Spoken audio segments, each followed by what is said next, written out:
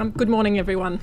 Welcome, the Minister and witnesses, to the first hearing of Portfolio Committee Number 2 Health for the Inquiry into Budget Estimates 2025-26. The tech, for some reason... I acknowledge the Gadigal people of the Eora Nation, the traditional custodians of the lands on which we're meeting today. I pay my respects to elders past and present and celebrate the diversity of Aboriginal peoples and their ongoing cultures and connections to the lands and waters of New South Wales.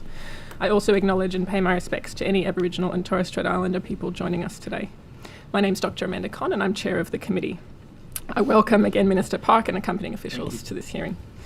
Today the committee will examine the proposed expenditure for the portfolios of Health, Regional Health, the Illawarra and the South Coast. I ask everyone in the room to please turn their mobile phones to silent. Parliamentary privilege applies to witnesses in relation to the evidence they give today. However, it does not apply to what witnesses say outside of the hearing. I urge witnesses to be careful about making comments to the media or to others after completing their evidence. In addition, the Legislative Council has adopted rules to provide procedural fairness for inquiry participants. I encourage committee members and witnesses to be mindful of these procedures. All witnesses will be sworn prior to giving evidence, and I note that there are witnesses in the overflow seating area today. I'd like to remind you that when you come forward, please bring your nameplate with you and place it on the table to assist Hansard in ensuring the correct witness is identified in the hearing transcript.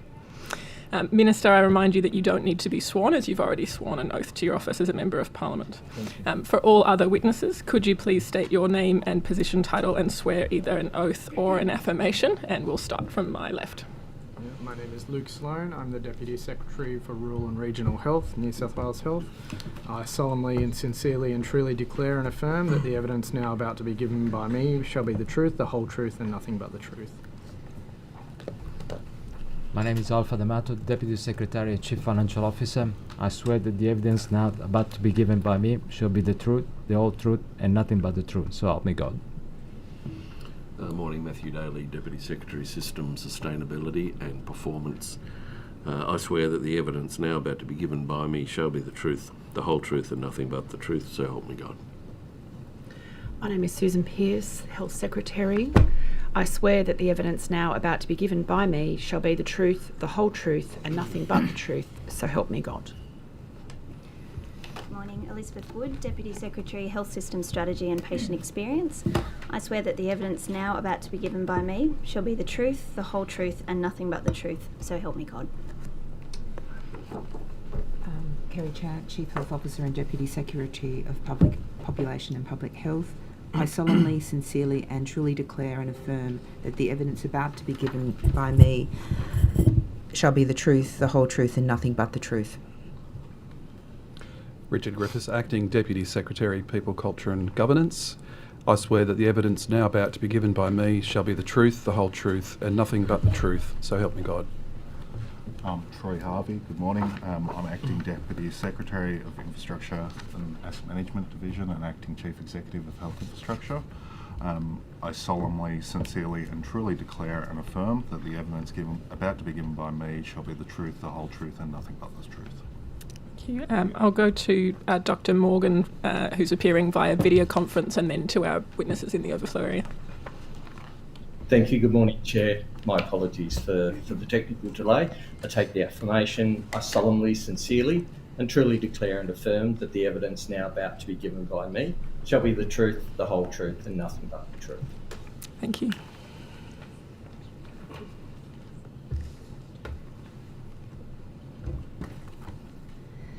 Good morning, Melissa Collins, Executive Director, Workplace Relations, Ministry of Health. I solemnly, sincerely and truly declare and affirm that the evidence about to be given by me shall be the truth, the whole truth and nothing but the truth.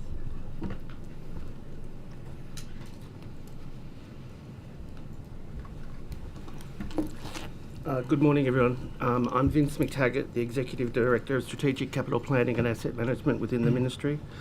I solemnly, sincerely and truly declare and affirm that the evidence now about to be given by me shall be the truth, the whole truth and nothing but the truth.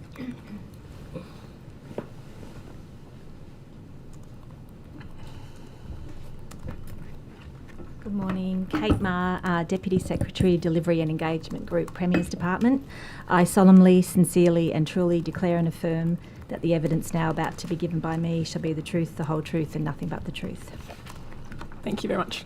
And today's hearing will be conducted from 9:15 to 5:30 p.m. We're joined by the Minister for the morning session until 1 o'clock with a 15-minute break at 11 o'clock. In the afternoon, we'll hear from the departmental witnesses from 2 o'clock to 5:30 with a 15-minute break at 3:30 p.m. During these sessions, there'll be questions from the opposition and crossbench members only, and then 15 minutes allocated for government questions at 10:45, 12:45 and 5:15 p.m. And we'll now begin with questions from the opposition. Thank you. Morning, Minister. Thank you, everybody, for being here. And I'd like to acknowledge the excellent work done by our frontline workers in delivering health outcomes to the people of New South Wales. Minister, if I could start with you. You'd recall that in September 2024, patients were photographed sleeping on the floor of Blacktown Hospital. And at the time, the Premier was reported as saying that fixing this was a top priority. Given that the Premier identified fixing it as a priority almost 12 months ago, can you outline what steps were taken last year to prevent this from happening again? I can. I really can. And that's a really important question. And I'm glad you referenced the work that our healthcare professionals do from the beginning, because they are amazing. Talk specifically about Blacktown and the challenges and the improvements that we made in relation to your question. When we came into office, we had almost 1 in 6 patients. So back in March 2023, 1 in 6 patients were being treated on time, roughly about 16.5%, Ms. Carter. Under us, most recent data says 1 in 2 being treated on time, roughly around 44%, so almost 1 in 2. We've also seen ramping has dramatically improved, and we are seeing the rollout of ratios at that hospital that will see additional staff into that facility. And as you're aware, we're increasing over time the number of beds at both Blacktown and Mount Druitt because of our investment of $120 million. Now, from the very beginning, Minister, we can I need just to do a stop lot. you there? That rollout over time, a year ago, we had patients sleeping on the floor of Blacktown Hospital. Are we still seeing patients sleeping on the floor of Blacktown Hospital today? Well, Ms. Carter, tragically, I'm not sure if the Shadow Minister perhaps provided you with this documentation. But people sleeping on the floor and waiting at Blacktown Hospital has been an issue that has drawn attention at times. And what what is your government doing about that issue? A year ago, the Premier said fixing it's a priority. Chair, what are you doing to fix it? Chair, I'm clearly answering I've had a point of order. I need to hit the point of order. It's just the interruption not being courteous and therefore not compliant with the standing order. Thank you. I think I've made a similar ruling in every hearing we've had. The Minister's answer should be directly relevant, but you should also give the Minister a chance to start answering your question before interrupting. Thank you, Chair. We're talking about people waiting in Blacktown, a hospital that is under immense pressure, and the workforce out there is doing remarkable work. But back on the 1st of July 2022, a Sydney woman spent 2 nights in Blacktown Hospital emergency in the waiting room. In September 4, 2015, acute patients spent 24 hours in Blacktown Hospital emergency waiting room. Back in 2016, GPs told to stop referring patients as Blacktown Hospital is too busy. Now, Ms. Carter, what I'm saying to you here is I understand that Blacktown Hospital is under incredible pressure because of the growth of that community, but I want the committee to reflect on the improvement of performance the staff out there have achieved. What we have seen is we've gone from essentially doubling the number of patients, almost tripling actually, that we see on time compared to when it was under your government. Now, I know there's more work to do. I acknowledge there's more work to do. I completely acknowledge the staff are under pressure at that hospital. But I think you would say, any reasonable person would say, that that is a pretty significant improvement in a short period of time. Minister, if you have acknowledged, and your Premier has acknowledged, that fixing the lack of beds for sick people to be able to lie down in at Blacktown Hospital is a priority, why in this year's budget have you delayed the delivery of 30 beds at Blacktown by a year to 2029? How is delaying the rollout of 30 beds actually prioritising that issue? Well, a couple of things. It's actually 60 beds because the two hospitals at Druitt and Blacktown work in partnership. So that $120 million investment is going to be critical.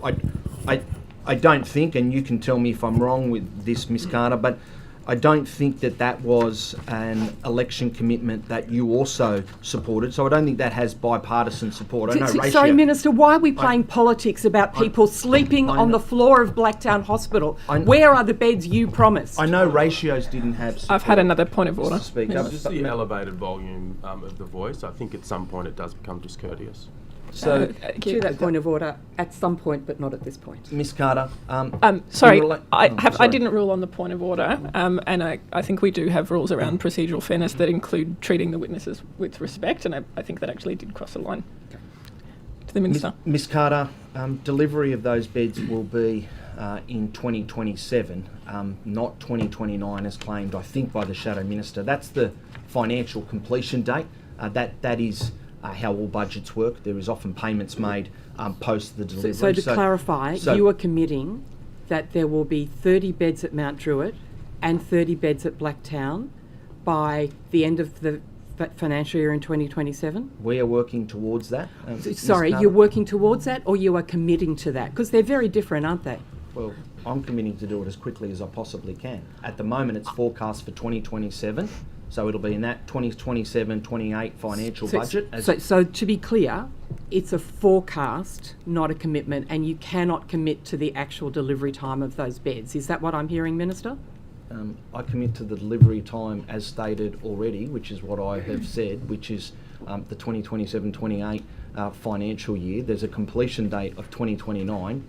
That's an accounting way in which governments of all political persuasions, I don't know, well, certainly since I've been around this place, have outlined their budgets around completion dates, both in terms of the completion of works, but then there is a financial completion that is always post that. Ms. Carter, thank you for the tutorial on budgets, and thank you for the evidence of the research you've done on how budgets work. Thank you. I guess I'm more interested in what we should be saying to a 70-year-old grandfather, Raymond Ryan, forced to sleep on the floor of the hospital ED after waiting more than 24 hours for a bed.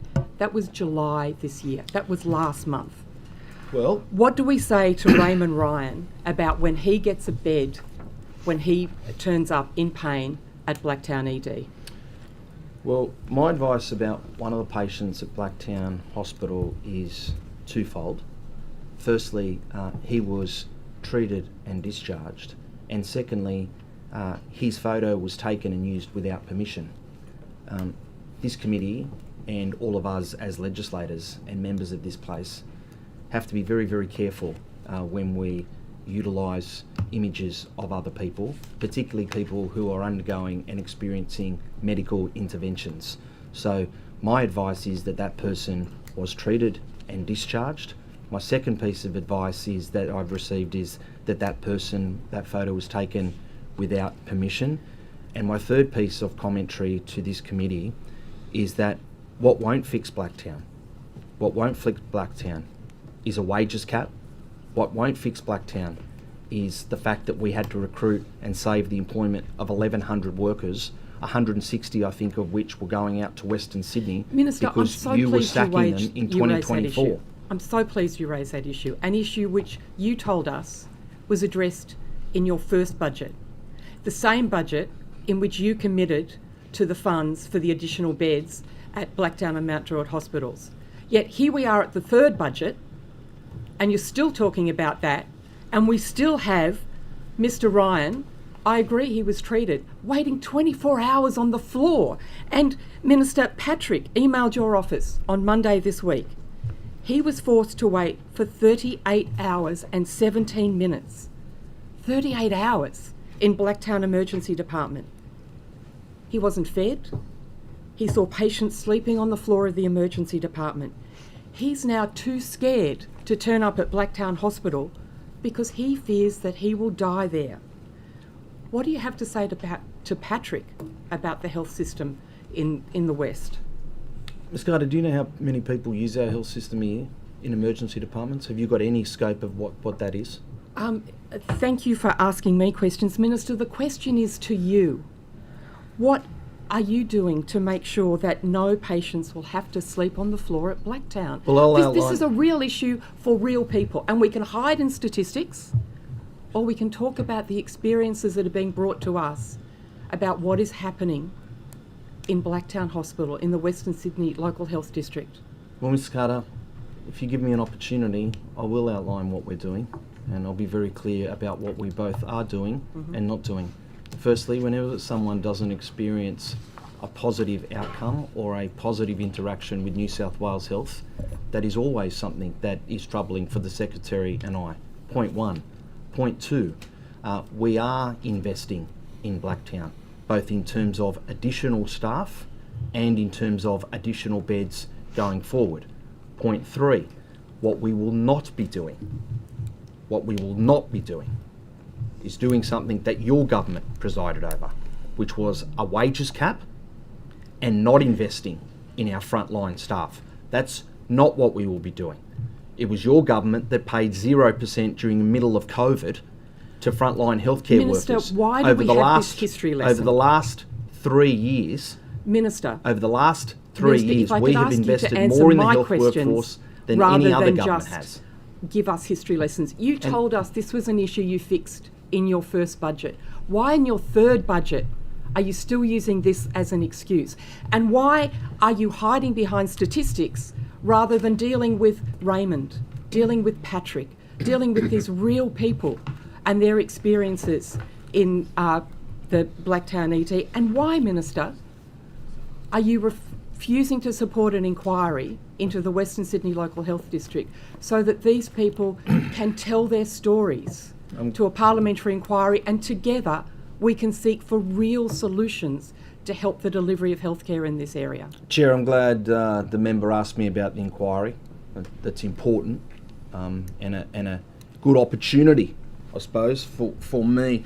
Ms. Carter, I brought some reading material along today. I'm sure it's something that the committee would have read.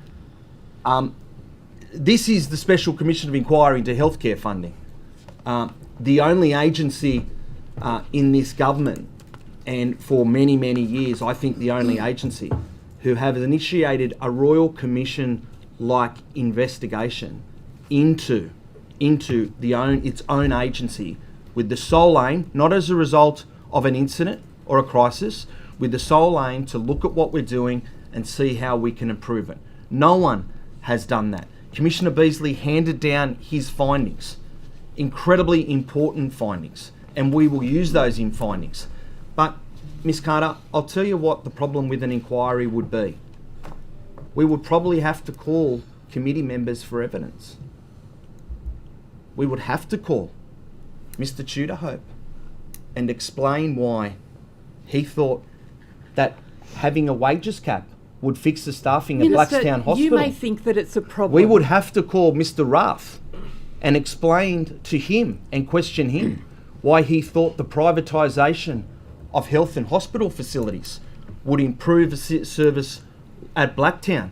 Ms. Carter, we would have to have a number of inquiries around why your budget was vastly different to what ours is, and why your budget in relation to the delivery of healthcare professionals was far lower, and why your government did not commit to ratios, and why your government did not commit to $120 million for Mount Druitt and Blacktown with the expansion of 60 beds. This would have to be a very detailed inquiry, Ms. Carter.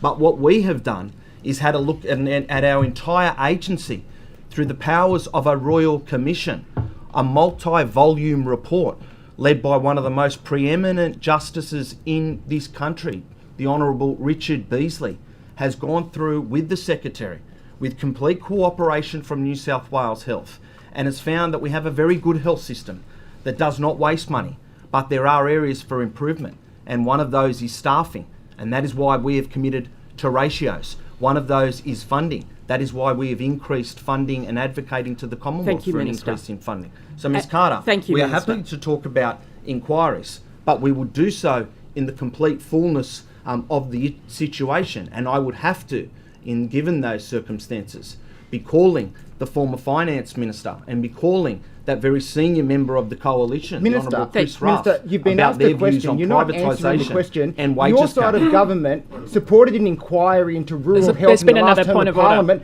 Why won't you Mr. support an Fang. inquiry into Order. Blankstown Order. Hospital now? Screaming, There's been a point of pointing, order. Screaming, pointing, ranting, raving. He didn't even ask the original question, I know. It's all discourteous. I call the Honourable Wes Fang to order in particular for continuing that both the tone but over myself as I was trying to hear the point of order. Minister, you supported an inquiry into regional and rural health. Why won't you support an inquiry into Western Sydney? Well, a couple of things. I've had as the Minister over the last 2 years, I think, I'll stand corrected, but around 5 inquiries, multiple on the Select Committee on Remote and Regional and Rural Health. We've had a supported inquiry into birth trauma that many people in this committee would know what an important issue in that is.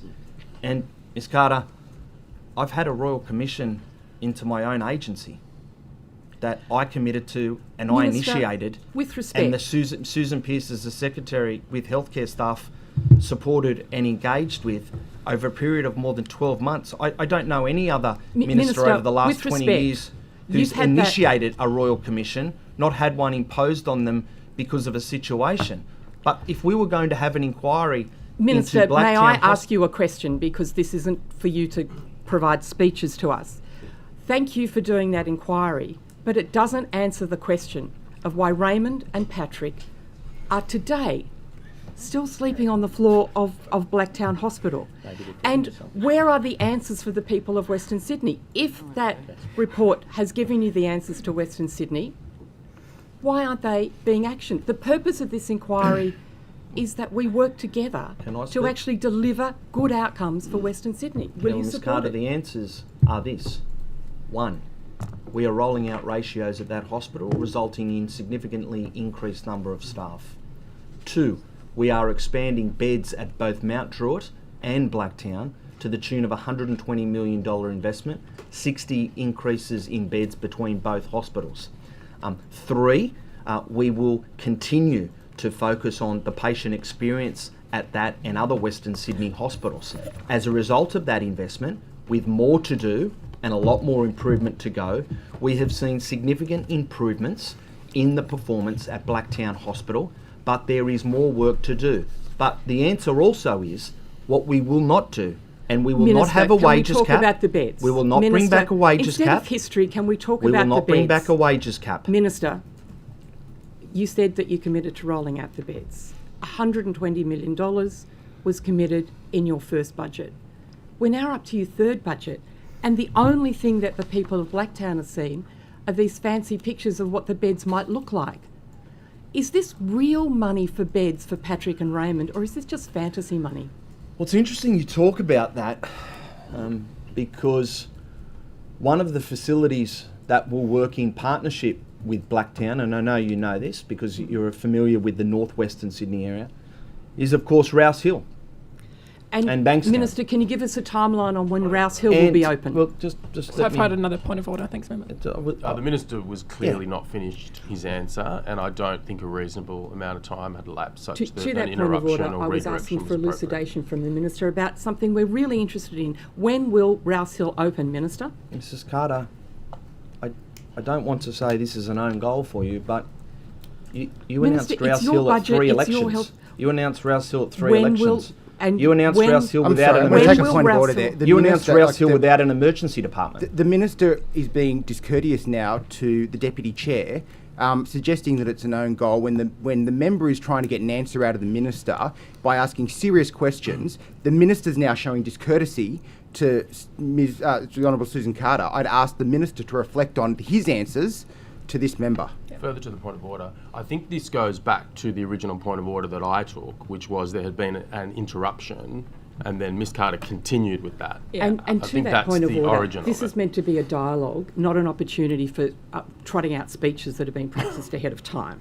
That's a And bit it would be ironic. nice Chair, the to point get of an order. answer to 2 questions. I'll repeat my first ruling from this morning. The Minister does need to answer the question that's been asked, and I do provide a fair bit of latitude to members to unless interrupt it's or ask me. follow-up questions or redirect the witness, but they need to actually have at least had the chance to get a sentence out before you do that. So conscious of the time, Minister, may I get a yes or no to 2 questions, please? Do you support an inquiry into the health system in Western Sydney, yes or no? No, because we've had a Royal Thank Commission. you. Minister, will Rouse Hill Hospital open before the end of this term of government, yes or no? I think Rouse Hill's got a completion date of around 2029, but can I just say this? 2029, and is that like the completion date of the beds in 2027 maybe? Chair, am I allowed to finish my question? Because I answered it and it was completely relevant. So completion date around 2029. What we won't be doing, Chair, is going to three elections, committing to it each time, doing nothing, and not having that hospital open without an emergency department in one of the busiest growth areas of New South Wales. Thank you. We'll now go to crossbench time, starting with questions from myself.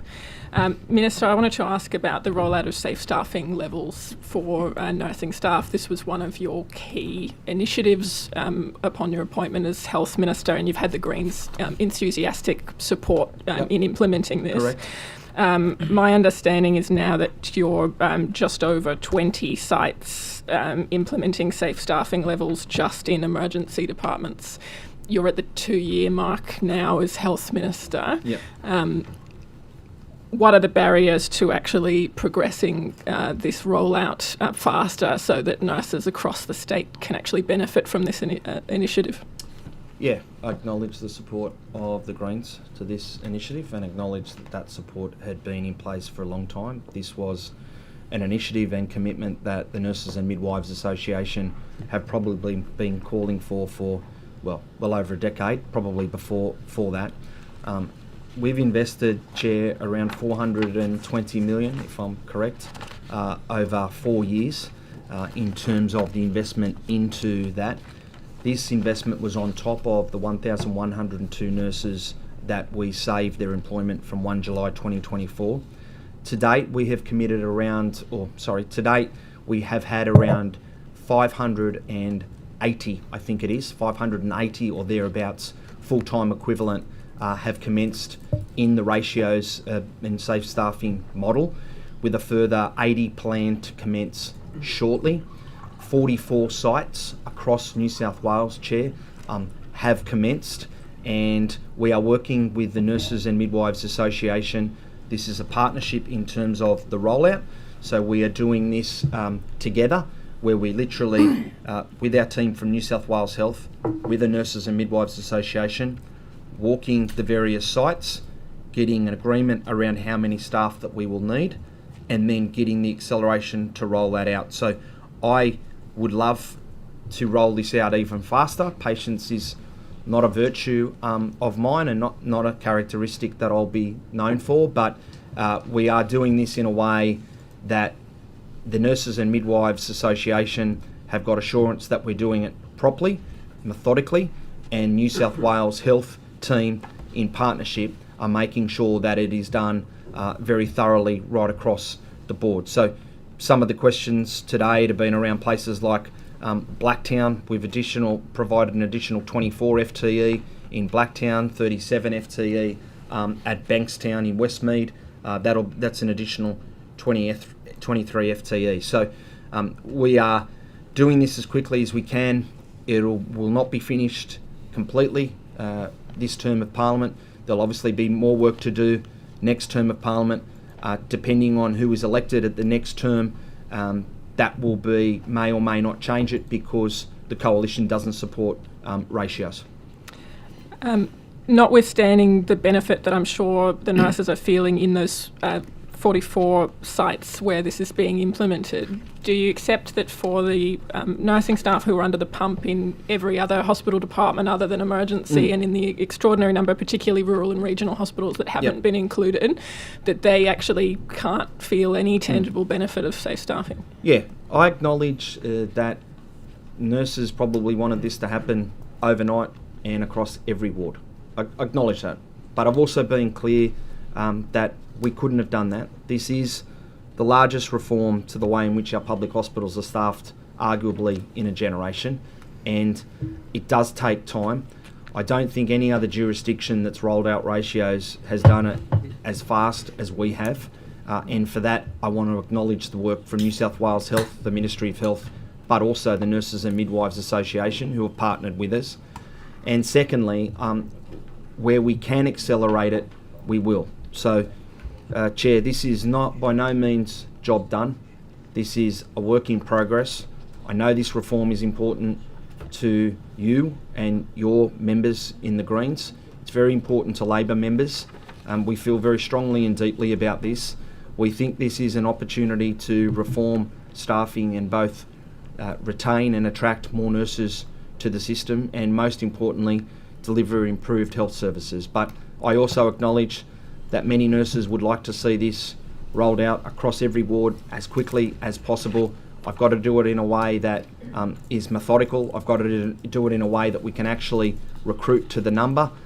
That's recruitment in nursing and midwifery is a challenge across the globe. It's a challenge in my jurisdiction, and it's a challenge in other jurisdictions across this country. But I can give the committee an assurance that Secretary Pearce and I, along with the team from the Ministry and New South Wales Health Local Health Districts and the Nurses and Midwives Association, are doing this as fast as we possibly can. You've mentioned the issues with recruiting, and from the hundreds of nurses and midwives I've spoken to, yes. A key challenge for New South Wales in recruiting is the pay gap between what nurses and midwives receive at New South Wales Health compared to other states. And I wanted to ask you about the interim offer that's been made, and I understand that the association hasn't had a vote yet on whether or not to accept that offer. Yep. But I understand you're offering an increase in night duty penalty from 15 to 20%. But do you expect that to address the recruitment issues when, for example, in WA, nurses have a night duty penalty of 35%, in Tasmania 27.5%, the Northern Territory 25%, ACT 25%? Yeah, it's a really good question, and a couple of things I want to acknowledge.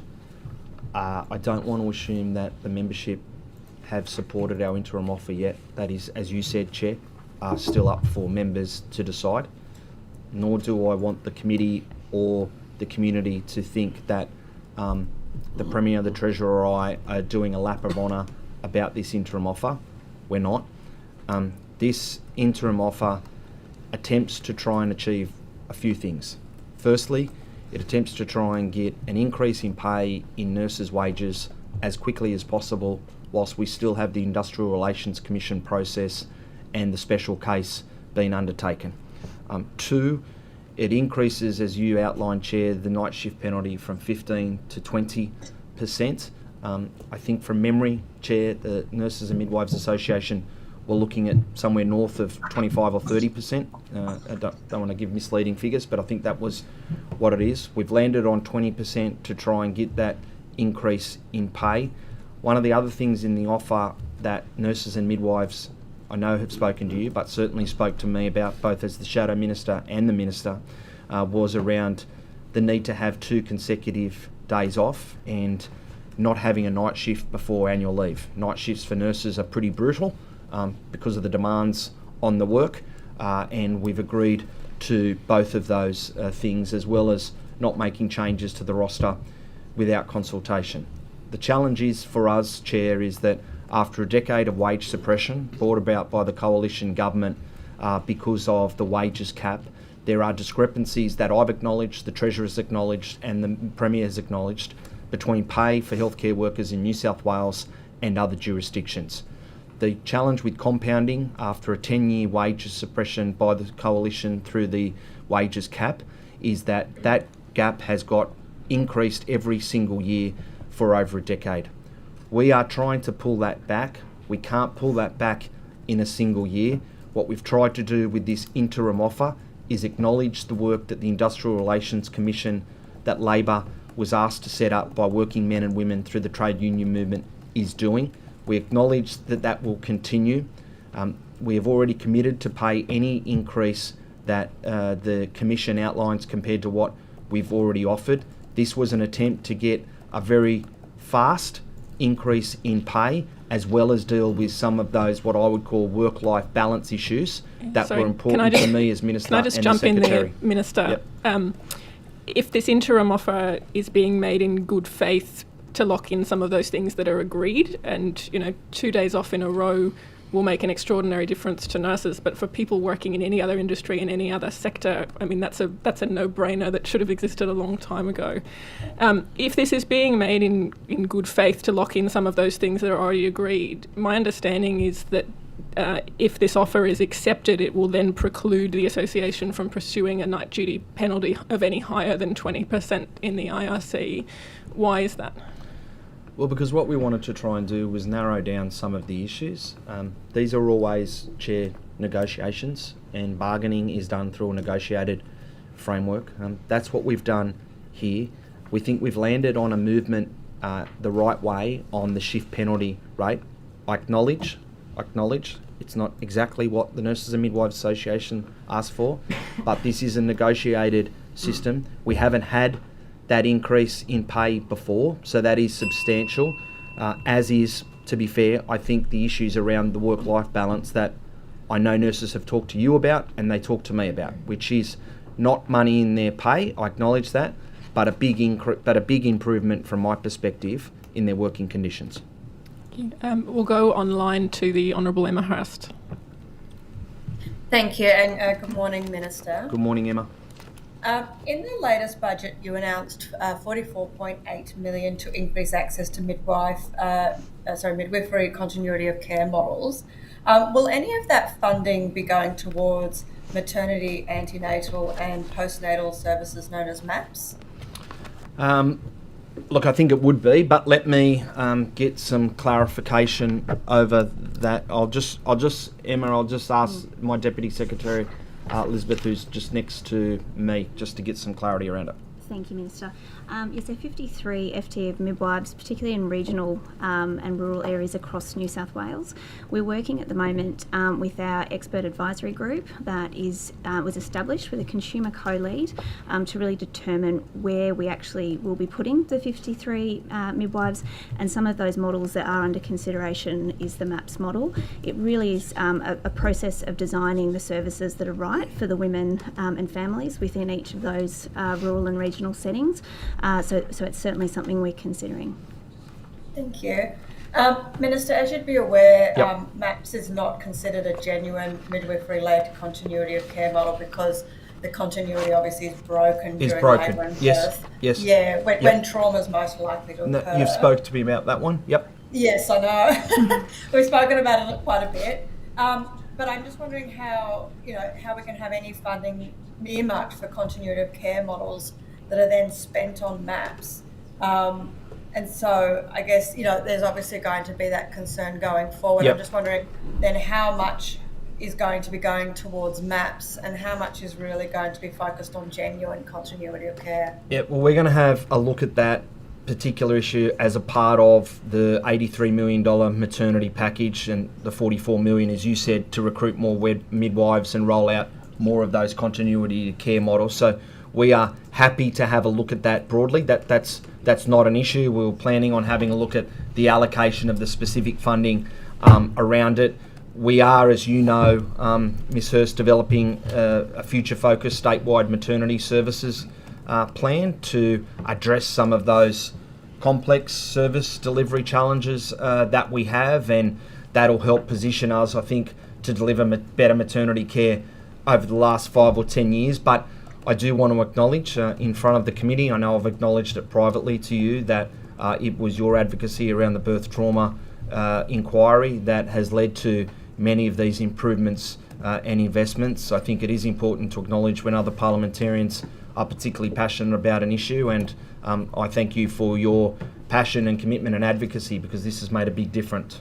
And we've also, just as you know, Ms Hurst, I think Better Births Illawarra certainly endorsed our recent announcement around the establishment of a chief midwife. That was very important to the Secretary and I, something that you've been advocating for, and one of the recommendations coming out of the birth trauma inquiry was the establishment of that position, all designed to elevate maternity and birthing services within our own department, and therefore hopefully going forward improve the delivery of those services to the communities that we represent. Yeah, thank you, Minister. And yes, definitely there's been some really positive changes, and I know that the sector's very thankful for that. But can you give any insight into whether this funding, any of it will be used to actually set up or incentivise or support genuine midwifery continuity of care models? I think the main concern with the sector now is we've got this great amount of funding, but making sure that it's spent in the best way possible to avoid birth trauma and really focusing on those genuine continuity of care models rather than sort of having a large chunk of that going into those sort of more MAPS models. Yeah, Emma, you've got an assurance from me that we will include in our examination of where those models are and the funding for those models. We will include what you have suggested in relation to this. We were already, through the Deputy Secretary, working through that and raising those concerns, because that did come as a concern through the birth trauma inquiry. For committee members who've read the evidence, that was one of the clear things that came up. I know it came up from my own community through Better Births Illawarra, and I know it came up in other areas. So yes, we will. I just need to balance that with making sure that I've got the workforce to deliver those specific models. I think, for what it's worth, we will start to see improvements in the number of people taking up midwifery positions by offering more MGP and other midwifery-led processes, because I think from a midwife's perspective, there's a great opportunity for professional development. Thank you. I don't know if I heard a bell then, or... That was the bell. Sorry, Emma. Yeah, good. Thank you. Thank you. I'll go to Rod Roberts. Thank you, Chair. Thank you, Minister. Thank you, Rod. I want to talk to you in particular about paramedics, in particular regional and rural paramedics, and you know I've spoken to you about this previously. You have. I want to congratulate the government on their pre-election commitment to the Regional 500. Yes. Which you introduced an extra 500 paramedics, which was yes. needed, and I congratulate you on that. Your election commitment was to help improve ambulance response times for life-threatening call-outs and medical emergencies, and therefore improve patient outcomes and experiences. That's what the Regional 500 was ultimately aimed to do. Yep. And that would have come at a big cost to the budget, no doubt. Yep. But as I say, I congratulate you on that initiative. Have the response times improved within regional, rural and New South Wales as a result of the Regional 500? Overall response times, Mr. Roberts, from April, June 2024, which is P1, which, as you know, is those very critically unwell people, we're getting 45.4% seen within 15 minutes. That's an improvement of 10% compared to when we came into office. Regional and rural, I might just ask Commissioner Morgan just to, if he's got any breakdown of specific data, only to say this, that I acknowledge that paramedics has been a significant advocacy of yours for a sustained period of time. The 500 dedicated to rural and regional, specifically not to be allocated to Wollongong, Newcastle and Sydney, is designed to do that and assist that. We have seen the rollout, I'll get the number exactly for you, Rod, but we're up to about 250 of that 500 is out there, and we think with the substantial increase in remuneration that paramedics received in our first term will help to both attract and retain more. But I might just throw to Commissioner Morgan if... Before we can, Minister, and I don't want to rudely interrupt, No. just to save time, because we're all on the bell here. Rather than going to Commissioner Morgan, I'll just get to the guts of it, right? Happy to. The BHI report for the quarter ending March 24. In particular, we're looking at the capital region, which is the one that I have written to you about last year, which tipping includes you off Goulburn. that there was going to be a problem. Which includes Goulburn. Which includes Goulburn. Yep. The response time has gone from 10.9 minutes, which is above the benchmark. It is blown out by 4.1 minutes, over 30% increase out to 15 minutes. in the last quarter. Can you explain to me then how the Regional 500 and the allocation of resources is working for the people in the capital region, which includes Goulburn, Queanbeyan, Snowy Mountain, South Coast and Young Yass regions? Yes, I don't pretend for one moment that we don't have work to do in terms of response times. I think we do. What I am saying is that the first phase of those additional paramedics, Mr. Roberts, some of which went directly to Goulburn, because we, not me, the Commissioner, I don't want to take credit for this, the Commissioner in New South Wales Ambulance recognised that there were staffing issues at Goulburn. I'm not saying that they have been completely resolved in there. I'm not saying that at all. What I am saying is, though, we have increased the number of paramedics and we expect that to improve going forward. But I might just very quickly throw to Commissioner Morgan just to be very, very quick on that particular issue. I'm not trying to hold time, but I just want to just double check that that's the case. Commissioner Morgan? Yes, thank you, Minister. Thank you, Chair. Mr. Roberts, thanks for the question. I would echo the comments of the Minister. The Rural 500 has been a significant initiative for New South Wales Ambulance in the community. As you're aware, there are an additional 5 staff that were put into Goulburn. I guess the point that I would echo is what the Minister said originally, which is there is more work to do. We have 2 more tranches of this program, and really the approach we're taking is to mitigate as much fatigue and on-call around regional New South Wales as we possibly can. Unfortunately, that is in the face of increasing demand that the service experienced at the time. But I wouldn't assume that just because we're halfway through the program that we have entirely finished in all of these regional locations. Well, further to that point then, Minister, in your letter to me back in 2024, which is undated, but I make no adverse comment about that because clearly you don't type your own letters. So to me, I advise that New South Wales Ambulance conducts regular analysis of all locations across New South Wales. This includes, and I'm shortening it up here, best practice modelling, etc., etc. It effectively considers demand, workload, coverage, capability requirements when planning its workforce to efficiently deliver ambulance services in regional New South Wales. Taking that into account, how do you explain a 30% blowout in the times of responses in the capital region if there's been all this so-called modelling undertaken? Well, in that particular area, there is obviously more work that we will continue to do. What I'm saying, Mr. Roberts, is that we have increased staff as a result of advocacy from community members and paramedics and members of parliament like yourself to that particular area, as well as a range of other remote, regional and rural areas. We will continue to do that. I'm not saying for one moment that the job is done.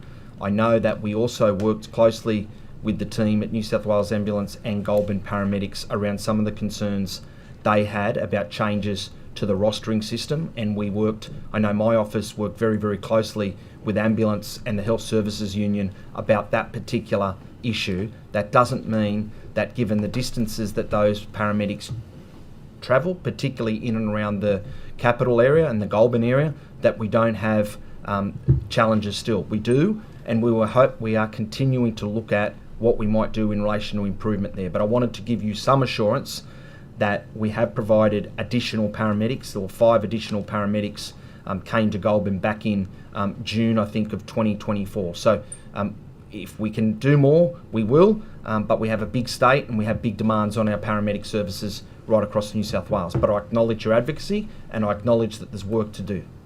Well, the bell's rung and we'll come back to this in the next round. We'll go back to the opposition. Okay, thank you. Minister, why have you cut $1 billion from the health infrastructure budget over the forward estimates? What do you mean? Do you mean in terms of Well, I mean, if you look no, at... well, no, I'd like you to be specific. Yeah, so, absolutely. I read the budget if you look papers. at the 2025-26 Yes. budget paper Yes. 3, if you go to page 114, table 1.3, yes.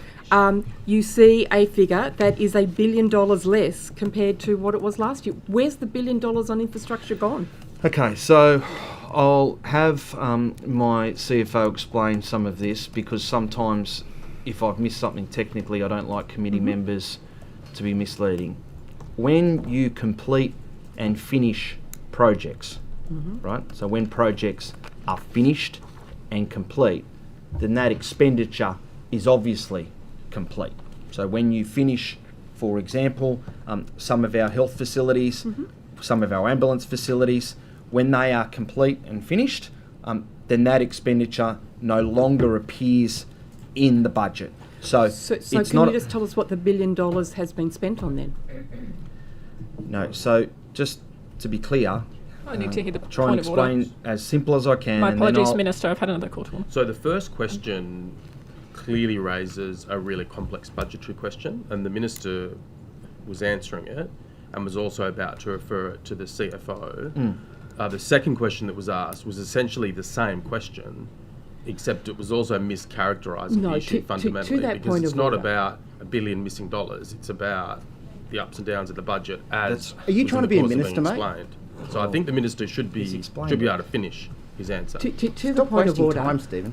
Stop interrupting. we have limited time and I'm trying to get answers about really important questions. The Minister very clearly said, and a very helpful answer, that if it's no longer a forward estimate because it's been spent, it disappears from that. I'm simply asking, what's the $1 billion that's no longer in the forward estimates of infrastructure? What's it been spent on? Because it'd be great to know. So just before I throw to... Sorry, I actually need to rule on the point of order. There Oh, were sorry. interjections on both sides just then that were disorderly that I need to comment on. But to the actual point of order, I think the Minister was actually in the middle of answering that question, and I'll go back to him. So, in relation to infrastructure spending, before I throw to our CFO, we have obviously increased expenditure. It's now at the greatest it's ever been. We've Minister, increased. with respect, we have such limited time. I just really would like to know the $1 billion. Okay, If it's out of the forward estimates because it's been spent, where do we see it in health infrastructure on we're the ground increasing today? it by over 5%. I will now throw to my colleague, Alfred D'Amato, from our CFO, but just to say that health expenditure and services are not simply about funding new buildings and new facilities. They're about investing in the men and women who deliver those services every day, and we are doing that more than any other government Sorry, has can I just ever invested clarify that into answer, the Minister? workforce. So you're saying that infrastructure money also is wages money? Is that what you're saying? Investment in men and women? I never said that, you just said it. No, that's what I'm asking. What does investment in men and women mean in terms of the infrastructure budget? Well, I think you would agree, I hope this is the case, that health services across New South Wales are not just delivered through hospitals. Oh, capital Minister, I'm funding, just and they're querying the delivered through the infrastructure workforce. budget. They're delivered through the workforce. Just looking at the infrastructure, Okay. is workforce and infrastructure cost? Workforce and infrastructure Yeah, costs. because you are saying to me, Do you know I'm how as a budget confused works? as you are, because you are saying to me that It's a separate thank you, component that's of the the answer. budget. Workforce is not an infrastructure cost, thank you. And Mr D'Amato, happily come back to you in the afternoon. Thank you very much. Last year's budget, you said you'd be spending $3.913 billion on capital expenditure in 2025-26, but this year we've only had budgeted $3.14 billion for 2025-26. Why the cut? Alpha, did you want to explain this? As I think I've outlined it, but if we're So asking it's, the same you're question, saying it's the same issue, well, that if this we're money's out- actually if we're been outlining spent. the same issue, I'll Okay. ask. Well, can you tell us what it's been spent on? Because if the money's less because it's been spent, I think the question's pretty simple. Well, What infrastructure has been paid for this year, Minister? I mean, I don't want to. Do you not know, Minister? Well, no. This is a very. It's your budget. It's big dollars. Don't you know where it's gone? I mean, this is a very base level that you don't Thank you. understand To how the- a budget to the works. point So of I'm order, being because extremely it's- respectful by the fact that You're I actually have not. a committee You're not answering the person. question. Order. I have a committee person Order. asking me. So, apologies, Minister. I've got 3 different people trying to talk over me. There was a point of order. To that point of order, Mrs. Carter did interrupt the Minister about 1 word into his answer again, and I ask you to at least allow the Minister to start answering the question. So if you're asking me what we're spending it on, we're spending it on facilities like an additional $700 million for Bankstown. We're doing an additional $550 for Fairfield. We're doing $350 for Canterbury. So far, none of these were supported by your government. No, clarification, Minister. Is 120 this for money to Blacktown. be spent, or does this explain the missing billion in infrastructure in the budgets? This is is to money- be spent or has been spent? This is money that we are spending over the course. But if I understand you correctly, Minister, you're saying the gap in funding is because of money that has been spent. what has been spent on infrastructure this last year? What do we have now that we didn't have a year ago? So we are spending a record amount in terms of our health facilities across New South Wales. I'm now going through a number of those facilities that we have allocated money to. I hope this is a reasonable assumption of mine, that you understand that a hospital takes more than 12 months to build, so that it is forecast. It doesn't take 15 odd years like you have had with Rouse Hill, but it takes some time. And I'll now throw to Alfred D'Amato just to try... Minister, I'll come back to Mr D'Amato in the afternoon. Our time with you is so precious. Can we talk about David Berry Hospital, Minister? Can you confirm that the palliative care and the rehabilitation services will continue to be provided until the completion of the redeveloped Shellharbour Hospital, which we hope will be in 2026? Yes, it's a very good question. David Berry is a really important part of the electorate of Kiama, an electorate that I'm sure people are getting more familiar with. I hope they are. Thanks for the ad. Could we have an answer, please, Minister? So, yes, we will be making sure that palliative services continue to be delivered from David Berry until they move across to the new facility at Shellharbour. What we are also doing in relation to David Berry is having extensive community consultation. We have got significant responses back to that consultation. To date, that consultation is indicating that around about, I'll stand corrected, but about 87%, I think from the last data point I read of the consultation report, was saying that they wanted that facility to remain a part of the broader health service. We committed to making sure that that facility remained in public hands because of its affinity with Berry, obviously the town named after Mr. Berry. So yes, those facilities will transfer across. No, we haven't decided exactly yet what health facilities will take place at David Berry, but we are looking at a range of options, one of which, I just want to be clear, one of which is possibly using that facility to take a load off the Illawarra-Shellharbour Local Health District that has one of the highest numbers of geriatric and aged care patients stuck in our hospital beds because the Commonwealth's not adequately funding aged care facilities and beds and services in our local community. So, Minister, when will you make that decision? Well, we're at the moment in the process of having some of that face-to-face consultation with the community. We are wrapping... Thank you. When will you make the decision? Well, that report on what the community wants is due to me shortly. So I'm going to say that we will be shortly be able to outline to the community. I don't want to give a day, date and time because I haven't received, to be fair on me, I haven't received that final briefing from the consultation. But I can assure the community a couple of things. One, I will make it public. Two, I have listened very clearly and committed to making sure it stays in public hands. Three, if we can integrate it as a part of a health service improvement for the Illawarra-Shellharbour Local Health District, particularly what we might do around geriatric aged care, then we definitely will. Minister, Shellharbour Hospital, the community has been very clear in their desire for a helipad at that hospital. Yes. Why are you ignoring them? It's a very good question, except the last part, but apart from that, it was a very good question. The community down there has been advocating to me. I'm going to say, I assume they were advocating to Minister Hazzard as well, because this was a hospital that, to be given fair credit to the former government. Minister, it's a very simple question. Helipad, are you committing to that? Yes or no? I am working through a range of options in relation to the helipad. I haven't landed on that yet. I am working with New South Wales Health Infrastructure and the team from Illawarra-Shellharbour Local Health District. I've had a number of discussions with the Chief Executive Officer, Margot Mains, about this particular issue. She has made it clear to me that the helipad is important going forward. At the moment, I haven't made a decision about that yet, so I can't announce that to budget estimates, other than to say that I am listening to the advocacy of the local member, the member for Shellharbour.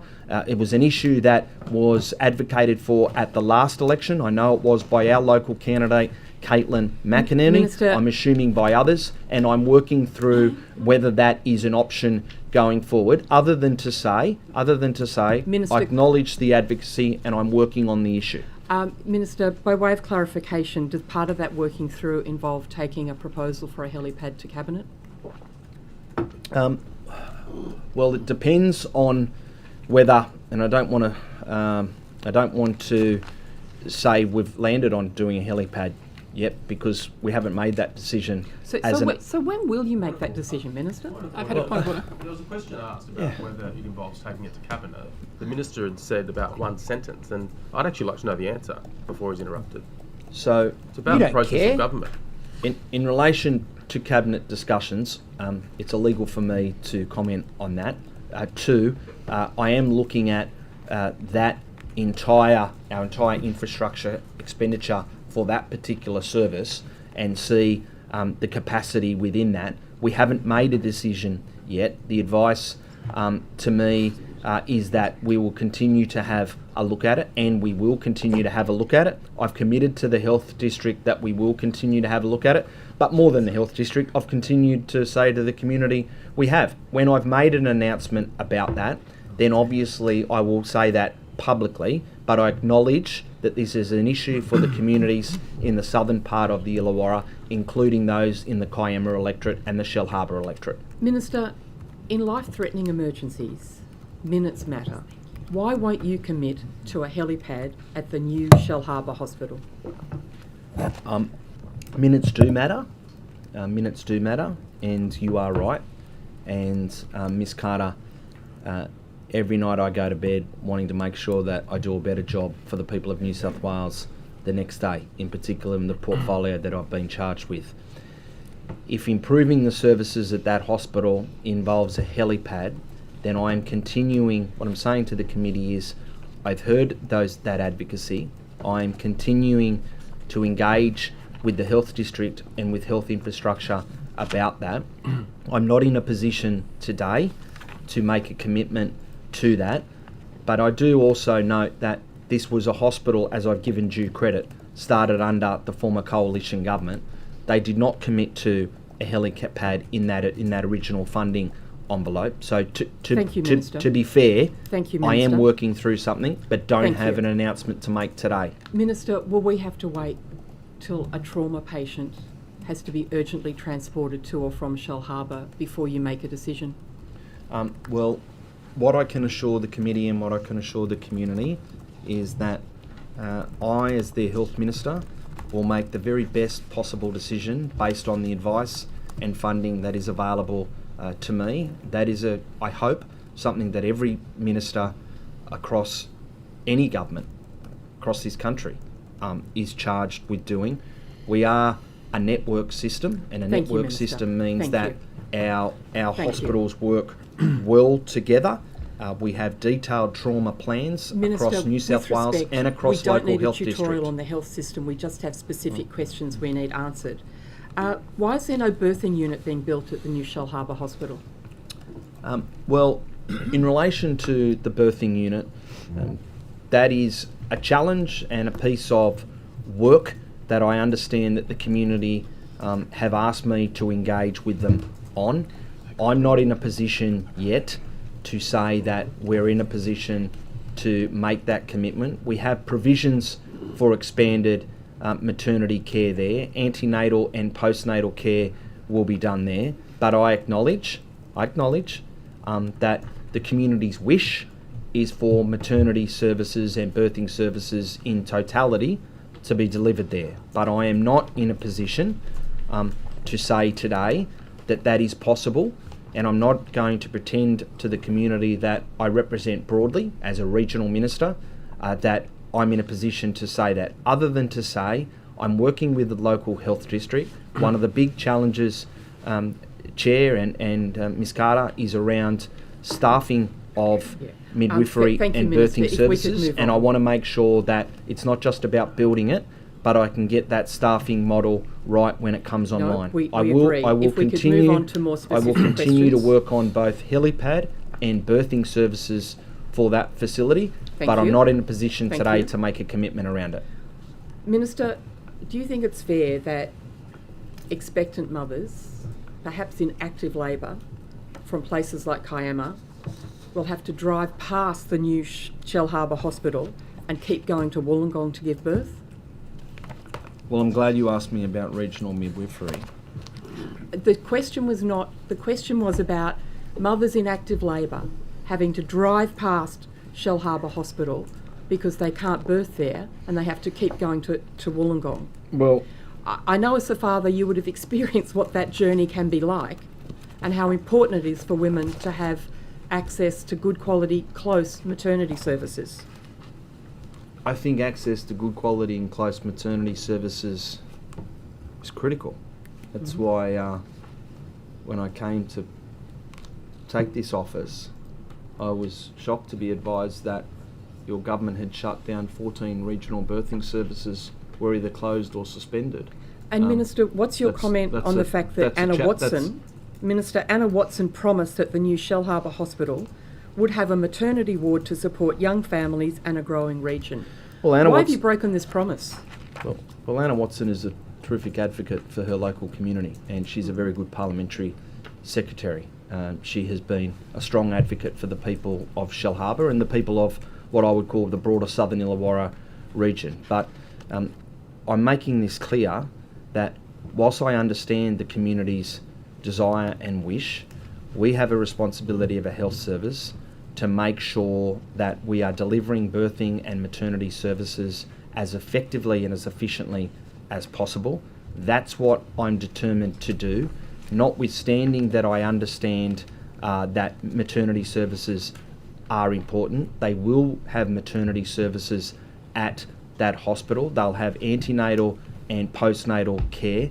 At the moment, there is not a plan locked in for birthing services. That is not something that I can commit to today, but it is something, Ms. Carter, that I understand that people have been advocating for some time, including to my predecessor, the Honourable Brad Hazard, when he was the Health Minister. Thank you, Minister. I understand, If we could move on. I understand that. Thank you. Warilla resident and grandmother Coral Markulik has more than 5,000 signatures on her petition to get a children's ward at the hospital. Are you ignoring these local voices? Well, I don't ignore local voices from any part of New South Wales, and I certainly don't ignore it from a broader region that I represent. But other than to say that we will be delivering maternity services at Shellharbour, I have to make sure above and beyond, and I know this is something that I think all of us as parliamentarians have a unity position on. I have to make sure that health services, particularly complex health services like birthing, are delivered in a safe and sustainable way. I have to get the balance right between making sure there's adequate staff, and that often includes specialist staff when it comes to birthing. I have to make sure I get the balance right in relation to the ability to recruit and retain those staff, as well as making sure that women can birth as close to possibly where they live as possible. Now, that's about a 20 to 25 minute journey. I know that people would want to do that at their hospital next door. I accept that, but I just can't make that commitment to the people of the Southern Illawarra as I am sitting here today. But I can make a commitment that I will continue to work with that community and work with the local health district and work with health infrastructure on what we might be able to do. Thank you, Minister. Just one quick question. Going back to the Beasley report, now you would acknowledge that there was no consultation as part of that report at Blacktown Hospital. There was one day of hearing in the Western Sydney Local Health District, and that was at Westmead Hospital. So is that report a substitute for a proper inquiry into what is happening in Blacktown Hospital? I mean, that's unbelievable, that question. It is. Answer it. Well, I was doing it. We have had a Royal Commission inquiry Minister, into with the respect, funding the terms of reference was healthcare funding, not in the New South experience Wales. at Blacktown There's been a point of Hospital. order. No other minister. The minister was asked a question. He then got interrupted by Mr. Fang in a very rude way. He then got about a sentence out, and then Ms. Carter started interrupting. It was actually a reasonable question. I think To Minister the point of wants to order, answer. the buzzer's actually gone, which means we're in crossbench time. We've the had minister will finish the answer 226 to question. submissions and almost 70 hearing days. I mean, that's a reasonable level of consultation. Why are you avoiding an inquiry, Minister? Order. It's I incredible. call the Honourable Wes Fang to order for the second time. We're in crossbench time. You have plenty of opposition time. I'll go to Ms. Kate Fairman. Thank you, Chair. Good morning, Good morning, Minister. Minister, at budget estimates in August last year, we talked about blood lead levels in children in Broken Hill, largely as a result of lead mining. You said you were very concerned about the reports. I also raised at the time another lead mine, which is being planned for the Mudgee region at Louis by Bowdens, and you said you'd look at what New South Wales Health submitted in relation to that mine. So that mine's planned just 2 kilometres from a local primary school. So did you do that? Did you speak with your department in terms of what they submitted around the health impacts for that proposed lead mine? I certainly have spoken to Dr. Chant on a number of times around lead, as well as the issue of PFAS and other, what I would call, chemicals and substances. We'll get to PFAS. Yeah. We'll get to PFAS. Chemicals Minister. and other Yep. substances in relation to that. So Okay. I would. But the question I've is... had discussions, Kate. I don't want to say that I can remember the exact discussion I had with Dr. Chan about it, other than to say that lead levels in that community is something that I know is concerning. We have provide. Is this Broken Hill? Yeah, we are. I think we've got very high rates of screening. I think, I don't want to, I'll stand corrected, but I think it's around 92% of children were screened that were under the age of 5, I think it is, by 2024. That we have seen a decrease in blood levels there, but I acknowledge that blood lead levels for particularly Aboriginal people is still a cause of concern.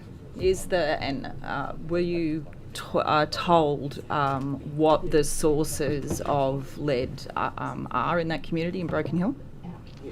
Other than the broad mining operations, can I just throw to Dr. Chant for 20 seconds, just so that I can... Yes.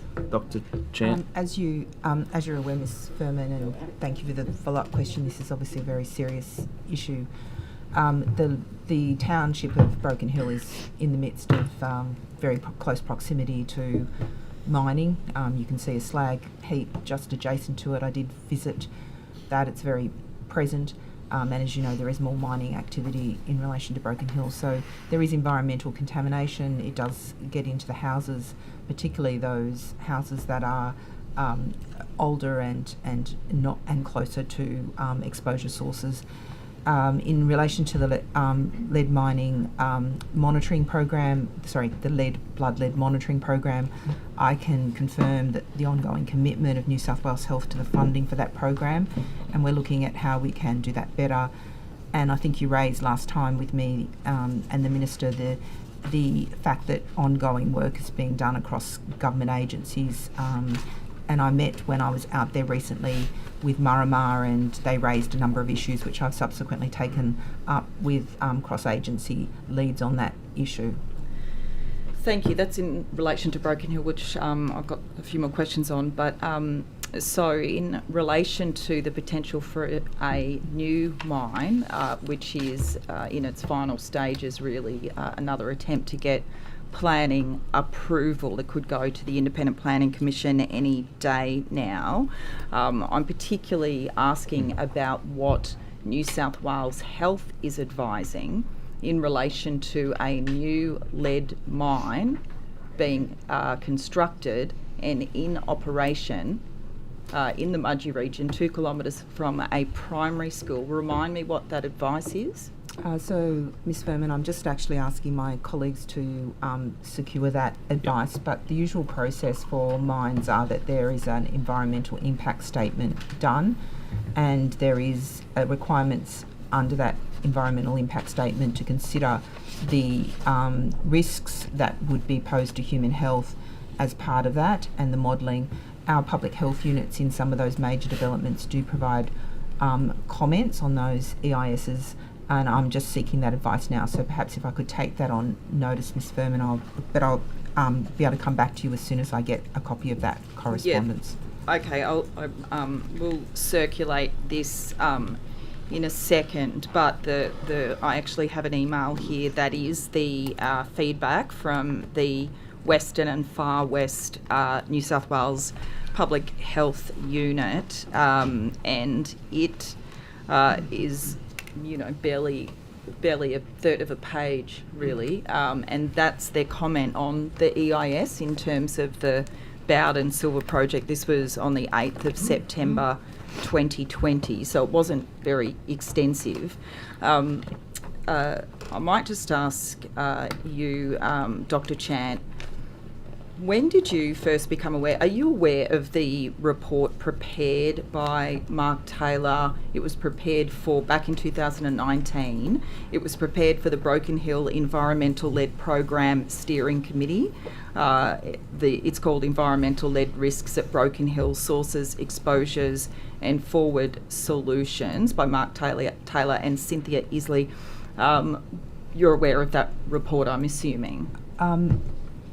To be honest, Ms Fairman, I've been briefed on a number of issues around Broken Hill. I would be misleading. I would need to refresh my memory about that specific report. I'm probably more recently aware of, so I can't comment that I've actually seen that report, Ms Fairman. So this report was basically produced for, were you part of the Broken Hill Environmental-Led Program Steering Committee? Who was on that or is on that for New South Wales Health? So our representatives were drawn from our Health Protection New South Wales, so that's headed up by Dr Jeremy McAnulty, and Dr Stephen Connerty is the lead for environmental health, and we have a number of others, other staff members that are involved in and represent us on various panels. I have engaged in some of the interagency, and as I said, I've since coming back from a visit to Broken Hill, I have reached out and engaged across government around some of the need to continue to do work, and I have been briefed that Mr Taylor do you have any knowledge, Dr Chant, then, or any recollection of being briefed between 2019 and the 1st of November 2023 about this report by Mark Taylor, but it wasn't being published? Do you have any recollection of government agencies talking about this report and not publishing it over that time in terms of being briefed? To the best of my knowledge, Ms Furman, that was a very challenging time as we were coming out of the bushfires in the end of towards 1919 and into COVID. So I just would have to refresh my memory, but I'm really happy to do so. Because one of the significant things it found was that the blood lead levels in Broken Hill children are a result significantly of current contemporary mine operations as opposed to legacy mine operations. Does that ring a bell? So I'm just getting a briefing that the report was presented to the cross-government committee that was being led by Premier, so I know it has been discussed at the cross-government working party. When did you get, have you got that date there?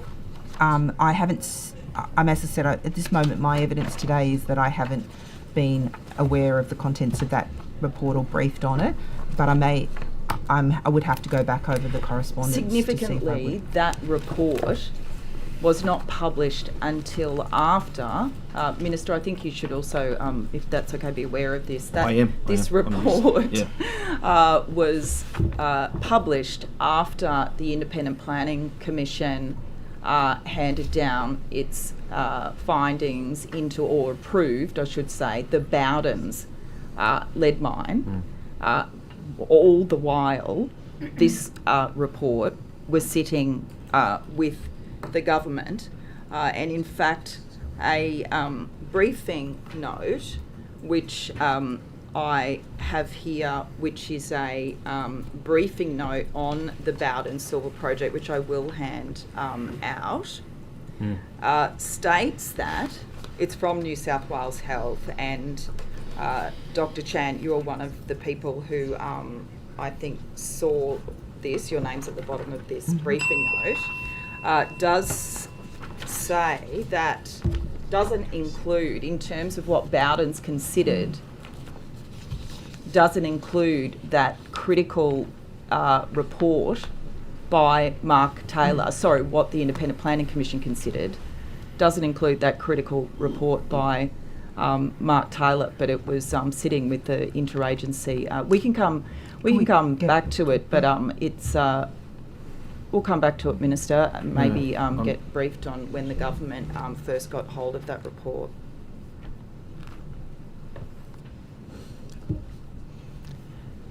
Minister, I have a couple of questions to ask about the New South Wales health assets that are no longer being used at Kalen Park in Rouse Hill. It's my understanding that there's strong community calls for NGOs and not-for-profits to have access to those facilities for things like mental health services. Okay. I know there's also significant interest in the old ambulance New South Wales headquarter buildings once they're ready to be put to reuse. Why do those not-for-profit and NGO bids for adaptive reuse of those facilities keep getting rejected? I have heard and recall some advocacy in relation to this, as well as from the member, I think from Balmain, in relation to this. I might just throw to Troy. Did you want? Sorry, I shouldn't have said that. I'd throw to Harvey in relation from health infrastructure, just to outline a little bit more about Kalen Park. Happy to. I'll need to get some further information on Kalen Park. As you know, it's a really, it's one of our legacy sites. There's a lot of existing assets on that, and it's a complicated arrangement with a number of government and non-government tenants and landowners. It's also governed under the Kalen Park Act, which restricts its use. If I could, I'll just grab you some information around it. Are there any specific NGOs that Yeah, thank you. Look, I'm happy to progress this afternoon so you can get across the relevant brief. But I'm interested in understanding how many applications or bids there have actually been for those facilities and how many of those have subsequently been rejected and what those reasons are for rejection. Okay. But we'll come back to it this afternoon. Thank you. Thank you. Minister, I'm interested in understanding with the IPTAS scheme, the Isolated Patient Travel and Accommodation Assistance Scheme. Yes. It's my understanding that patients can't access reimbursement for travel if the specialist that they're travelling to see is a GP. In the context of implementing the birth trauma recommendations for people in rural and regional areas, a GP obstetrician is an excellent continuity of care model. You're now also looking at expanding ADHD prescribing to GPs with additional training, which is an excellent initiative. Will you expand the IPTAS model to cover travel for people accessing those GP specialists? I'm always happy to have a look at what we might do in relation to IPTAS. We have streamlined some of the processes and what I would call, for want of a better term, the red tape and the challenges that people were having that I think got first raised in this committee, maybe in my first budget, that piece of work that Luke Sloan and the team from the regional division have done in relation to that. But other than to say I'm more than happy to have a look at how we might be able to expand that. Obviously, I can't give a commitment here today to that, but I'm always happy to have a look at what we might do in relation to that funding source. It is a real issue for people in the community and regional and rural areas. They talk to me about it a lot. I feel there's been some significant improvement in the ability for people to access that service. But Luke, did you want to add anything from the regional perspective? Sorry, Luke Sloan. Deputy We Secretary. continue to review the policy all of the time to make sure that we're opening it up to a wider use, to make sure that we're increasing access to all people from rural and regional areas to specialist services. And we know very much so that GP specialists in their own right are sometimes the specialists that people access. We've made many exemptions to IPTAS applications in order to do so, and as part of the ongoing review of the policy, we'll consider that as well. Knowing that we're reliant on GP obstetrics, anaesthetics, proceduralists or otherwise for people to be able to get their specialist close to home. I think, Chair, there's been around 8,000 from memory. I'll again take this corrected, but just a broad brush. It's been about an increase in 8,000 more patients who have accessed this service 24-25 compared to 23-24. So it's a service under significant demand, as you would know from your own community. Yeah. Absolutely. And just to follow up to Mr. Sloan, you indicated that there have been some exceptions made, which is really heartening.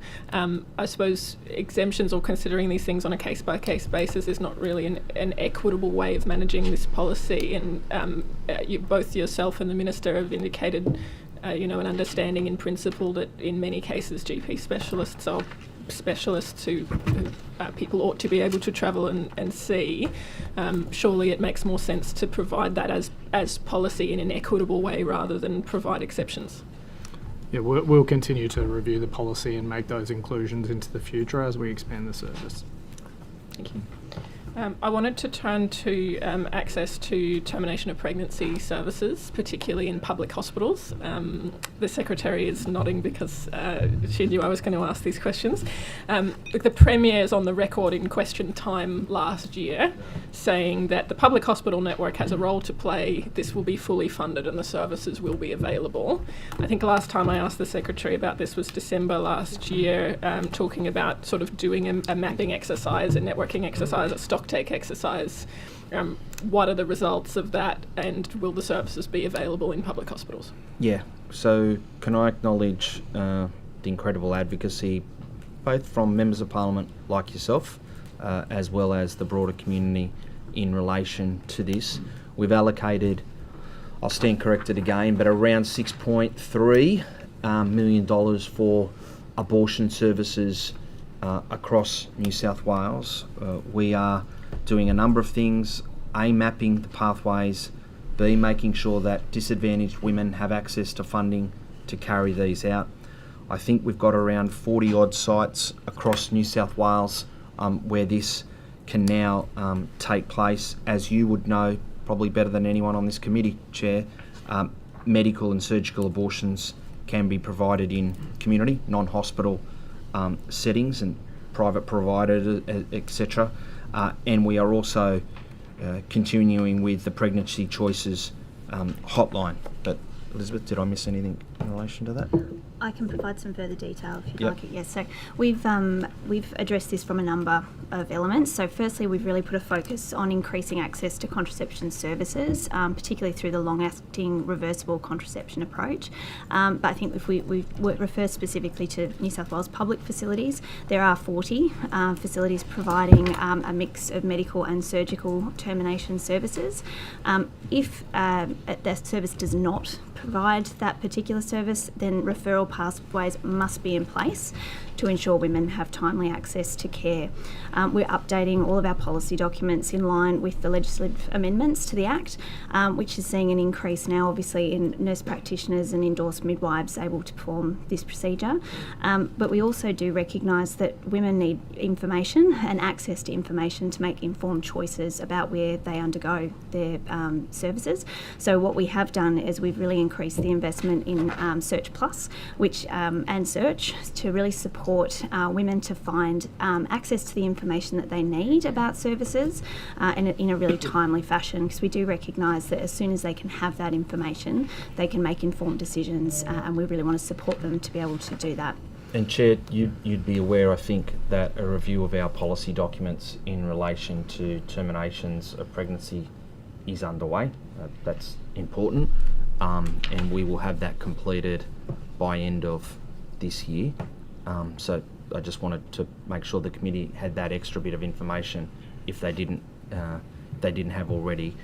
But that is, what is that designed to do? That's designed to provide what I would describe as clear guidance on the roles and responsibilities for New South Wales health staff in relation to referral care, follow-up care, etc. So that's us having a look at what we have in place, given some of the reforms that people like yourself and others have advocated for, to make sure that our delivery of that is reflective of those changes in legislation, and that has to be done. Thank you. I have a couple of follow-up questions. So the first one is relating to the change in legislation, and I appreciate that you supported that change, Minister. For nurse practitioners or any endorsed midwives or employees of New South Wales Health, if they're practicing within a New South Wales facility where abortion is within the scope of services provided, are they now able to prescribe as per the changes to the Abortion Law Reform Act, or are there further changes that need to be made? Yeah, I'll go through a few things in relation to this. We're reviewing our training and education models that will support the nurse practitioners and endorsed midwives to provide those termination of pregnancy across New South Wales. We're also progressing work to enable, this is important change, enable endorsed midwives to utilise their endorsement in New South Wales public health facilities. Endorsed midwives are currently, as you would know, Chair, sorry, but others may not, are not currently employed in New South Wales Health. There are around 221 endorsed midwives working across New South Wales, but that's outside our system. But since updating the termination of pregnancy notification form on 1 July 2025, New South Wales Health has been notified of nurse practitioners and endorsed midwives who will provide early medical abortion services in the community. The notifications received to date have come from both private providers and non-government organisations, not New South Wales Health. Thank you. I have some follow-up questions, but I'm out of time. It's 10:45, so I will go to questions from the government if there are any. Thanks, Chair, and thanks, Minister, for your evidence so far. Thank you. In relation to the issue of the sale of illegal tobacco and vapes and the like, could you give us an update on the government's new tobacco enforcement unit? Yeah, I think something. Thank you for the question, Mr. Lawrence. I think something that I hope you probably wrote it. Pretty well, all of us have a unity position on, and that is the enforcement of illegal tobacco and vapes across New South Wales. This is an issue that, from my opinion, has probably got ahead of governments, legislators, government agencies over the last 5 years. Through Dr. Chant and her team, have made the decision to establish a Centre for Regulation and Enforcement in New South Wales Health that will have a statewide team of around 48 FTE equivalent staff enforcing what we hope will be the new legislation that's passed, that's currently before the Parliament in New South Wales. Particularly around that, there are changes in relation to the sale of tobacco and illegal tobacco and vapes, with significantly increased fines in relation to closure powers that we are introducing. They go hand in hand with the licensing scheme that we introduced. We unfortunately have been the last jurisdiction to have a licensing scheme in New South Wales. That's not something that we are happy with, but we have proceeded to get on with that now and have established that. I do want to say, Mr. Lawrence, that our healthcare staff in this area are working very closely with New South Wales Police, Australian Border Force, staff from the TGA, as well as other government agencies around this enforcement. I don't want the committee or the community to think for one moment that we don't engage New South Wales Police, particularly where we suspect more significant criminal activity, which is obviously part and parcel at times of some of these providers or some of these business outlets. From January 1 this year to 30 June this year, we completed around 700 retail inspections and seized around 90,000 nicotine vapes, e-liquids and pouches, with an estimated street value of around $2.9 million, as well as seizing $6 million in cigarettes and over 1,000 kilograms of illicit tobacco. So We have a hell of a long way to go before we can say that this job is finished. It is not.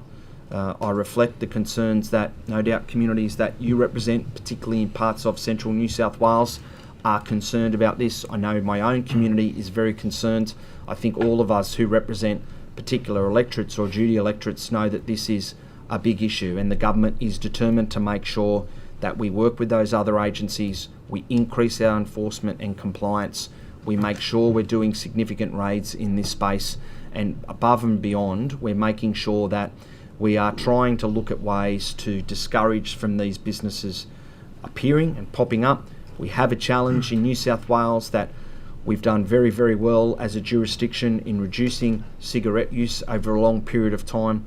What I don't want to see now is an uptake in illegal tobacco use or vaping use as a result of the ability for some of these businesses to pop up. The Premier and I have made it clear to the Commonwealth that we think excise on cigarettes is an issue. I'm going to continue to raise that issue through my discussions with health ministers across state jurisdictions as well as territory jurisdictions, but I don't have a choice in waiting for that, given that there's no clear indication that the Commonwealth support a change. We've made a commitment to go alone in relation to this, and I don't think, Mr. Lawrence, this will be the last of legislation in this place. I've actually written to the Minister for Local Government as well as the Minister for Planning to see if there is any consideration or any potential changes that they may wish to bring forward, and invited them to be a part of this task force the government has established to see if there's any changes that they would like to bring forward or have considered by the government. And I acknowledge that the Shadow Minister for Health, this is an issue important to her. I acknowledge she has a piece of legislation before the Parliament, and I acknowledge that she has advocated for change in this space. Thanks, Minister. The other question I wanted to ask you relates to surgeries in our hospitals. Could you give us an update on the government's investment in an effort to reduce overdue surgeries? Yeah, I can. When we came to office, there was just over 14,000 elective surgeries that were had gone for longer than clinically recommended. So, as the committee would know, there's always a wait list that happens straight away. The wait list that the Secretary and myself and my executive team and all healthcare staff are concerned about is those people who have been waiting longer than clinically recommended. That number was just over 14,000. We've got that number down to 2,500. That is an improvement, and I want to thank the healthcare professionals who have delivered that improvement in partnership with significant investment by the New South Wales Government, an additional investment in the last budget of over 20 million, an additional investment of, I think it was close to 180 million at the back end of 2024. We needed that investment to almost catch up and clear that backlog. We're doing that clearing of backlog through a number of different ways. Firstly, we're doing it through our contracts with private hospitals. We're doing it through advancing and increasing same-day surgery. We're doing it through making sure that there is additional staff and therefore additional lists in place to work through that. We are in the middle of a challenging winter period, particularly across New South Wales health and hospital systems. We are likely to see that number move up and down, and I and the Premier have been very transparent about that. I'm not pretending for one moment that it is job done. There's a lot more work to do, but I am pleased that there has been, through the incredible work of New South Wales healthcare staff across the system, significant improvements in that number, coming down from 14,000 down to 2,500. So a lot more work to do in relation to this space. We have a surgery task force led by a very experienced clinician, Neil Merritt, who I spoke to the other day. I've got a real interest, personal interest in what we are doing in same-day surgery. This is something that the Secretary and I have shared and are trying to drive through the system with Deputy Secretary Matthew Daly as well as our surgical task force. We believe there is opportunities to do a lot more same-day surgery, both from a clinical perspective. It's often recommended, if you have a look at research coming across the Northern Hemisphere and including in our own jurisdiction, same-day surgery for some operations is now considered almost best practice, where perhaps 10, 15, 20 years ago that was not the case. And this is a part of the way in which we will hopefully continue to drive down the number of overdue surgeries across the system. I'm pleased that we've had that drop down, but there's more work to do. Thanks, Minister. Thanks, Chair. Oh, is that all the questions? If there are no further government questions, we'll now break for morning tea. We'll be back at 11:15. Thanks, everyone.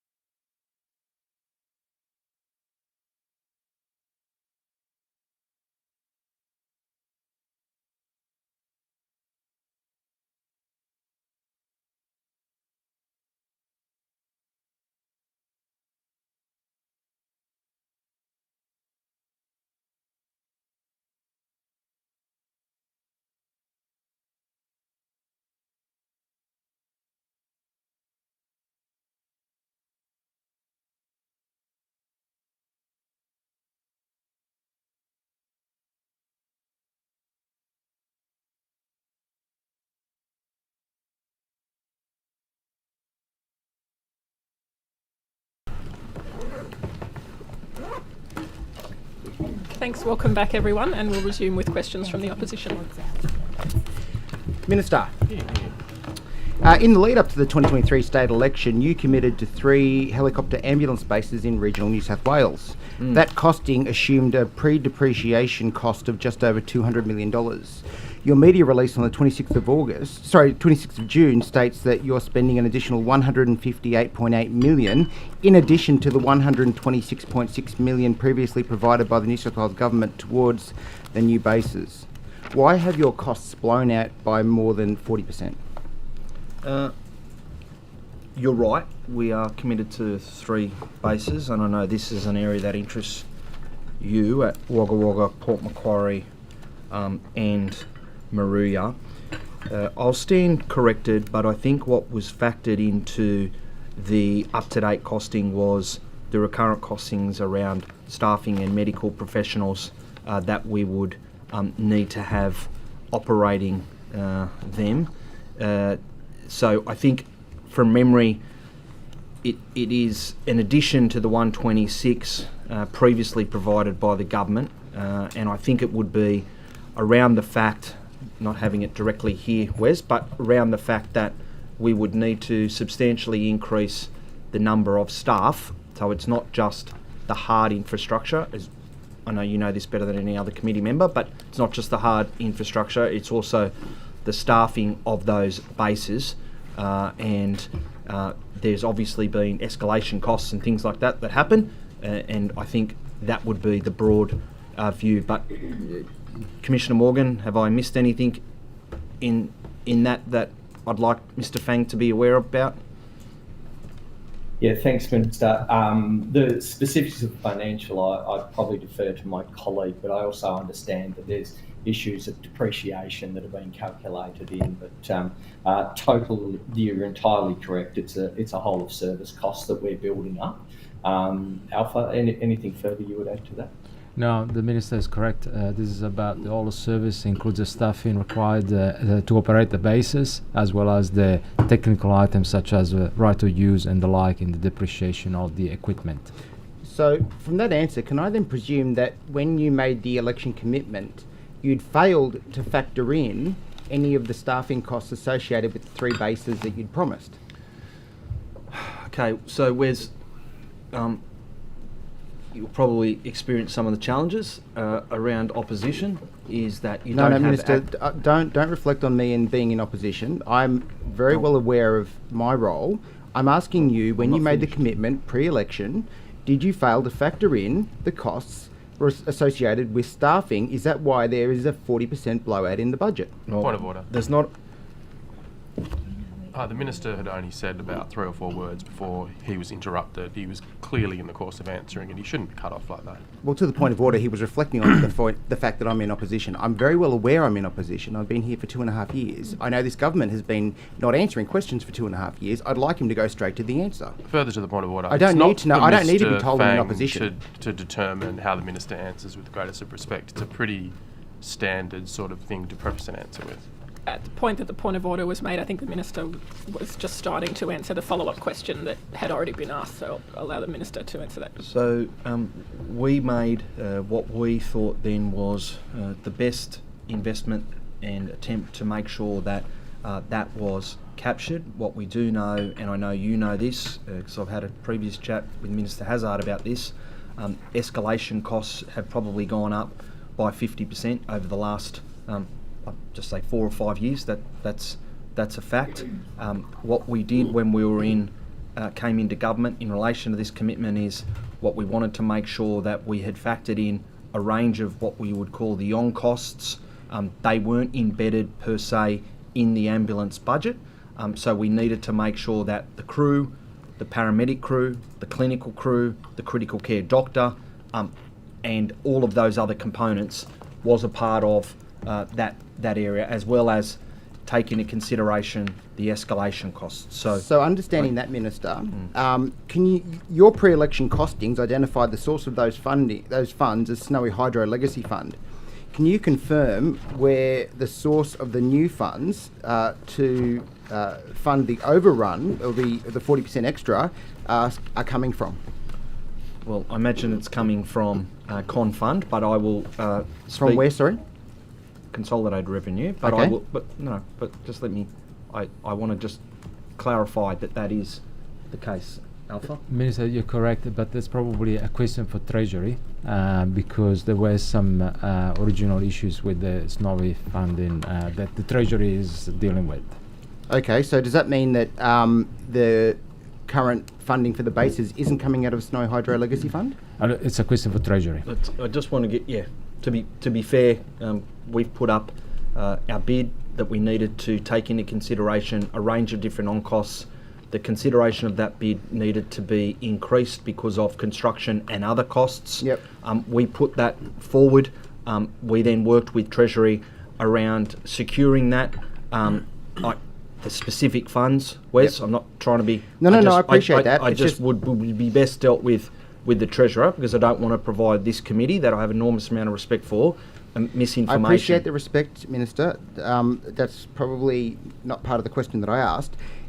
What I am asking, however, is what consultation did you have with the Mid-North Coast on deciding, the Mid-North Coast Local Area Health District when deciding on where the hospital bases would be co-located?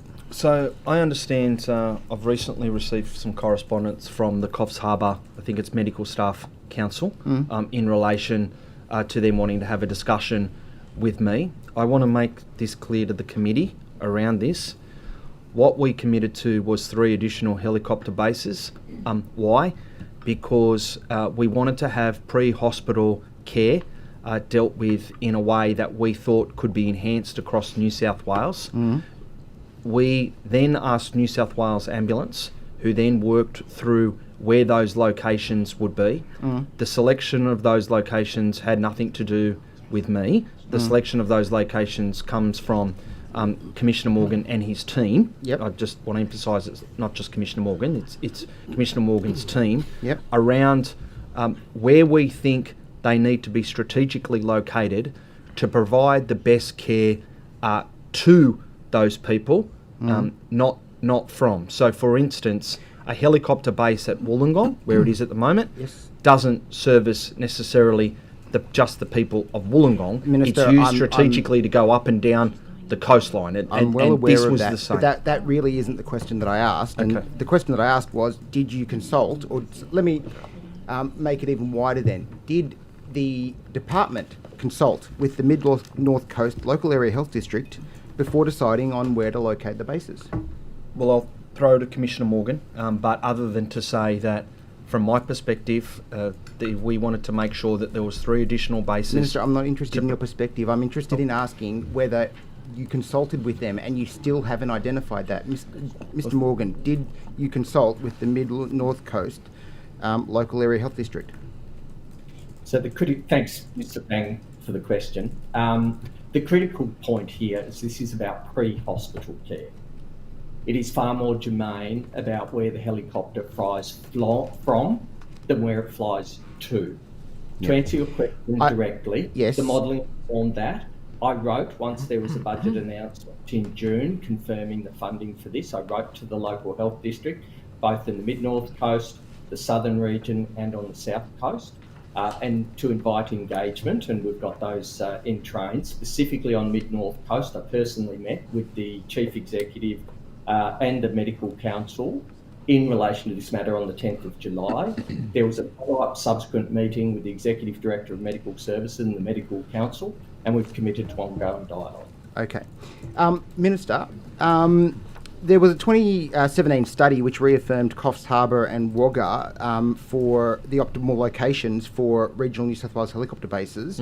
Why then, given that report, did Port Macquarie and Moruya get chosen over Coffs Harbour in relation to the Port Macquarie base, which has been selected now? Yeah, so 27 report obviously predates me, Wes, and I know you acknowledge that it's obviously change of population, the ability to access patients. They're strategically selected based on advice from New South Wales Ambulance. I wouldn't know where the best place to put 3 helicopter bases are. That's what I rely on the expertise from New South Wales Ambulance to provide that advice to me. So in relation to that, I don't know if Commissioner Morgan wants to add any more around the 2017 report, but I'll just throw to Commissioner Morgan just so you can get a full... I've got a list of questions to ask him a bit later this afternoon, so I might do that later. Okay. But I just want to check, has any work been done to further identify where other gaps can be filled? For example, Albury is one, down far south coast is potentially another. You mean in places like Eden or Bega or something? Yes, Wes? like what work have you done in relation to future helicopter bases there, where communities are also crying out for it? Yeah, I think we made a commitment for these 3. I don't think that any government will not be looking at this going forward. I think, no, I can speak on behalf of my government and my agency. We will be having a look at where possible other locations are for. They have to be set as a part of our budget priority, so I don't want people to feel like there's a bottomless pit, because that's never an approach that I have to public administration. So we would need to factor that into priorities, but I am aware. So you are aware there are gaps? I am aware that there are communities and community advocates who would like one of these closer to where they are. The only issue is in relation to Albury. I think you've got an airport very close by.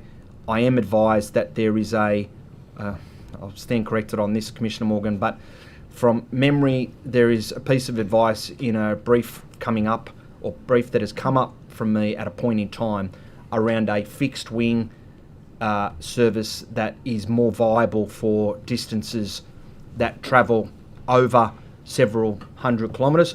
You would know this. I think it's 300, but so the airport there is an important component. Well, Minister, actually, that's actually an interesting point. And just on, for example, Albury and Shellharbour, it was brought up earlier in this session. Your Parliamentary Secretary, Michael Holland, told the ABC in relation to the Shellharbour helipad issue that it didn't need a helipad because it's not a trauma hospital. Do you agree with that statement from your Parliamentary Secretary, or do you now concede that a helipad at a hospital such as Albury and at Shellharbour is perhaps in relation to flying patients out, not to bring patients in? Yeah, I don't, respectfully, my Parliamentary Secretary, I don't want to comment on something that I haven't had an opportunity to see and discuss with him. Well, it's in the ABC. It's published in the ABC. So okay. I mean, so I'm just trying to be transparent about something that I won't do with a colleague not here. Other than I'll say this, in relation to Shellharbour, the helipad issue, I understand that it was not something that the former government committed to. The community would understand. You're in government now, Minister. I just if you let me finish, Wes. The community down there would know. They wouldn't agree with me yet, but they would know that I haven't committed to that yet. What I say to the community and what I say to the local health district is that we are looking at this. I am working through this issue. Minister, I understand you answered that to my colleague. I asked you about the comments around a helipad being to fly people out, not necessarily to fly people in. Do you agree with that statement or not? I mean, I don't need the rationale. It's a two-way.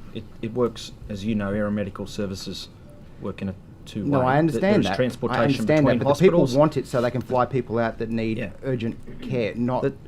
There's transportation between hospitals, and there's transportation from where the incident or accident took place into facilities. What I'm saying is that in relation to the I won't comment on the particular remarks of a colleague who I'm not here to have a discussion with about it, but I will say that I'm aware that the helipad issue at Shellharbour is one that the community have concerns on. Right. There is an existing helipad. Parliamentary Secretary to say, given that, you know, of course it's not a trauma hospital, that's not the reason why the community wants it. I'm going to move on because we do have a trauma network across our hospitals. That's how they've always... Minister, I want to move to Wee Waa Hospital if I can. It's a forum for questions, not for sledges on people that aren't here and are members of the other place. Greatest of respect. Stop wasting my time. I've heard the point of order, but Stop wasting your own time. I think we're at the point of a fresh question being asked anyway, so I'll allow that question. Minister, shortly after Labor came to power, you closed the Wee Waa Hospital's emergency department outside of business hours. In question time, you said that it was being replaced with a 24-hour urgent care clinic. Could an urgent care clinic treat a patient suffering a heart attack? Generally not. They would not be treated at an urgent care clinic. However, they may do a lot of pre-operative care and treatment at a facility like that. So I'm not commenting on WeWar generally, because just so you know, we haven't made a decision around an urgent care clinic or otherwise at WeWar. What we have done is complete an independent inquiry off the back of advocacy from the member for Barwon and other local residents who I've met with many times in relation to WeWar. We did an independent inquiry so that we could have an outside set of eyes, have a take a fresh look at health services in that part of New South Wales. Now, what we are working through and what I've already updated the local member on is what that inquiry is going to try and focus on in terms of the recommendations. One of those recommendations is in relation to that type of care, and we're working through what that physically looks like on the ground. I'm very aware, Wes, that we need to make sure that local, smaller hospitals provide as much care as they possibly can. I've also got a responsibility as a health minister to make sure that they are safe, they're properly resourced, and I can properly get enough staff into those facilities. I appreciate that, Minister. That's what I am focused on in relation to WeWar. I appreciate that, and I appreciate that you said you've briefed the local member in relation to this matter. Why has the WeWar Hospital Working Party been disbanded? What notice did you give, or did you give them in relation to that decision? And what discussion has happened around that disbandment? You had a committee of locals that you've effectively now given no voice to. Well, we've been engaging with the community through the independent process. One of the recommendations, and I'll stand corrected, Mr. Sloan, is that one of the recommendations was the establishment of a more formal, what I'd call, working party to work through the recommendations and implementation of this. So, sorry, Minister, I'm confused now, because you had a working party. You've now decided to have a new working party, so you've disbanded the old working party. Why didn't you just move that working party into being the formal working party? And what was their status? Were they an informal working party? So, as I said, if you just let me finish, one of the priorities that the district in relation to WeWar, and it's the Hunter New England district, will convene, coming out of this, a new local health committee to play a key role in shaping the types of services that we deliver there. Recruitment to that committee is underway. Mm-hmm. There will be obviously representatives from, past committees going into that. Yep. But what we've tried to do is draw a line in the sand and say we need to do better at WeWar. Yep. We've had an independent set of eyes. It's made a number of recommendations. I'm now keen to move from discussion and consultation into implementation of those recommendations. So would it surprise you to learn then that the Hunter New England Health District identified the reason that they disbanded the working party was, quote unquote, the group appeared to be disengaged, despite the fact that this is the same group that organised the Save WeWar Hospital town hall meeting last month? Is that a bit disrespectful to those people that were working hard in your group to try and provide feedback to you around saving the services in WeWar? Well, community engagement is very important to me. Community consultation is very important to me. I came to this place... Then why have you given these people no voice? Well, I came to this place on the back of what I would call someone who's passionate about community engagement and consultation. In addition to that, what I'm saying to you is that coming out of this independent inquiry, the first of its kind I might add, is a recommendation for the establishment of this new committee. I will personally make sure that there are representatives across the board on that committee, because I want that to be robust, I want that to be driving the implementation, and I want that to be working with Hunter New England Local Health District and our regional team so from that to make sure that we deliver the very best services. I've only got about 40 seconds left. I just want to confirm there was a recommendation 13 in the review of the WeWar Hospital Services final report that was, and I quote, proactively engage with the Save Our WeWar Hospital community group on the implementation of the actions from this review.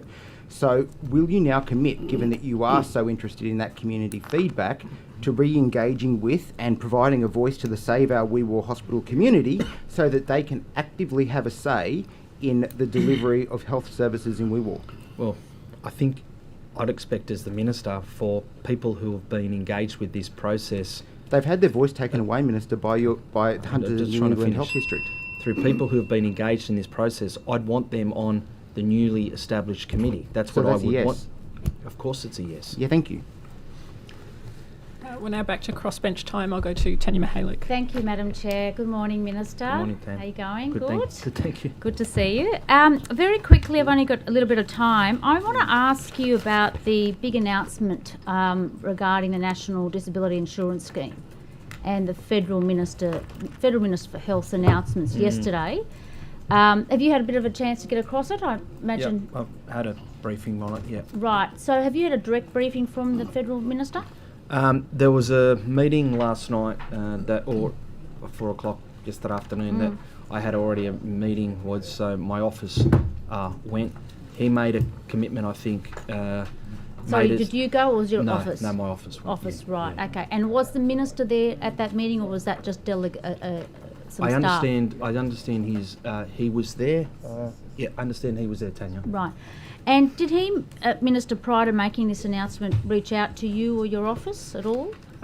He had talked about the broad issue of disability reform at one of the last health ministers' meetings.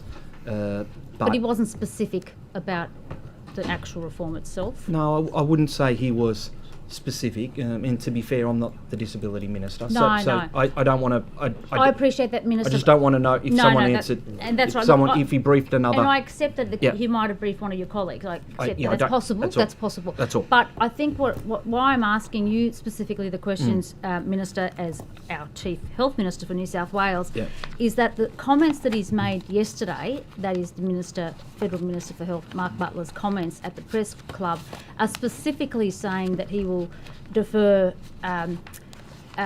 mild and moderate cases of autism in young children. We know that the statistics are quite startling, really, when you think about 16% of 6-year-old boys are on a national disability scheme in Australia, which is it's just hard to fathom. And on the way up. That's right. And we know it's a $46 billion scheme, but he did say that he was going to set up a Thriving Kids, an alternative. Yes. And he has said yesterday that they will start, the federal government, with a $2 billion rollout, and they expect the states to contribute.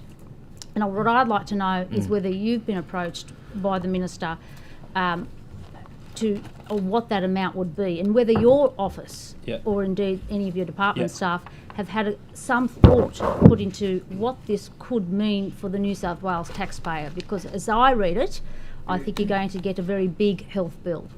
Well, Ms Mihalik, I think you've raised probably 4 or 5 very, very important issues there. We, like anything from the Commonwealth, will have a look at this. However, I want to be very clear on this, because you are right, and this is not in any way, shape or form to be ignoring the fact that we need to reform the existing NDIS. However, the federal government committed through First Ministers to increase the Commonwealth contribution rate to, I think it was, about 45% over a maximum of 10-year glide path to health, right? Mm-hmm. That's what they committed to. That wasn't us, that's what they committed to.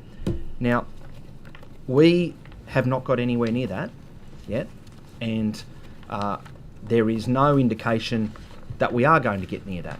So I am, whilst completely aware and cognizant of the need to reform disability care, what I'm not going to see happen is just this a cost shift to the state and us picking up the bill through a reduction in health funding agreement. Well, I'm glad to hear that, Minister, because I think that what we heard yesterday from the Federal Minister was really a very good example of cost shifting.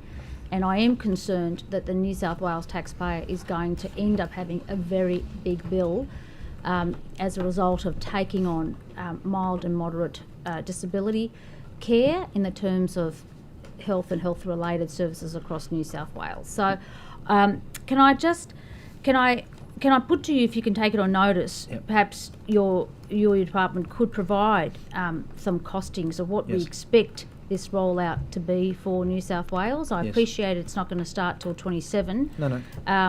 But it would be good to have an idea if you've already factored in what the cost could be. I'm sure there's already been some discussion around this issue, given that it's been on the cards for a while. Yes, it has. I don't want. I know you weren't saying this, Tanya, but I don't want you to think that we haven't thought that this is coming, and I don't want you to think that Minister Butler has never talked about this. He has. I'm not saying that. What I've got to remember though is that they committed in terms of health a glide path to get to 45% over a maximum of 10 years. We're not anywhere near that at the moment in relation to healthcare funding. So I've got to be very aware that the possibility that this could move or decrease funding for our system as a result of these reforms. They're things that I've got to be cognizant of. I've had an initial discussion this morning with the Minister for Disability Services, Kate Washington, and what I've said is that we will, as a department, have a look at this, but my priority is around we need to get the Commonwealth to what they committed to as quickly as possible in terms of healthcare funding. Thank you, Minister. I'll go on video conference to Ms Hurst. Thank you, Chair. Minister, in July it was revealed that up to 20 full-time roles were being cut from the Women's and Babies Service at Royal Prince Alfred Hospital, including 5 midwifery group practice and 2 First Nations midwives. After some major protests, those cuts were paused, but the community still hasn't been provided with any updates since then. Are you able to provide us an update on whether those midwifery staff cuts will actually go ahead? Okay, so I know a fair bit about this one because I got involved in it straight away. There were concerns from nurses and midwives around changes to staff and things like that. My initial advice was that we were compliant with modelling around birth rate plus, which I know you know, Emma, but just the committee understands this is how we staff midwives in our hospitals.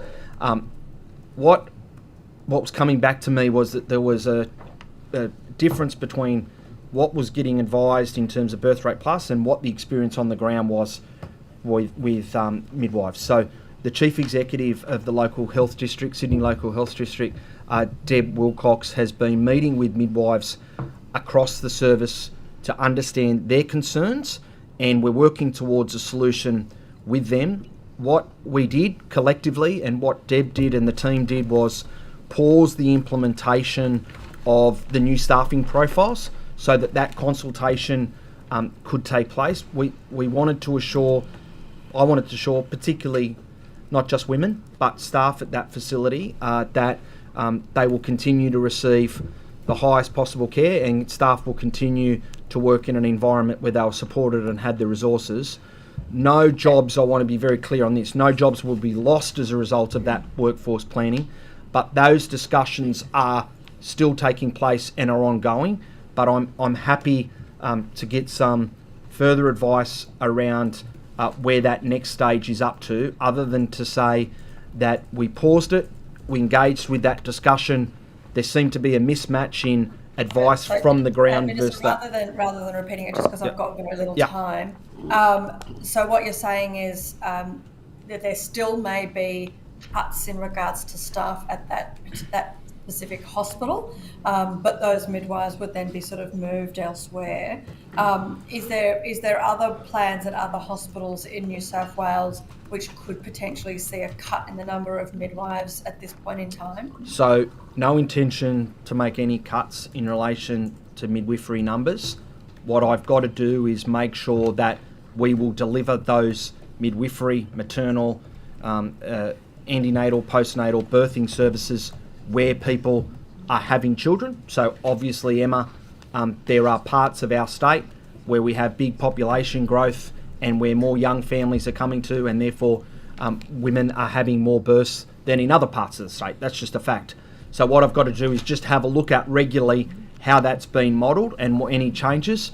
I paused this one with the Chief Executive because we wanted to dive into this a little bit in more detail.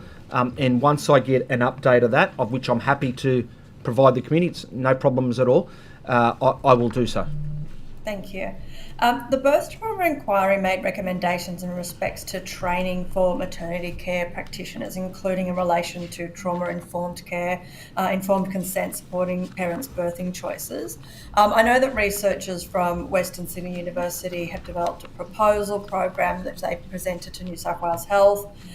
This doesn't seem to have progressed or rolled out. I'm just wanting to get an update on where this is up to. We're also hearing that potentially RANZCOG might be the ones delivering that training, but that hasn't sort of formally been announced. So I just wanted to get an update from you and whether RANZCOG has actually been confirmed to be delivering that training. Yeah, I might just throw to the Dep Secretary just very briefly, if that's all right, Emma. I don't want to waste your time, but just to make sure that level of detail, if we've got it, can be provided.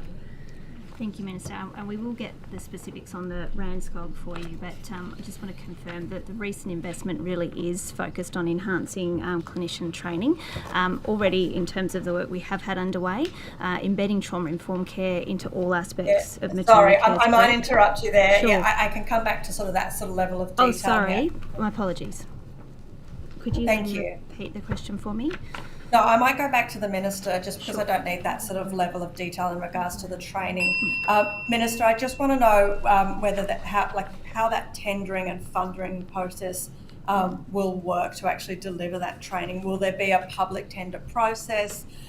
Will it be co-designed with consumers and those who have actually experienced birth trauma? That's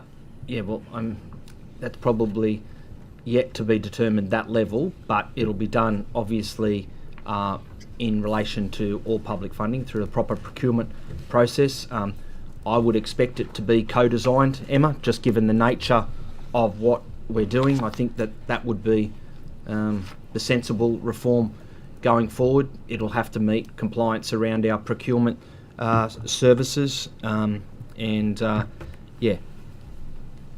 Thank you. And I might throw some questions in regards to... I'm so sorry, Ms. Host. I know on video conference you probably can't hear the bell, but it has actually gone. Yeah, thank you. Thanks, Chair. I'm so sorry. I'll go across to Ms. Cape Fairman. Thank you. Thanks, Chair. Minister, I understand that Professor Bruce Brew, who is a global expert on neurosciences, is from the Department of Neurology at St Vincent's Hospital, and other neurologists have written to you multiple times requesting a meeting to discuss issues in relation to lead toxicity in communities affected by mining. But you haven't met with them, you've rejected those requests. Why haven't you met with these very eminent specialists in their field? I don't have a problem meeting them. I can't I get a lot of requests for meeting. I'm not making an excuse. I just get a lot of requests. I just have to try and manage my time the best as I possibly can. It's an issue that it's important to a Member of Parliament, then it can be important to me. I'm happy to have a meeting with them. Okay, thanks, Minister. That's good. I understand they want to talk to you about the way in which the modelling around lead levels, as well as a range of other things. Kind of on that note, the community in Mudgee has also been requesting ministers meet with them, hear their concerns. Now, I understand yesterday, in fact, Minister Camper committed to visit the community in Louis to hear their concerns. Would you do something similar? And again, this is because I think your visit is probably more necessary than Minister Camper's, to be honest, as the Health Minister, and given the issues that people in Broken Hill are facing in terms of lead as a result of lead mining. Don't have an issue per se. I just probably want to have a look at it again. So, I don't know, Kate, you've known me for a while. I'm happy to engage with members of the community about things that are important to them about healthcare. I just need to have a look at what is a pretty challenging diary to try and make sure that I can get access to a time that works with them and works for myself. So, just let me take it on notice. I just want to have a look at the issue and then come back to the committee if that's all right. Okay, thank you. Minister, the Drug Summit, recommendations, when can we expect the government to report on those? Yeah, we're taking our time to work through it. Yes, that is true. Yeah. Important to thank advocates that are in this room, including yourself, and the conveners, Carmel Tebbit and John Brogden. We did an interim response very quickly in relation to drug testing at musical festivals, because the initial report was handed down in the middle of summer, and I was a bit concerned around some of these festivals, so we did that. We are going to, I don't have a date to say when it will be. It will be considered in due course. We are working on it as an agency. We are working on it across government at the moment. It will then go through a cabinet process, and then we will release that. We have obviously already committed, I think, close to $250 million in terms of new and enhanced drug support services programs across the state. So I don't want people to think we're static on it, and we are engaging with it. Dr. Chant, from a health perspective, is leading it from my team, but there are other agencies involved, and then that process will go to cabinet. Okay, so just to be clear, then it's still being worked out with various agencies in terms of the response. So we're mid-August now, and it hasn't gone to cabinet yet. Do you think? I'm hearing various things from people in the sector that potentially we're close, potentially there's something in September. It sounds like it might not be September. I certainly won't put a time on when things go to cabinet, because I don't control that, other than to say that we're in the process of working through with other ministers and agencies around responding to what is pretty significant summit, first in 25 years or so. So it has to be a considered one. I don't deliberately. I am taking my time because I want to get it right, and it does involve more than just health. It involves a range of different agencies, and then the process, as you know, Kate, is to take it through cabinet. But I don't have a timeline on that cabinet process yet. Thank you, Minister. And you know the history into the previous government in terms of the ICE inquiry, the ICE inquiry's recommendations, I suppose the agreement between the police commissioner and the chief health officer, but between government in terms of looking at establishing that health programs, putting that $500 million, as you said, money into health programs, but part of that became... I think it was a quarter. Part of... $500 million, ICE inquiry.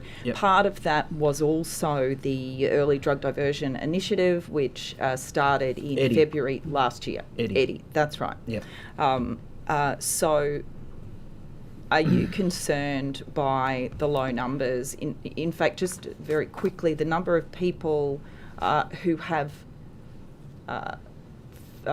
completed a discussion with a health professional as a result of that program is how many people? Dr. Chant, do you have that figure? It was very low when I asked for information from police. We'll come back apologies, I'm just calling up the... It's not a huge number. It's not a huge number, that's for sure. Are you concerned, Minister, that not enough people are being diverted into health programs as a result of the government's that initiative, and what's going to happen to change it? This was discussed at every hearing I went to, which was the 4 sites. Eddie was raised, and making sure that our frontline police are aware of it and can utilise it, and making sure that that awareness is across the board, not just in certain areas. There are recommendations around making that scheme more available, but I want to make sure before I say anything in relation to this that I've had a discussion with the Police Minister, because to be fair, this is driven by New South Wales Police. Those changes put forward are being considered in terms of the recommendations to the New South Wales government, but I want to see these types of measures utilised where appropriate by New South Wales Police, but I'm also not in the business of pretending to be a police officer, so the interactions they have with a particular individual are beyond my jurisdiction. So that's... Okay, so what I'm hearing then in relation to that scheme, it's actually driven by police. You don't have an equal say in as Health Minister. And again, you would have heard in the drug summit, I know you feel strongly about this, Minister, that drug use really should be treated more as a health issue than a criminal one, in terms of that's how we get results. That's what Eddie, I thought, was supposed to be, but you just said that the police minister is in control of this. You don't have much of a say. No, it's a partnership. What I'm trying to say is... What are you recommending? I'm not responsible for police officers, right? And they have interactions with a member of the public and made a determination. Some of the feedback that I got, and the police minister would have received, and we all got as a government from the summit, was that awareness and making sure that process was well known to police, and the scheme, there was opportunities to have a look at whether that could be improved. So, now, Minister, I haven't finalised, we haven't as a government finalised our approach to that recommendation, other than to say we are having a look at it, but I'm not the person to be fair in terms of police. I've got a minute left. My office obtained more recent data from the New South Wales Police since the drug summit about this scheme. During that time, I understand police were better informed about the scheme, but the same appalling rate of diversion was occurring, which was roughly just 7%. And Minister, diverted from the courts of people who were caught with low levels of drugs on them. And just something like 3.4% of people caught with ice avoided the courts and were able to be given the chance of having a conversation with a health professional. Does that sound like a scheme that is working and is doing what the ICE inquiry intended? I think all these types of schemes we can have a look at for improvement. That certainly was the feedback given to me as the Health Minister at the summit. I think we had around 1,000 people access the scheme. My priority around the scheme is the health intervention component. It's obviously up to the person if they want to engage with that. That's a decision for them and police. But my focus is making sure that the advice to me during the summit was that this is an area that government should and can look at. We're doing that as part of our response. I don't want to foreshadow what our response to that recommendation will be here today, because that's a part of a process that I have to take through Cabinet along with my colleagues who are involved in it. Go back to the opposition. Thank you. Minister, what's the budget allocation for the service plan for people with eating disorders? Service plan for people with eating disorders? I'm happy to take it on notice. Take it on notice if that's all right. So you're aware the existing service plan expires this year? So well, it's largely administrated. That component of the healthcare is predominantly a focus of the Minister for Mental Health, who will have her own. Would be your budget though, wouldn't it, Minister? I'm just saying that is predominantly driven and implemented by the Minister for Mental Health. It's an important issue. I'm very aware of it. And you've taken it on notice? Well, I'm happy to take it on notice, but there'll also be an opportunity tomorrow to ask the Minister for Mental Health. Thank you.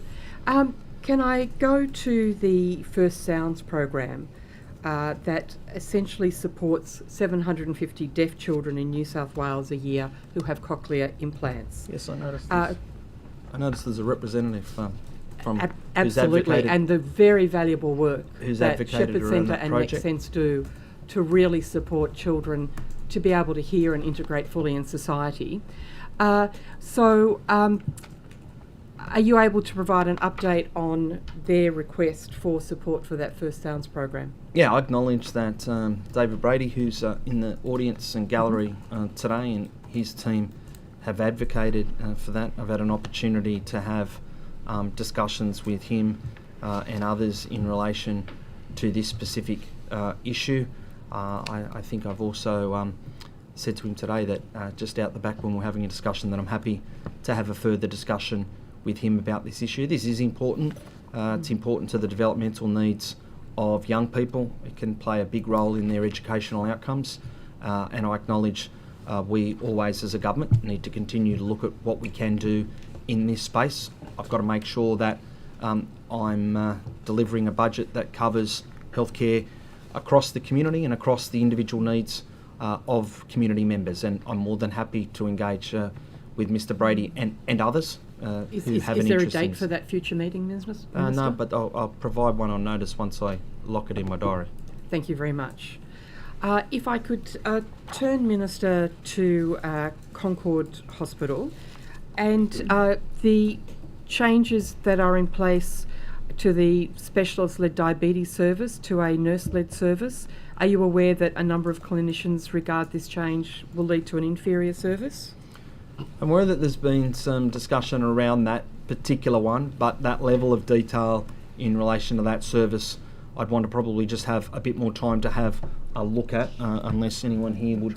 So you're not aware of concerns? No. I'm aware of advocacy around it broadly. I just I would want to just have a little bit more time and detail that I can respond through our officials this afternoon about that particular issue. But I'm, just so you're aware, Ms. Carter, I'm aware that people in and around that space have been strong advocates for diabetes management for a long period of time. It's one of the biggest health challenges we face. I just want to make sure that we get clarity around that particular issue. In terms of awareness, have you seen any of the letters that have been written to you by patients at Concord Hospital in relation to this issue? Yeah, I think I am aware of some correspondence that I've had a look at in relation to this. I just want to double check and have that piece of correspondence ahead of me. But I think, yeah, probably best, just so I get clarity around the issue, that I take that one on notice. Minister, earlier this year there were more than 1,200 patients waiting for endocrinology appointments at Concord. Some of those patients waited for up to 2 years. Category 1 urgent patients, meant to be seen within 24 hours, are waiting 6 weeks to attend the rapid access clinic. Does this concern you? It always concerns me when people wait longer than what is clinically recommended as a broad issue. It's why we've been really pleased to see the numbers fall in relation to when we first came to power, 14,000, now down to 2.5. But where there are specific issues, there are concerns from me. I don't know, certainly no changes or proposals have been made around the roles and responsibilities at Concord to me. I think that it's an issue broadly, but we haven't.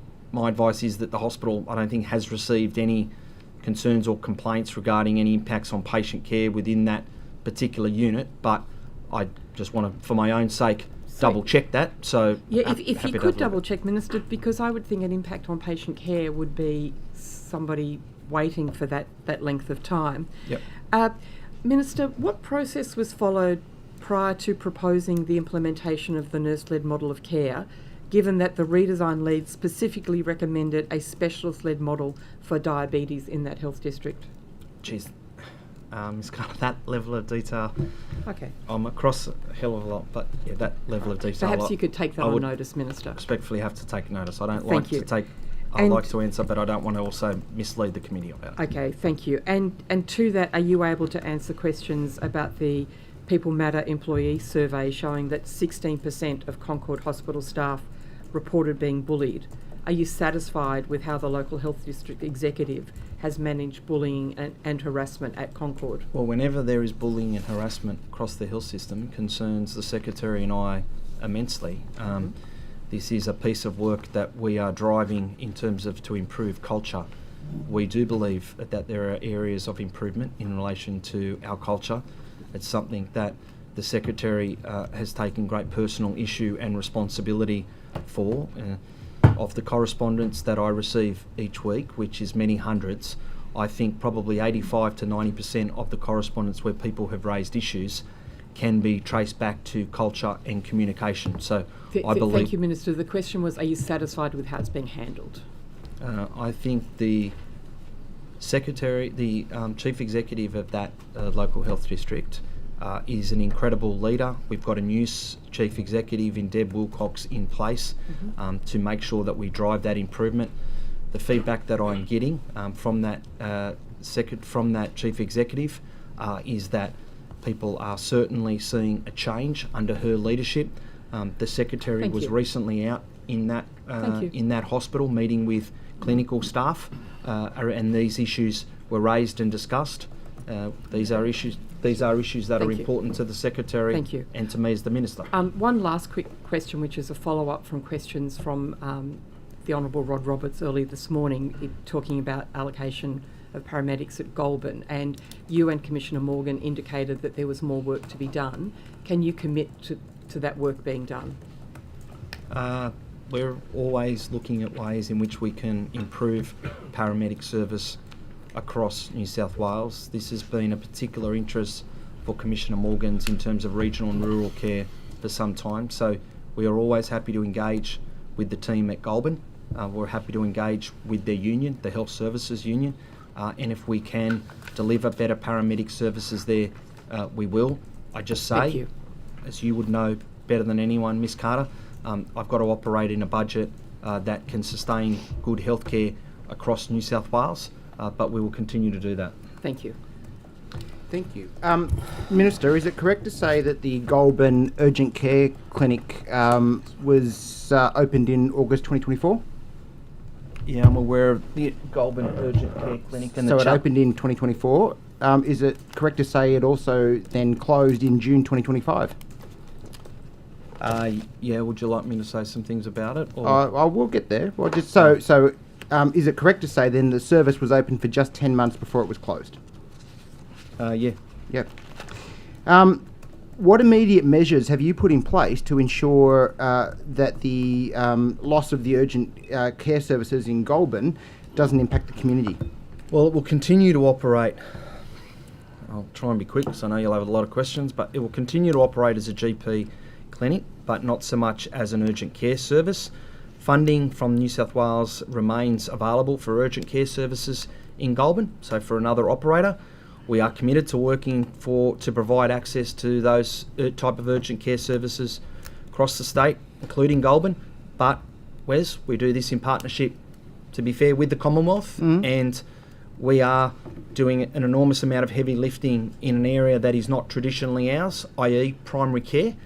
So it is not an unlimited bucket of money, but there remains funding to be used in place for urgent care services should another provider do so, and we would obviously work with the PHN, Primary Health Network, that's funded through the Commonwealth to make sure that we deliver those types of services. But we don't have, I don't want to mislead, we don't have that in place at the moment. It is a GP service there at the moment. So, Minister, I'm sure you can understand then that the people of Wyong are incredibly concerned that the fate of their urgent care clinic that you proposed may suffer a similar fate to that in Goulburn. If you can't make it work in Goulburn, how do you expect to make it work in Wyong? Because it's completely different. They're different geographical locations. There would be a different model. We haven't said one way or another where we're locked into around urgent care at Wyong, other than to say that as a part of the independent review, that was clearly something that the community said we need to have in place. They want an emergency department. You've offered them an urgent care clinic, and in Goulburn it's shut after 10 months. No, well, we haven't made a decision around an urgent care department. What we have said is we're engaging with the community about that 24-hour service and what that looks like at Wyong. They have my assurance that I will work very, very hard to make sure that we deliver the very best possible service for Wyong. It's a community that I've visited on many occasions. They've got a local member there who's been a very strong advocate, along with other community members in that space. I know your colleague in the other place has also discussed it on a number of times, but I've got to make sure that whatever we deliver in small regional and rural hospitals can be resourced, can be staffed, and is sustainable, and most importantly is safe. So all of those elements have to be in place, and that's what we are working through in relation to Wyong, but I don't think it's fair to compare the two. Well, we'll agree to disagree, Minister. I want to move now to the issue of key health worker accommodation. will the scheme that you are proposing build new homes or buy existing homes? Key health worker accommodation, we've made a commitment of, I'm going to say about $220 million, but I'm sort of recalling this, so if I've got that wrong, someone will tell me. It's around about $200 million. My apologies, Wes. And it's a combination. So there are areas, for instance, in the Shellharbour, where we are doing a mixture of purchasing properties, absorbing properties, new, old, and then there are areas that we have rolled out in other parts of New South Wales where we have done brand new facilities. So, Moree, Tamworth. Just for example, in terms of the physical look of those appearances, are new facilities on site rather than what we might be doing in Shellharbour, where there may be space already within the market and we purchase that. Okay, so we've got a mix of accommodations. Will health workers have to share accommodation with other health workers? And what if they have families and kids with them? Well, we try and do a mixed use and a mixed availability of housing products, depending on where it is. So there'll be a combination of purchasing new properties. There'll be a combination of rebuilding completely new facilities or standalone projects, for want of a better term. So I can't say what one is going to be delivered in what particular area. So they may have to share, is what you're saying? Well, I'll take that on. I'll take that on. You're not sure?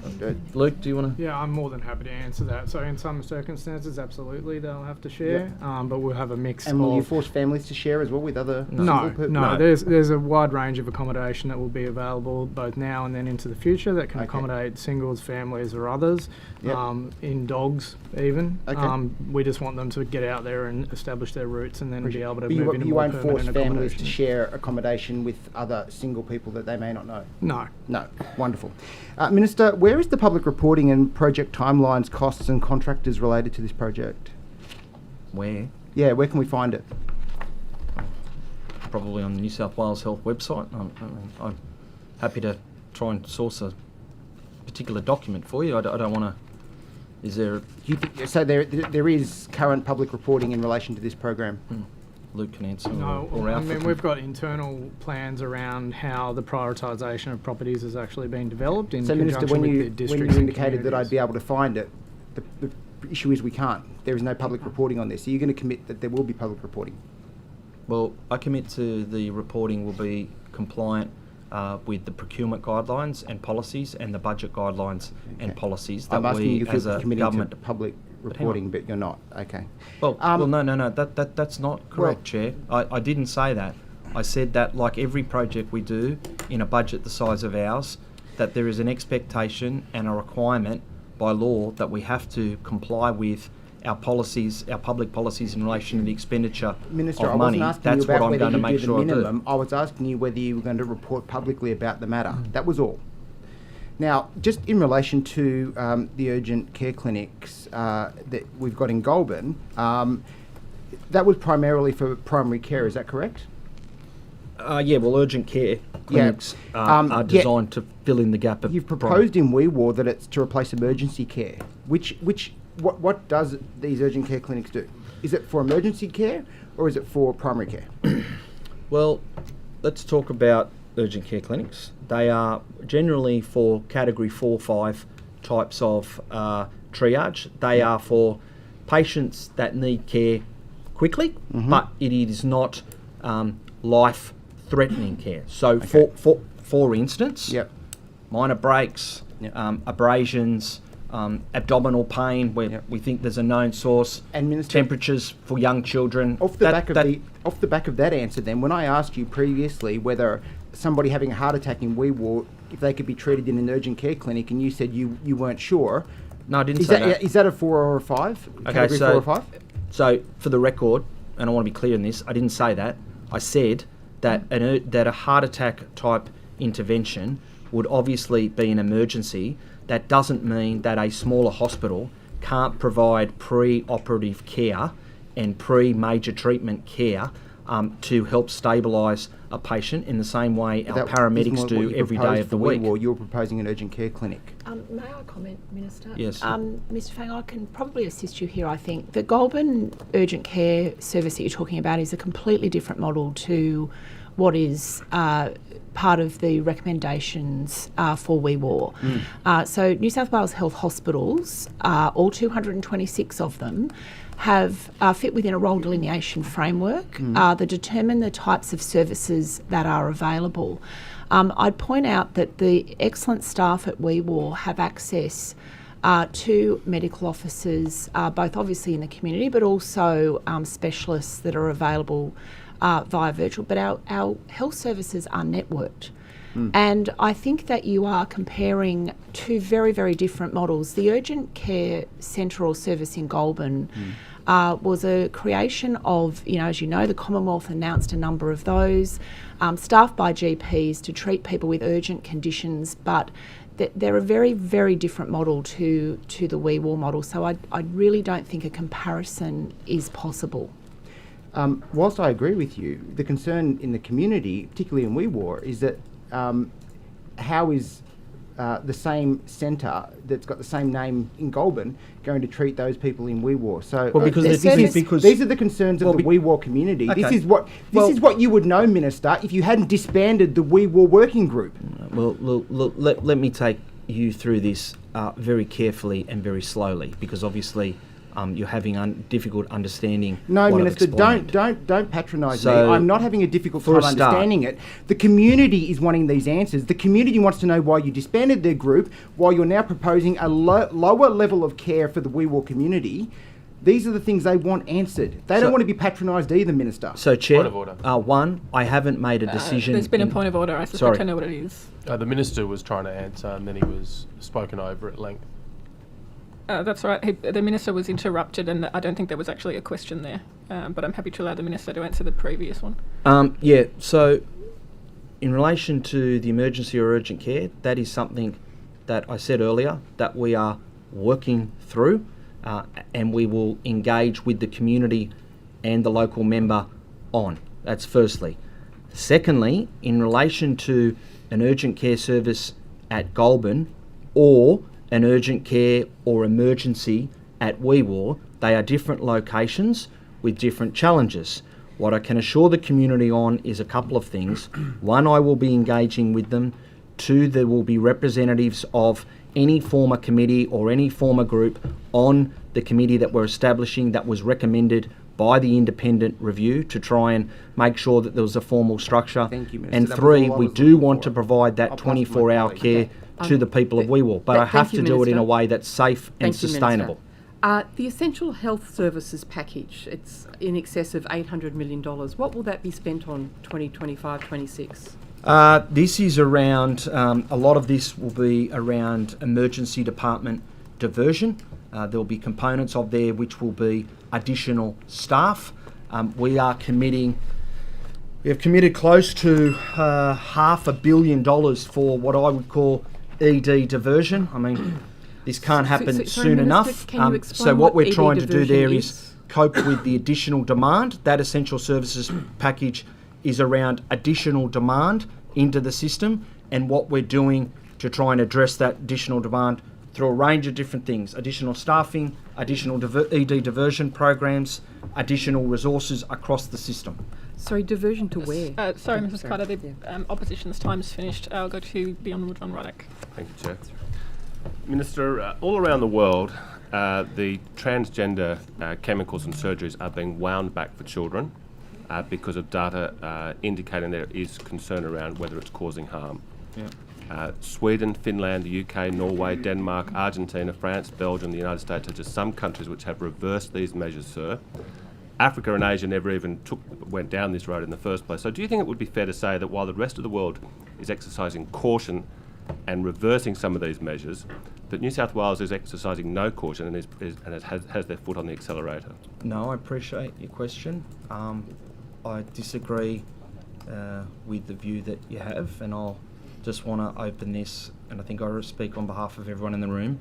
I want to be very sensitive of the way in which we talk about this issue. This is an issue that is very, very sensitive to many, many people across the community, and having had an opportunity to speak to parents and people impacted by this area of healthcare, I just want to be respectful in relation to that. In relation to what we do in New South Wales Health, we provide gender-affirming care that is tailored, best practice, evidence-based and multidisciplinary. We worked through a process that I know you would be aware of through the Sachs Institute to have a look at what we were delivering. I'm confident that we continue to be best leading and best practice, but we will continue to monitor evidence in this space, to ensure that it is consistent with national and international best practice. The Sachs Institute, Mr. Ruddick, that I talked about, that evidence review in 2024, it found that the puberty suppression, the gender-affirming hormones, the psychological therapies can be beneficial for young people who are trans and gender diverse. The evidence check, from my perspective, reaffirms our current approach that we're doing here in New South Wales. That does not mean in any way, shape or form that we don't welcome the development of the national guidelines as proposed by the Australian government, and that's obviously something that we are engaging with, but I don't want to give the committee any impression that New South Wales Health is doing things outside of an evidence base and clinical best practice, because I'm confident we are, but I'm also aware that there are different and disparate views on this particular area of healthcare. The only thing I ask is that as we work through it, we do it in a respectful way on all sides. Well, Minister, I'm pleased to hear that you say that you are monitoring new developments. On the 28th of January this year, the Queensland Government paused hormone treatment for new trans patients for kids under the age of 18. So Queensland is now undergoing a review of its policies and practices regarding gender-affirming hormone therapies for those under the age of 18. It's also conducting, the review will be started in January this year. It's been led by Professor Ruth Vine, and it's expected to be completed in November this year. Will you in New South Wales be taking an interest, a genuine, curious interest into what the results of that Queensland review will be? I don't want to speak for other jurisdictions, but we always have an interest in healthcare and what people are doing interstate and globally. I get journal articles that are sent to me regularly in relation to reforms in healthcare. Other than to say this, we will be contributing and no doubt a part of the national review. We have a clinical advisory group set up that is of expert clinicians, multidisciplinary clinicians. They meet regularly, just so the committee's aware, to review and provide advice and review evidence in relation to best practice. It is, Mr. Ruddock, an evolving area of healthcare, and we need to make sure that we do that.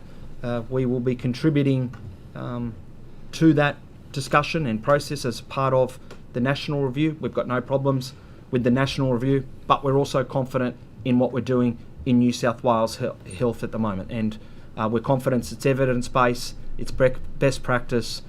We are ongoing what is happening in this area of healthcare, because I acknowledge as a health minister, and the clinicians across New South Wales Health acknowledge that it's an evolving area of public health treatment and service delivery.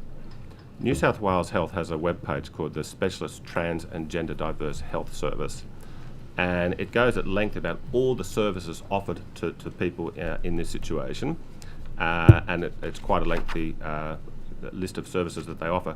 Now, are you aware that there are a category of people known as the detransitioners, people who have gone down this pathway and then regretted it, and those people often do have quite serious medical and health conditions? Does the Department of Health have any programs in place to cater for these people and to look after these people? I'll double check. I'm aware of the issue. I know it's in very small numbers. That doesn't mean that it's not critically important to the healthcare of those people who are delivering it. So, Susan? We can look, the psychological support services that we offer through our clinics is obviously a key part of that work to support all patients, including those who may be wanting to discuss detransitioning issues. Happy to provide more information. Thank you. Minister, I'm back to my eternal topic of Albury Hospital. Yes. There were field investigation works undertaken by Civil Test Proprietary Limited of the Albury Hospital redevelopment site as part of the review of environmental factors for the North East building, which is the very small first stage of the redevelopment that New South Wales Health Infrastructure is undertaking. Are you aware that that investigation found the soil quality at the Albury Hospital site to be P for problem? Jeez, you've got me on that one. Vince? No. Anyone? Troy? Yeah. Did you want to add? Sorry. Thank you, Chair. Look, it's not unusual for our hospital sites to have some challenging geotechnical and contamination conditions. Plainly, as a part of our planning approval process down a Part 5 route, we do a review of environmental factors for our development consent. A big part of that is understanding, one, contamination and challenging geotech components, but also that we've got enough allowances to make sure that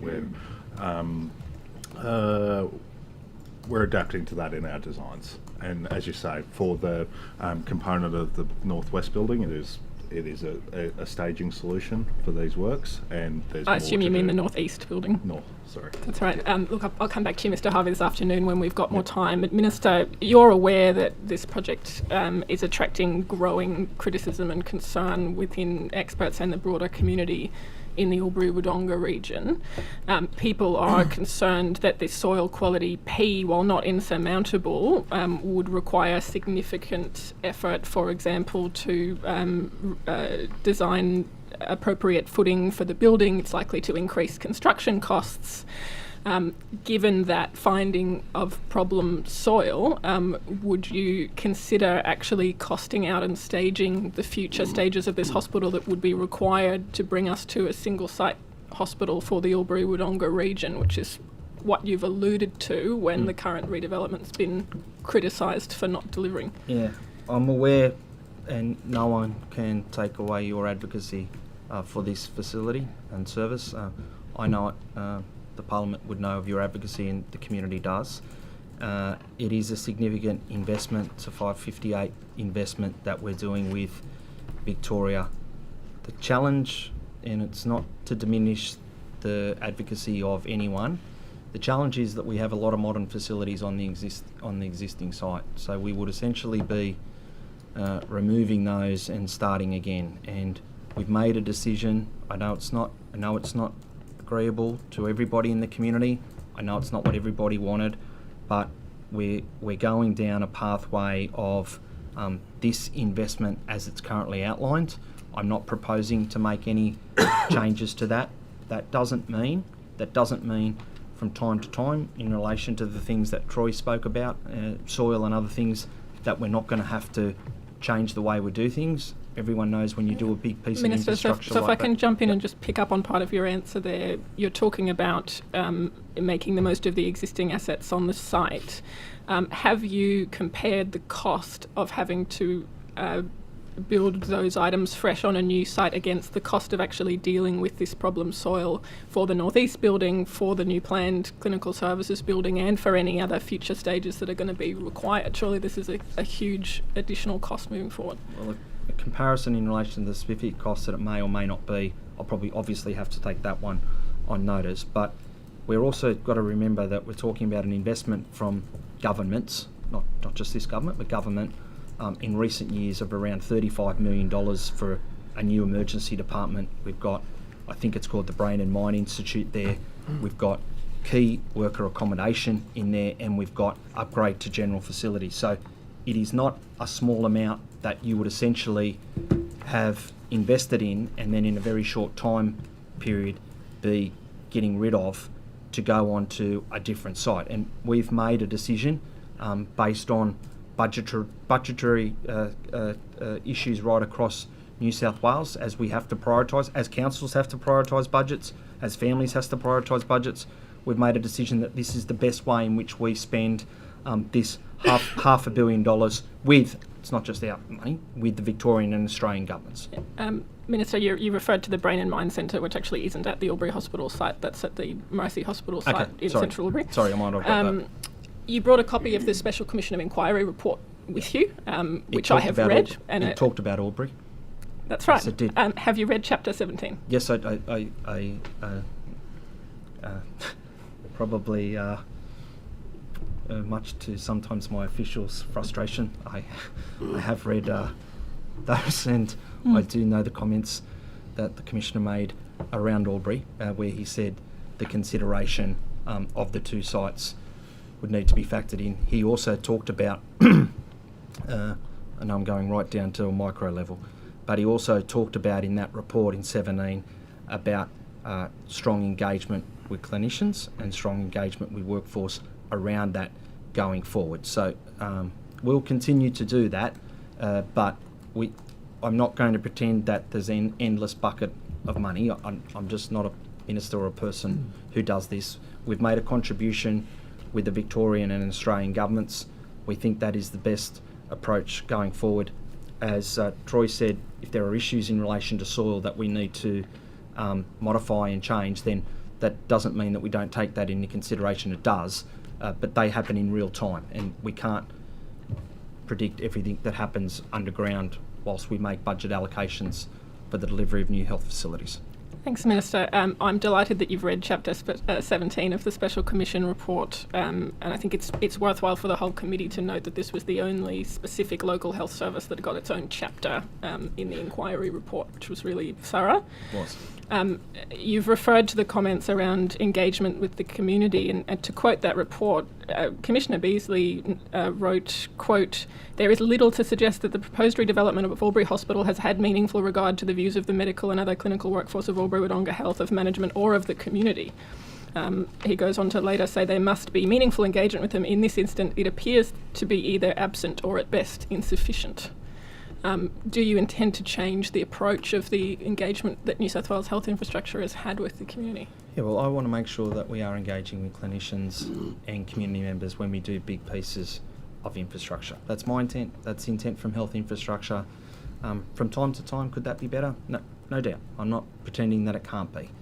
Don't say everything's perfect with our engagement, but engagement doesn't mean that we simply say that we can do everything that a particular community wants in every particular site, or that everything a clinician wants in every particular site. That's not the ability for me to do that, and I don't like to give people false hope that because someone says something through an engagement process that I can necessarily do that straight away within a budget that I have. I have to work within a budget. That's the reality of expenditure of public money. That's what I do every day. I want to get the best bang for buck. But if we do need to improve clinician engagement, community engagement, we're always open for it. But to be fair on the team from Health Infrastructure, I think they do a really good job in relation to this, but it doesn't mean they're perfect, and it doesn't mean we can't get better. My time is up. I'll go to Ms. Fairman. Thanks, Chair. Minister, you're aware of the Upper House inquiry into PFAS? PFAS, yes. Have you seen the Chair's draft report, which was circulated to members a few weeks ago? I don't think I have. Have any of the officials around the table seen that draft report? Dr. Chan, I don't. No? I'll just want to triple check, okay, because I don't like to.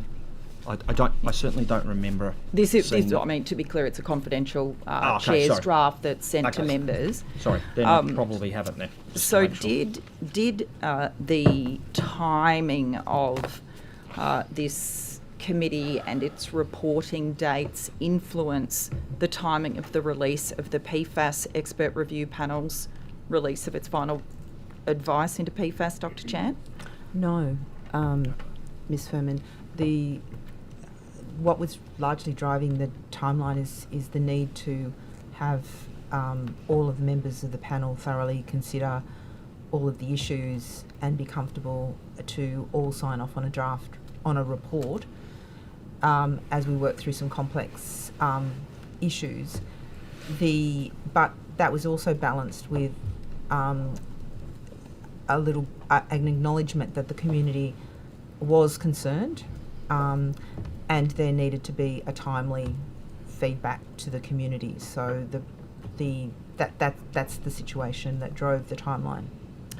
So, Minister, the committee was due to have its deliberative, which is its confidential meeting where it goes through that confidential report on the Tuesday, the 12th of August, I think it was, and that morning was the time that the PFAS expert advisory panel released its findings, its summary, its recommendations after meeting. Yes. I've had a New look South at Wales Health did know that the committee was meeting at the time and considering this draft report. Do you think that's appropriate for the department to be releasing information on a timeline to influence an upper house inquiry report like that? Not being disrespectful to the upper house committee structure, I'm unaware of their deliberative schedule. I certainly don't know that. Ms. Furman, can I just actually really refute the fact that the reason that there was reaching out to the upper house committee was we did not want to blindside. We were aware that the committee had been going through its processes, and the approach to acknowledging how we could send the report when it was finalised to the committee was actually to give due deference and concern to the Parliament, who had actually been investigating this matter. Thank you. And not blindsiding it. So that was the pure intent of it. All right. I hear that. I mean, I think the issue is as well is that the release of that information by the expert review panel, that information was not really any different. It didn't seem that different to what New South Wales Health was doing all along. So just in terms of incorporating anything or changing the direction of the report, it was for all intents and purposes very similar to what New South Wales Health was saying 6 months ago, 2 years ago. Ms. Furman, I think that, to be fair, there were a number of issues that the community had raised, which the report deals with. The community had raised concerns around the clinical utility of the test. They had raised concerns around the NASM guidelines and how that sat and how that should be considered. They also had raised the concerns around whether an epidemiological study would be useful. So I established an expert panel, and the expert panel's terms of reference were to summarise provide evidence in the health fine. effects. I'm sorry, I've only got 3 more minutes with the Minister. So I actually think that the report actually covers off some issues that community members raised. Our staff were at the meetings in the Blue Mountain community meetings, but also we've had advocacy from a range of thanks, Dr. Chow. We can. I did want to give you enough time to respond to that allegation. So, but regretfully, I have to turn to another issue. We'll come back to that because of time. Minister, the drug checking trial that New South Wales Health has been undertaking, just very quickly, which music festivals so far have had a trial at them? Yeah, I can get you that very, very quickly. Definitely at Wollongong, the Yours and Ours festival we went to, and there were a number of others that we had coming as well. Okay, so I've got here the Music Festivals Roundtable got an update from New South Wales Health on the 19th of June this year that said drug checking trials at Gearbox, Midnight Mafia and Hyperdome. I don't like saying the word because I don't know if I've said it the right way. So okay, thank you. Were drug detection dogs at those festivals? I imagine they were at those festivals, but probably something best asked of New South Wales Police because I don't obviously determine whether they're going to be there or not. Well, again, just with respect, Minister, just in terms of the Drug Summit, one of the recommendations from the Drug Summit was that those drug detection dogs and strip searching not be used at those music festivals where drug checking was taking place. Drug checking is being run by New South Wales Health. How strongly did you as Minister advocate to the Police Minister then not to have those drug detection dogs at those particular music festivals, or did you not ask the Police Minister that? So Police Minister and I had a really good relationship in relation to this. She and her officers determined whether dogs were there. What I made clear was that we as health are running the tent and that... So you didn't ask, despite the recommendation from the Drugs Summit, you didn't even put a request into the Police Minister to see whether what it would be like without the drug detection dogs there, knowing, like you do know the ICE inquiry, the coronial inquest into music festival related deaths, you do know that one of those young women who died, Alex Ross King, did so in response to the drug dogs. She took all of her drugs at once. The music festival, the Deputy Coroner, as a result, recommended that drug dogs not be outside music festivals. There's drug checking inside run by New South Wales Health, and you didn't request to the Police Minister just to see if we could do those music festivals without drug detection dogs there. I had discussions with her around the way in which we would operate the tent and the way in which that would function as part of the precinct. The decision in relation to drug dogs is one that she and the New South Wales Police Commissioner are going to make. I wouldn't like another minister telling New South Wales Health and our Secretary how to run our component of that. Respectfully, I'm just going to leave that recommendation to be worked through by the government in relation to drug dogs. It will be led by the New South Wales Police Commissioner and the Police Minister, and out of respect for those two individuals, I just want to let them work through that process as a part of an overall consideration the government is making around the drug summit. There's a minute and a half for the opposition. Minister, if we could go back to the Essential Health Services package, what is an ED diversion? Good question. I thought you might know, but emergency department diversions that we are putting in place is significant. So they are things that we want people to access rather than going to our EDs.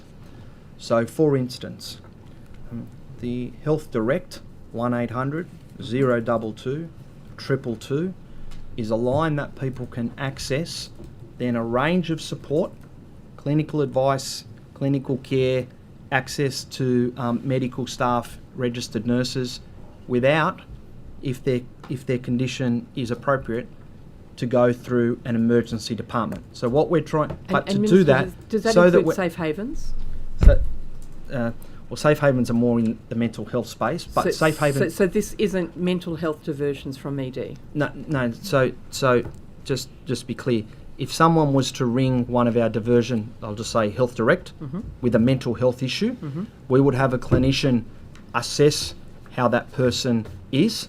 If we thought that person, and I'm not saying this is the case, but we thought that person may undergo harm to themselves or others, then we obviously would engage that person to work through the normal 000 emergency department process.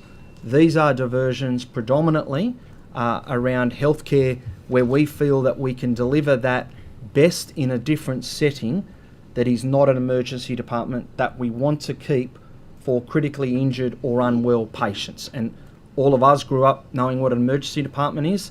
They're not things that we go to GPs for as a general rule of thumb. The challenge in primary care in this country has meant people are now using our emergency departments to access primary care.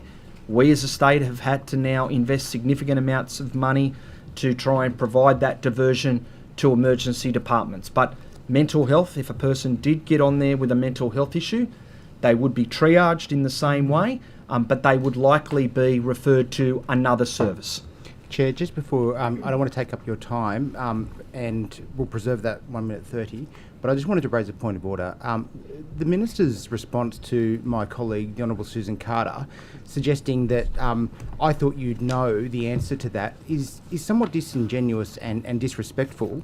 I think that the Minister, I'm going to give the Minister an opportunity to apologise to my colleague because regardless of, and my colleague is very smart and very wise in these matters, she doesn't need that sort of condescending attitude from the minister. I think that the minister should have an opportunity to apologise to her. I think she really appreciates her interjection. I can see it Sorry, on her face. if we're speaking to the point of order, can members please Further speak to one at point a of time? order. That is not a point of order. It's a spurious debating point. It's a We should debating move on. point. Further to the point of order, I appreciate that my colleague respects me. It would be nice if everybody could offer that respect in the workplace. I certainly respect you, Ms Carter. I respect everyone in this committee. More importantly, I respect the committee process and the accountability that people like me in elected office have to go through. This is an important committee. This committee has right to ask questions in relation to ED diversion. The very name of that obviously indicates that we're trying to divert people away from emergency departments. In no way, I don't think anyone on this committee could say in any way, shape or form this morning, I have disrespected people. Well, I do believe The that minister, would be disrespectful. to the point of order, the minister's chosen to interject and respond. I think there's no need to rule further on that point of order. And I will take my 90 seconds of crossbench time, please, to come back to Albury Hospital, Minister, because this is a significant expenditure of public funds. And if I can read from the Special Commission report again, Commissioner Beasley wrote, without needing to make an express finding about this project, it is not optimal practice for any health infrastructure, let alone an investment of over $500 million, to be conceived and designed around a particular sum of money that happens to be available. That instead is an optimal way of risking the wastage of precious public funds. There's been lots of discussion in the local community about the business case for this redevelopment, whether it exists or not. I've sought to obtain it through 2 separate orders for documents now through the upper house. My first question is there a business case? And my follow-up question will be, if there is one, why hasn't that been made public? If you're truly convinced this is the most effective way to expend those precious public funds to improve our health services, why not actually release that document to give the community that confidence? Well, in relation to the hospital, and again, I say to you that this is an important issue. It's not just an important issue to you, it's an important issue to me as well. I mean, it's $500 million we are investing in this particular service. In terms of the business case, all of our strategic business cases, as I'm sure it was with the last government, are considered Cabinet in confidence. That is a part of the Cabinet process that we undergo. Once finalised, a summary is then published on the Infrastructure New South Wales website, and we expect that to happen next year. But we have to abide by a Cabinet in confidence process and Cabinet rules that are governed that Cabinet discussion, and that's what we have done in this case. I don't want anyone to think that by any way, shape or form that doesn't mean that I have not heard loud and clear the advocacy from members such as yourselves and others, community members, but I'm about making a decision. At the moment, my decision is that we will continue to go down this process with the Victorian Government. It is part of the usual process to prepare a strategic business case concurrently to enable the progress of early works. Completion of that business case is obviously a requirement before we can issue or enable, I suppose, a main works tender, and that is a part of the framework in which we do for significant projects like this. I'm out of time. Are there any questions for the government? Sorry, from the government, rather. Thank you. Don't you want to mop up the mess, It's Stephen? been so comprehensive. Order. I just don't think you can add to it. Thank you. There being no questions Maybe you can for ask the about a government. diversion Order. program. There being no questions from the government, that brings us to lunch. I thank the Minister very much for his time this morning to answer the committee's questions, and we'll be back this afternoon from 2 o'clock with the departmental representative. Thanks for having me, and thanks for the committee's time. Thank you.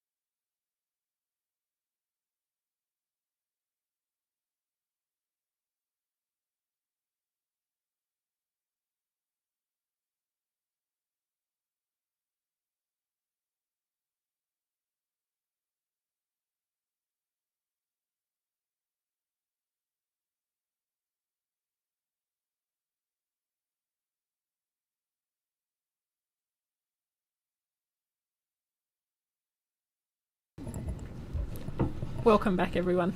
And we'll start this afternoon's session with questions from the opposition. Thank you. Ms Pearce, I might start with you, if I may. Earlier this year, you made a range of very welcome public assurances following the video of the 2 nurses at Bankstown Hospital who were captured on video that you described as utterly disgusting, and you declared that there is absolutely no place in New South Wales Health for those views or behaviours, and thank you for that principled stand. Have you conducted any workplace reviews or improved policies that deal with anti-Semitism in New South Wales hospitals since that incident? Thank you, Mrs Carter, and thank you for acknowledging that it was obviously a very difficult situation for us to work through. We have worked very closely with a range of cultural leaders since that time, noting that what I would say in respect of that particular incident is that the behaviour is not to be tolerated no matter who we are talking about. And I think that was the principle that I took that day, because from my perspective, the New South Wales health system has to be and should always be a safe place for people to come. We've worked very, very closely with Rabbi Mendel Castell and also, as I said, other cultural leaders and in fact, Rabbi Castell and a senior Muslim chaplain went straight to Bankstown Hospital the following day to record a joint message about their partnership that they've shared as New South Wales chaplains now for more than 20 years, to reassure communities on all sides about the safety of our hospitals. What we've continued to work through since that time are a range of things, and including, you may also be aware that in April we had a roundtable around the REACH program, and we included in that Rabbi Mendel Castell and other cultural leaders, and also one of our excellent Muslim doctors from Albury, in fact, who came to that. We had some of our Aboriginal staff there as well. The point being that when people feel that they need help in our hospitals, or if they feel unsafe culturally or otherwise, we need those programs to work. We also did a video which was widely circulated throughout our organisation and beyond, called We Are Here For You, which again included staff from different backgrounds, different walks of life, to send that very, very clear message across the New South Wales health system in regard to how we feel about that. We have a code of conduct existingly that clearly would tell anyone that that type of behaviour in a hospital and health service setting is not something that is acceptable in any way, shape or form. So it is, in my view, not necessary for us to have a definition around one particular group of people, noting, and I think that it was abundantly clear to the community, and I had dozens of messages that day. It was abundantly clear to anyone watching me that day how distressing that I found that whole situation. But I would find it equally as distressing if anyone from any walk of life or cultural background was being spoken about in that way. So we've got to make sure that all are protected in our health system, and I feel that we have done a lot of work to bring people on board to do so. So just to be clear, the video, the round table, that was about tolerance and respect generally, and nothing specifically about anti-Semitism. I think I made my point. I did a video on the day of that incident, Mrs. Carter, that was unscripted, following the press conference, where I made my feelings and apologised to the Jewish community on behalf of New South Wales Health for what had happened on that occasion. I do not resile, clearly, from those comments that I made that day. We have, as I said, I've mentioned a couple of things. This is something we continue to work through to make sure, and I will say that Rabbi Mendel Castell has been incredibly generous with his time with us, And Matthew may wish to comment further because he and his team have engaged with the rabbi around these issues, and we continue to work together on it. I wouldn't say we think job done. What I would say to you is that whilst we appreciate that people will come, we have 180,000 headcount staff across New South Wales Health. There are a range of views amongst those many tens of thousands of staff, but when they are in our workplace, those views are to be left at the door. And I cannot express in stronger terms how I feel about the safety of our system, both from a clinical perspective but also from a cultural perspective. Thank you. Can you confirm that the head of the RPA's Sexual Assault Service, Dr. Martinez, is being investigated after calling Jewish colleagues a range of anti-Semitic and very derogatory names? I would have to take that on notice. Could you take that on notice? Certainly. Thank you very much. And if you're taking it on notice, can you also confirm the status of that investigation and whether or not that doctor has been suspended while this investigation is underway? Mrs. Carter, with respect to staff and these processes, I will just make the point that we do need to be respectful of privacy as any process we undertake with any staff member. So I will give you what I can in that context, but I cannot comment further about that at this time. Is it possible to have any of those answers by the end of the hearing today? I will see what's possible. Okay, that would be great. And do you know whether her employer was aware of her social media account before her appointment? I couldn't comment on behalf of her employer. Okay, is it common practice, and perhaps Ms. Pearce, if this question is best directed elsewhere, is it common practice to check social media accounts before senior appointments are made? I would need to take that on notice, Mrs. Carter. Okay, thank you very much. Sorry, more questions for you, Ms. Pearce. You'd be aware of the recent publication concerning Australian maternity care, published in the British Journal of Obstetrics and Gynaecology in 2025, and it was titled Maternal and Neonatal Outcomes and Health System Costs in Standard Public Maternity Care Compared to Private Obstetric-Led Care, a population-level matched cohort study. Apologies for such a mouthful. Yes. The findings were clear in that there was a much higher rate of adverse outcomes in standard public maternity care compared to private obstetric-led care. Have you taken those findings into account in announcing the new position of Chief Midwife?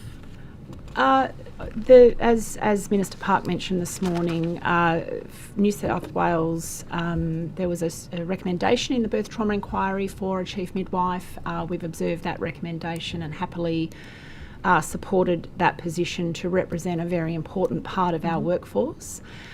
We had an earlier conversation here today with one of your colleagues about the importance of midwifery group practice. I am aware of that report.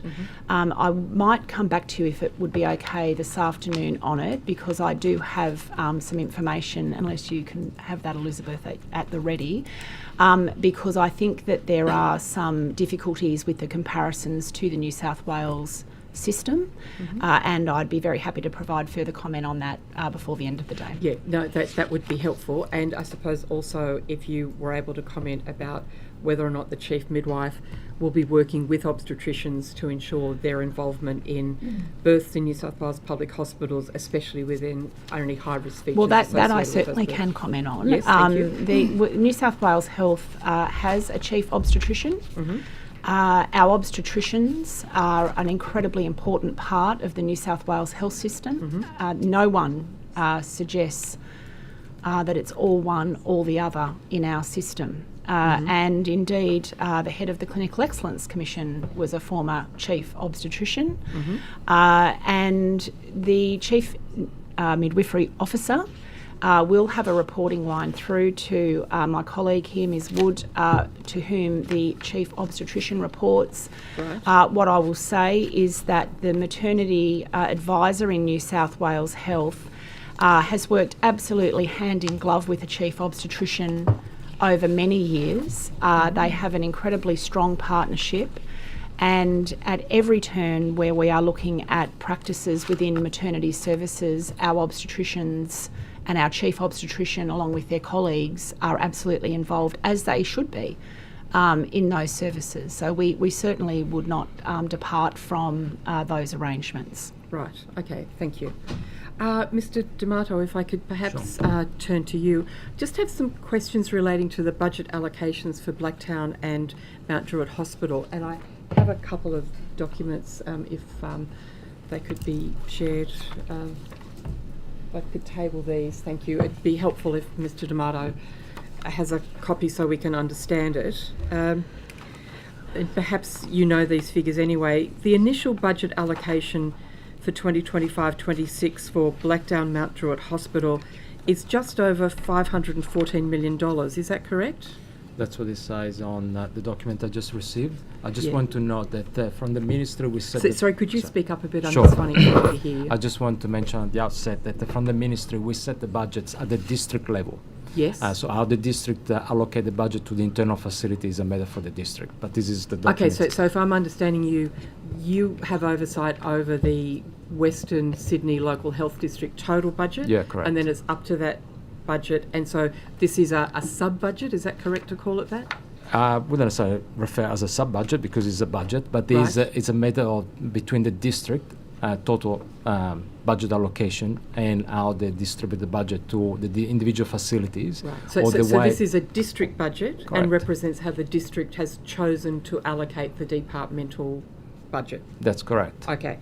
And so what we're looking at here is that the district has chosen to allocate a bit over $500 million to Blacktown Mount Druitt, is that correct? Yep, that's how I would interpret this, correct. Okay, and then on the second page, the allocation for 2024-25 appears to be almost $100 million higher. Can you explain what looks like an $89 million decrease on the initial financial year allocation?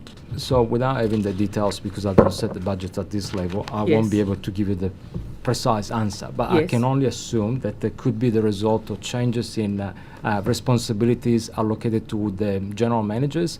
At times the organizations, the districts have the flexibility to determine who is responsible for a set budget allocated for perhaps managing not only the budget for the facility, but perhaps as well as budget set for community health centres that were under the responsibility of a general manager. That is based on my experience having worked in districts before.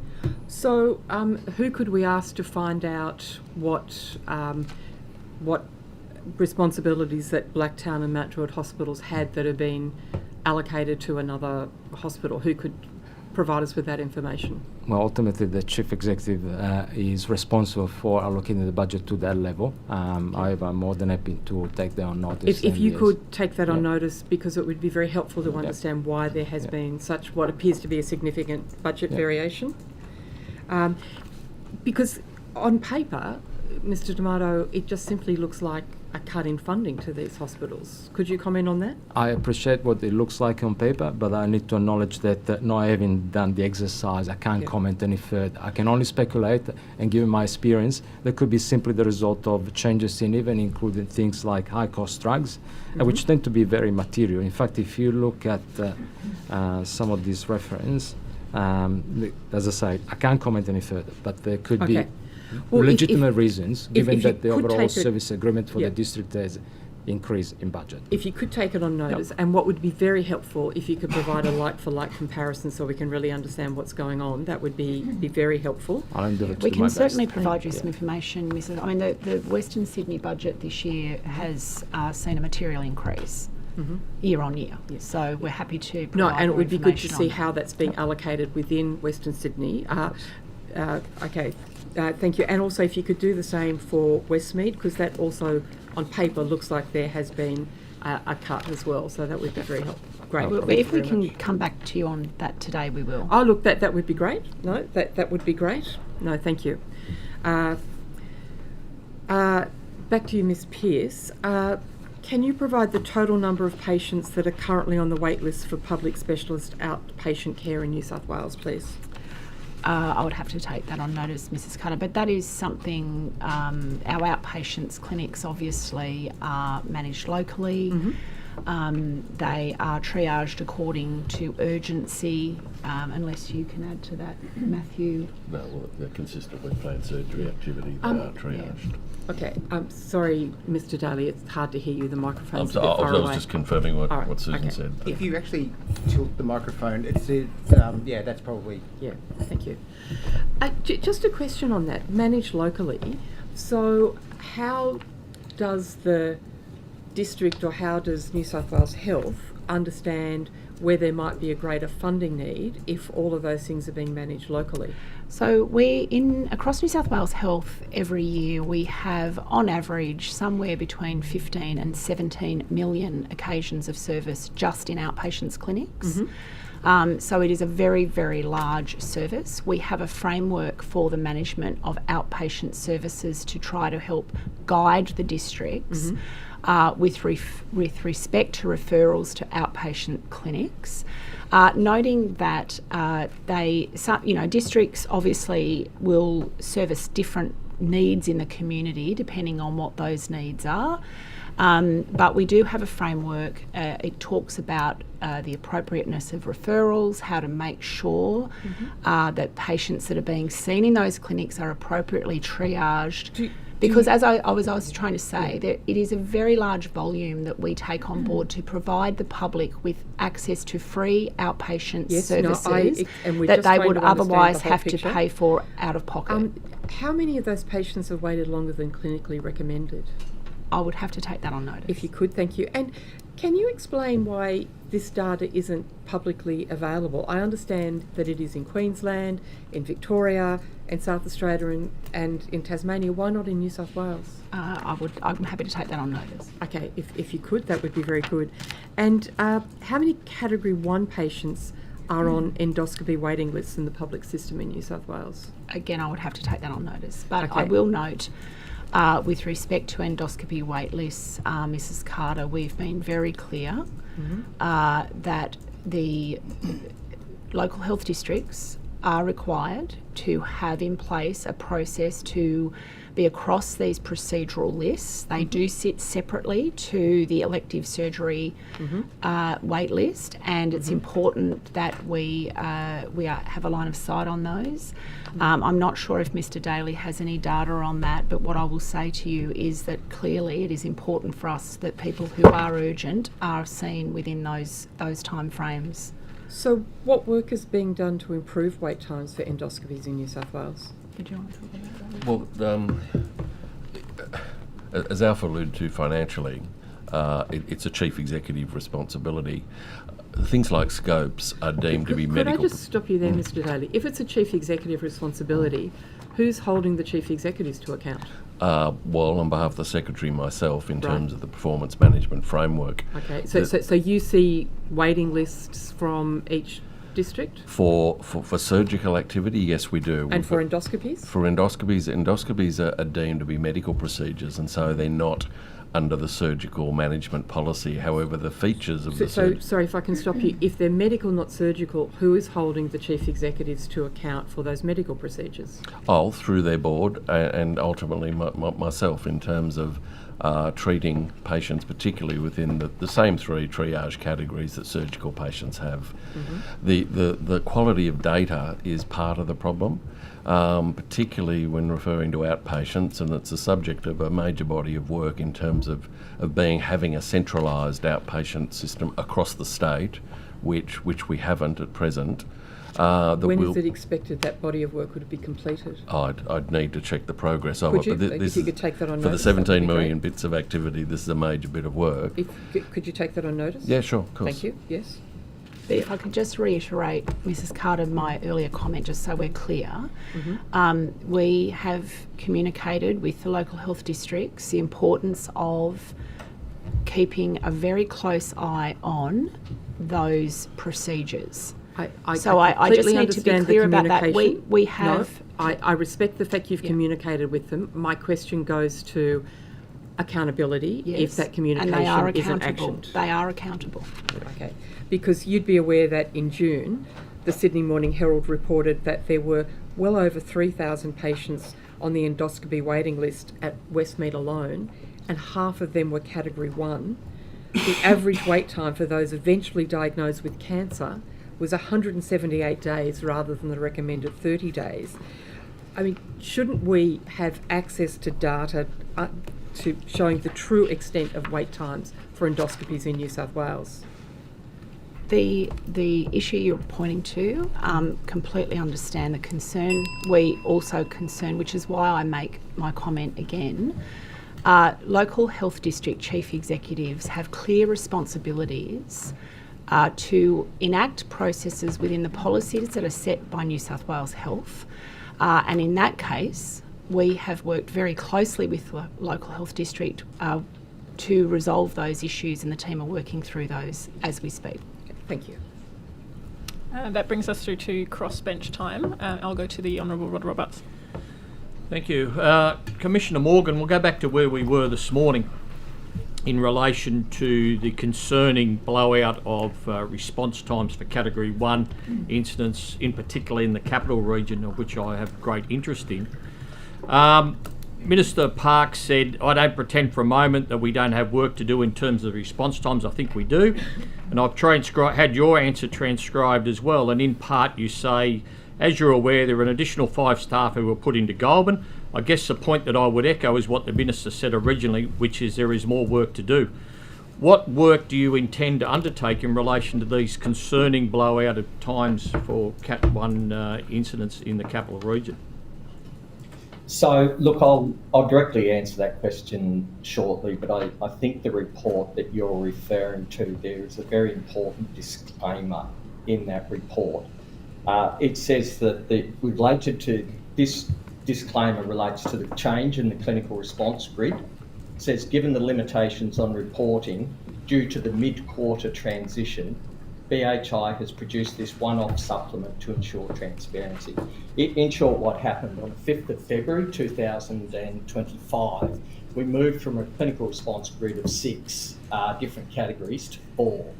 In essence, the data you're looking at contains a subset, what we call cold responses, not lights and siren, that have actually been pushed up into the emergency categories. So that largely, statewide, it's not unique to the capital region, has shown in that report an extension in response time. So it won't surprise you to know we're working with BHI to actually capture just the response times. Really getting to the heart of your question, we've got another 250 regional paramedics. We put 440 through the SWEP program, which started immediately before in regional New South Wales. The key driver of this, if I'm candid, over the last 30 years, ambulance hasn't been particularly good at explaining our resourcing needs to government. There are 160 locations across regional New South Wales where we had on-call paramedics. And if you've ever worked on-call and worked day duty, it takes its toll.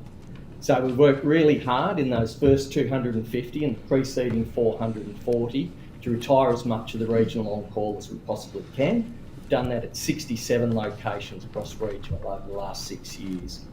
Over the next 2 years, we'll be continuing to do that. The early estimates is that we've got about another 18 stations that we should be able to get a reduction in on-call and work towards this improvement in response performance.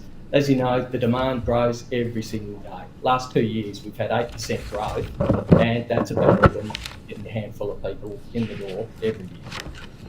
Right, okay. Well, let's get to the crux of this. The Regional 500 was an initiative of this government, and the purpose of it was to reduce response time to life-threatening call-outs and emergencies, and therefore improve patient outcomes and experiences. You're telling me, and in the answer you provided this morning, and what you've just said then is, and I'll quote you from this morning, we have 2 more tranches of this program, and really the approach we're taking is to mitigate as much fatigue and on-call around regional New South Wales as we possibly can. Understand that, but that wasn't the purpose of the Rural and Regional 500, was it? The government stated its purpose was to reduce response time. You're telling me you're using it as a tool to reduce on-call. And that is only part of my answer. Yes, of course, we're addressing regional response times wherever we possibly can. The issue here I would put into a context. So 2 years ago, we had more than 1,068,000 incidents across the state. Last year, we had 1,156,000. So it's about an 8% increase. virtually all ambulance services across the country roughly look at their demand growth on average of 2.7%. We're faced with 4%. So it is entirely true that increases in demand mitigate the impacts of new staff coming through the door. Right, okay, well, seeing you brought up modelling and stuff, let's take you to the so-called modelling that your service has done in relation to the allocation of resources. Lithgow, for example, attends 64% of the incidents that Goulburn does. They have half the population of Goulburn and a third of the geographical area. Lithgow is 93% self-sufficient, and we know what that means. In other words, it can meet its demand. While Goulburn only achieves 77%, having an older and faster ageing population. Under your world-class modelling, Lithgow got 17 new paramedics under the allocation. Goulburn got 5. How does your modelling work there when, as I said, 64% of the work that Goulburn does? Yeah, thanks, Mr. Roberts. Look, to put it, I won't waste your time by reading what the Auditor General's report already found. You know that. In addressing this specific question, Lithgow did receive an enhancement of 17 workforce, but it did have historically on-call on both day and night. As you know, it's a very large mining area and it's isolated. The closest level 4 hospital is Penrith. The closest level 3 hospital is in Lithgow. As you're aware, Goulburn is also a level 4 hospital. The difference is it's immediately to hand. Lithgow covers a large geographical area, including the isolated communities along the Bells line of road that experience extended response time. And we're actually doing a number of things trying to put in community emergency response teams up there. There's basically 54 minutes to Lithgow to the next closest station. It's a very long way away. Conversely, the next closest town to Goulburn, as you'd probably be well aware, is 25 to 30 minutes away on lights and siren. So all regional stations, as I'm sure you know, provide cover to each other. These are the primary drivers. The difference for Lithgow versus Goulburn in terms of their routine transfers is Lithgow is 48 minutes away from its major hospital down at Penrith, compared to 23 minutes. So there are very different factors that drive those changes, but the modelling continues to be done on an ongoing basis, as is what the Auditor General found. So I'm confident that we will continue to see demands on these last 250 FTE over the next 2 years, and we'll adjust the modelling accordingly. Right, well, I'm glad you brought up the Auditor General that you rely on so much. Wasn't the Auditor General critical of your measurement tool in that you only measured the performance response in the first 50 percentile when they said that the gold standard should be the 90 percentile? And wasn't the Auditor General also critical of the fact that you measured in the macro form rather than the micro form? So that was actually an issue propagated by New South Wales Ambulance, Mr. Roberts. We're supportive of the measurement of 90 minutes. I think what you're referring to is the service agreement with New South Wales Health, and that only up to that date had a measurement of priority 1A. In the new draft, as a result of the recommendations supported by New South Wales Ambulance from the Auditor General, New South Wales Health has agreed that we will measure not only what is now category 1, immediately life-threatening conditions at the 50th and the 90th, category 2s, which are potentially life-threatening conditions at the 50th and the 90th, broken down by metropolitan and regional. Well, that'll be good to see. And while we're talking about modelling tools and information, as you're well aware, at my moving of a resolution, the Upper House passed a motion for an SO52 in relation to all your modelling tools for the Regional 500. I'm going to use the modelling, gold standard modelling loosely. In one of the documents that was provided to us, Ambulance New South Wales said, and I'll quote from this particular document, the disadvantages of the day-day, night-night that you installed in Goulburn was that it provides a relatively lower level of cover between 1900 and 1600 when the incidents are at its greatest, and provides a disproportionate amount of cover between 2,400 and 600 the next morning when incident volumes are at its lowest. And further to that, on the existing the proposed day, afternoon, night roster, it said it provides a good match of supply to demand. Well, isn't that what this is all about? Isn't that ambulance's response is to provide a timely service to people in need? There's two elements to your question. One is this issue that, as you know, Goulburn works as a hub along with Crookwell. The challenge you have, if we had gone and removed on call and kept only one night crew, if they'd gone out to Crookwell to back up, we wouldn't have had a crew left in Goulburn. By moving to the day, night pattern with two crews, if a crew goes out to back Crookwell up, or vice versa, there's still a crew available in Goulburn. I'd bring your attention to, because I'm sure you've got it there in the papers, there's a really instructive chart that shows that at its peak time, Goulburn does about 361 cases at its peak at about 11 o'clock in the morning.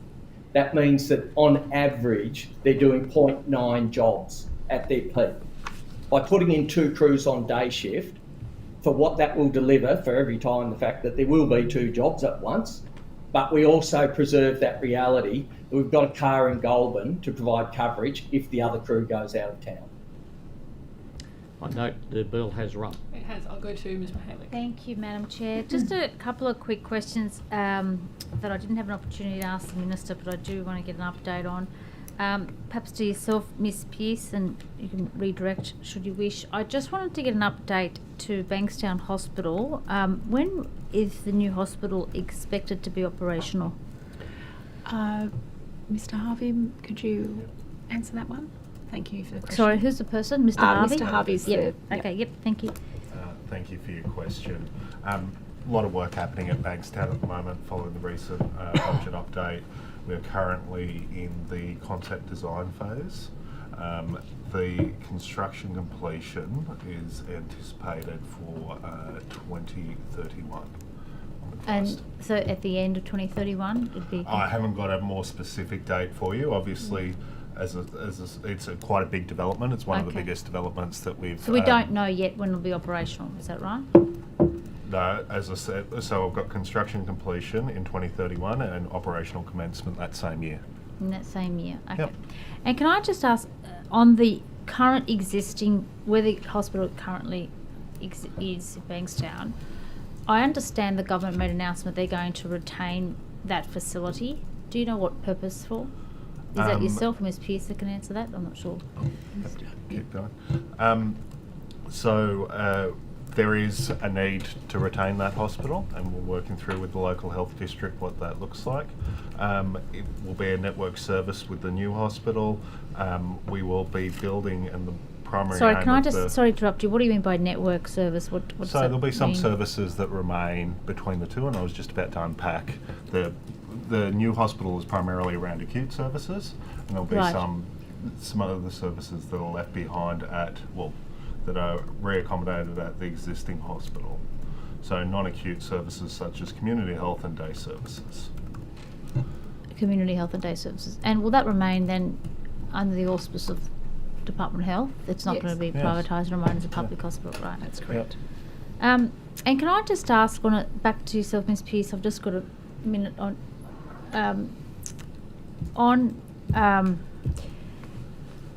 have the arrangements, or perhaps it might be yourself, Mr. Harvey, have the arrangements between TAFE and Department of Health finalised then with the current with the new hospital being on the TAFE side? Are they all the contractual arrangements now complete in relation to that handover or transfer of land ownership?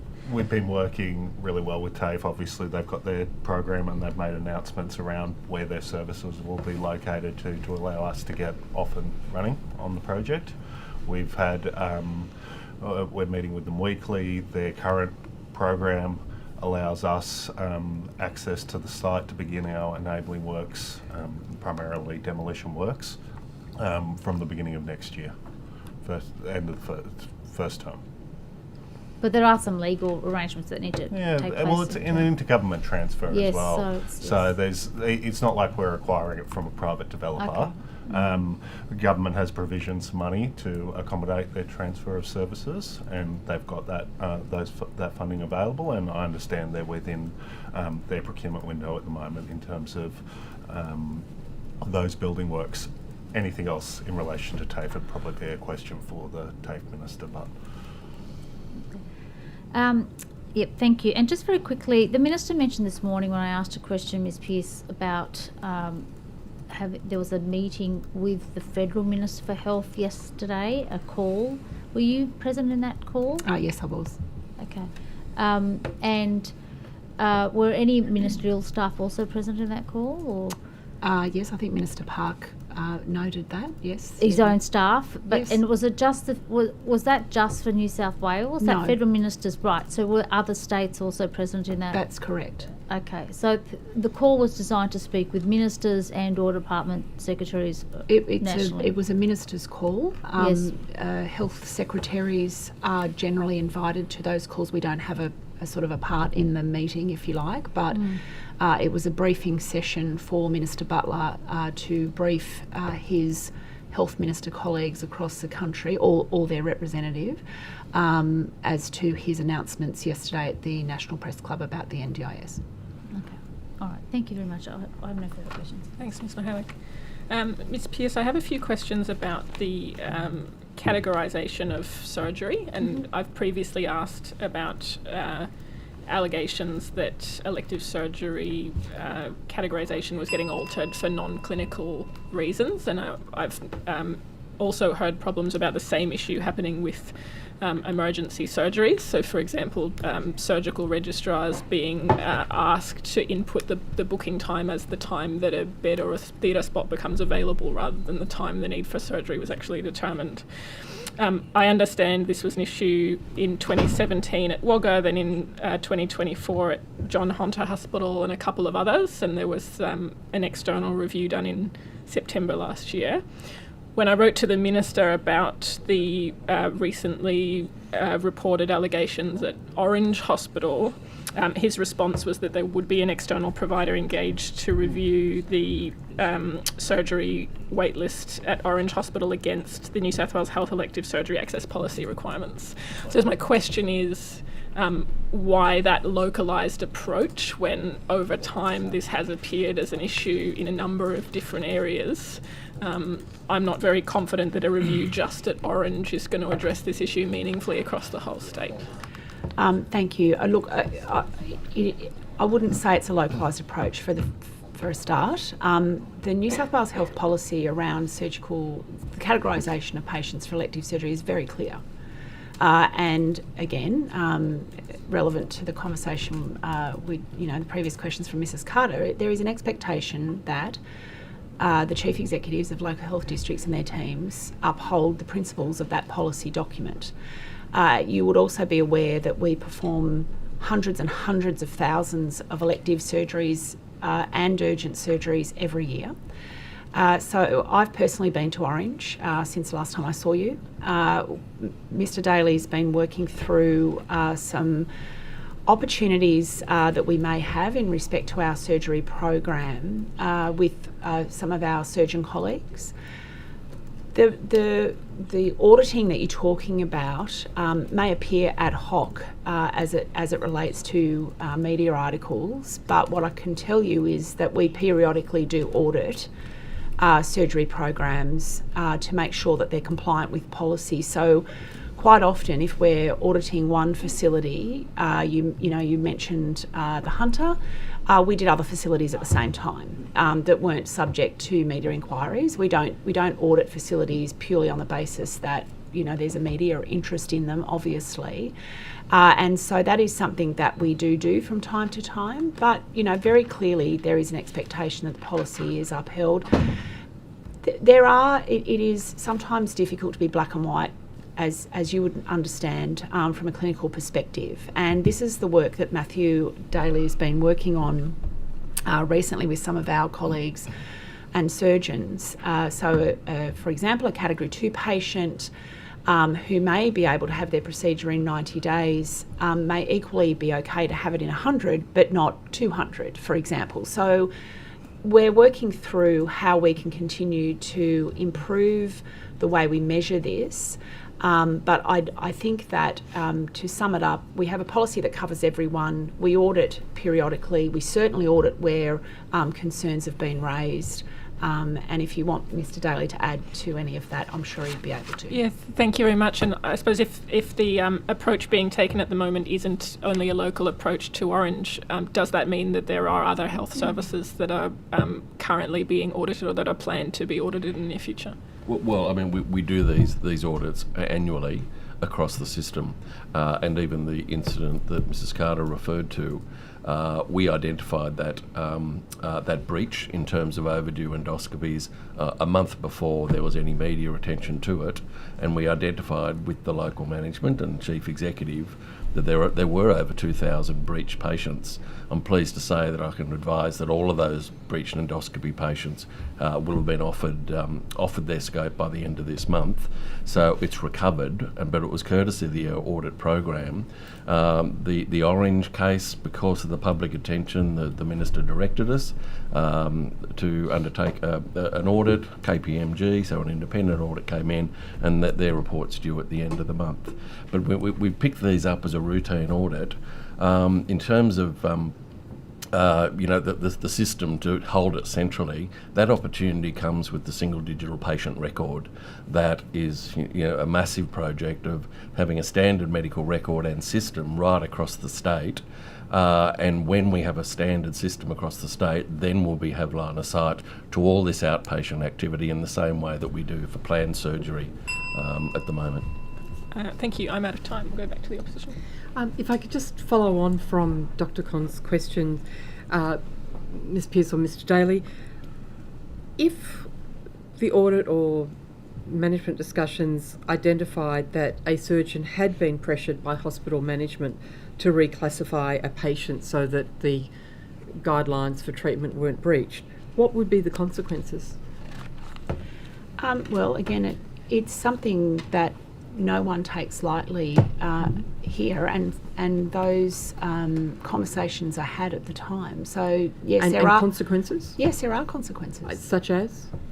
Well, I think there are disciplinary procedures you would understand that anyone found to have been engaging in such conduct, Mrs. Carter, would be subjected to. Okay, thank you. Mr. Harvey, perhaps I could ask you a couple of questions. Can you just list for us the business cases that are currently progressing for new hospital builds?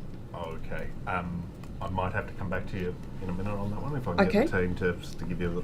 Yep. I don't want to leave any off. If you want to take it on notice, yep. that would be Thank great. In terms of your future infrastructure team, have you had a net loss FTE? In terms of my...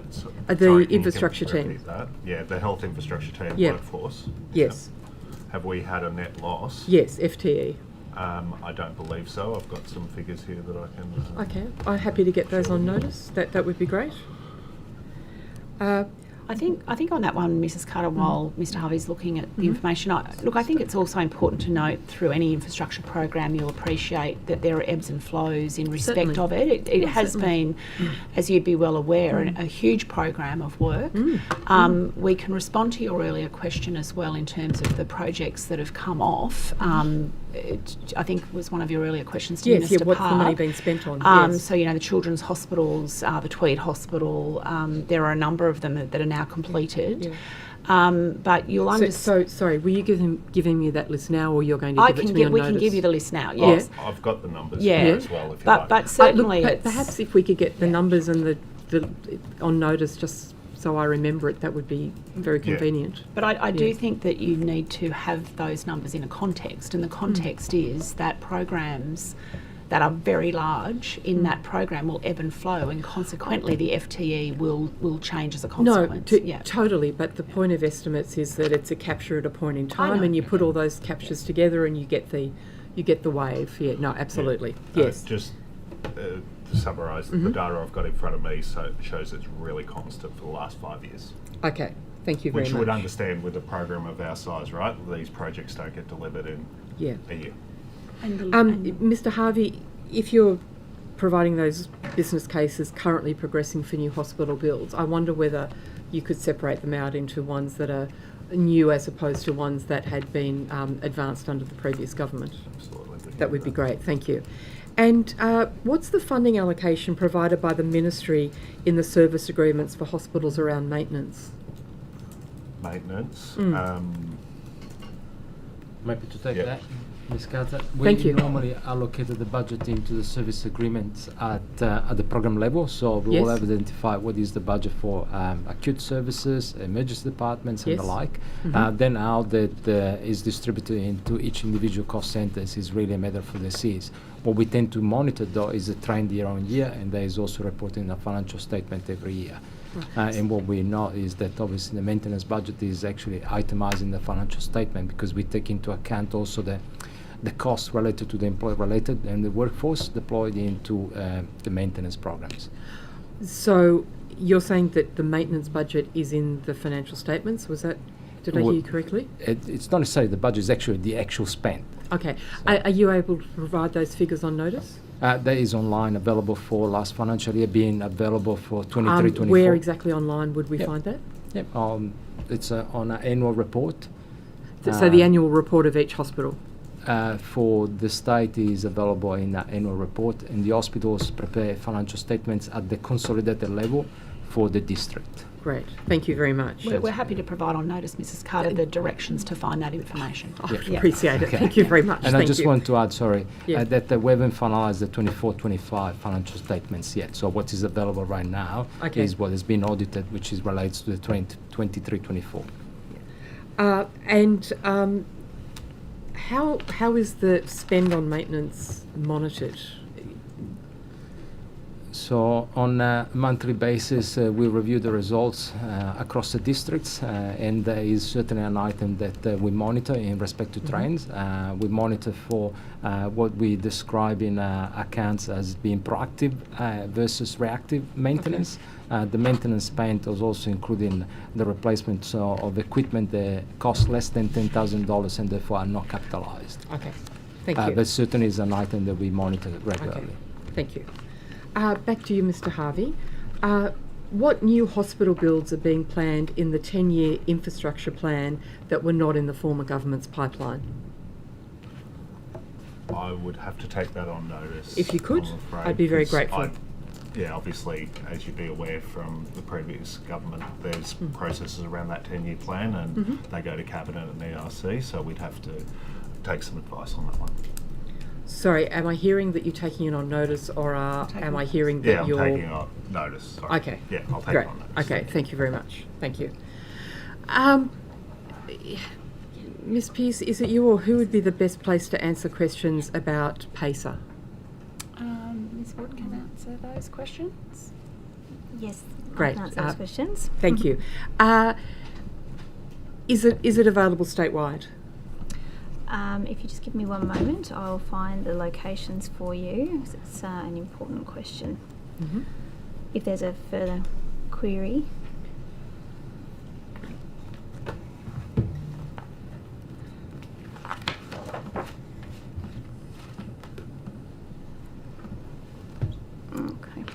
So the PACER program operates in 19 police area commands, and $6 million is provided annually to support the PACER program in 7 local health districts and also St Vincent's Health Network. That covers 12 police area commands and 2 police districts across the Greater Sydney area and Central Coast. Sorry, I thought I heard you say that it was available in 19 police area commands, and then you said 12 police area commands? So there's an additional 5 where the PACER program operates at local health district level. So totally, if I go, let me just go through that again just for clarity. Yep. So there's 19 police area commands.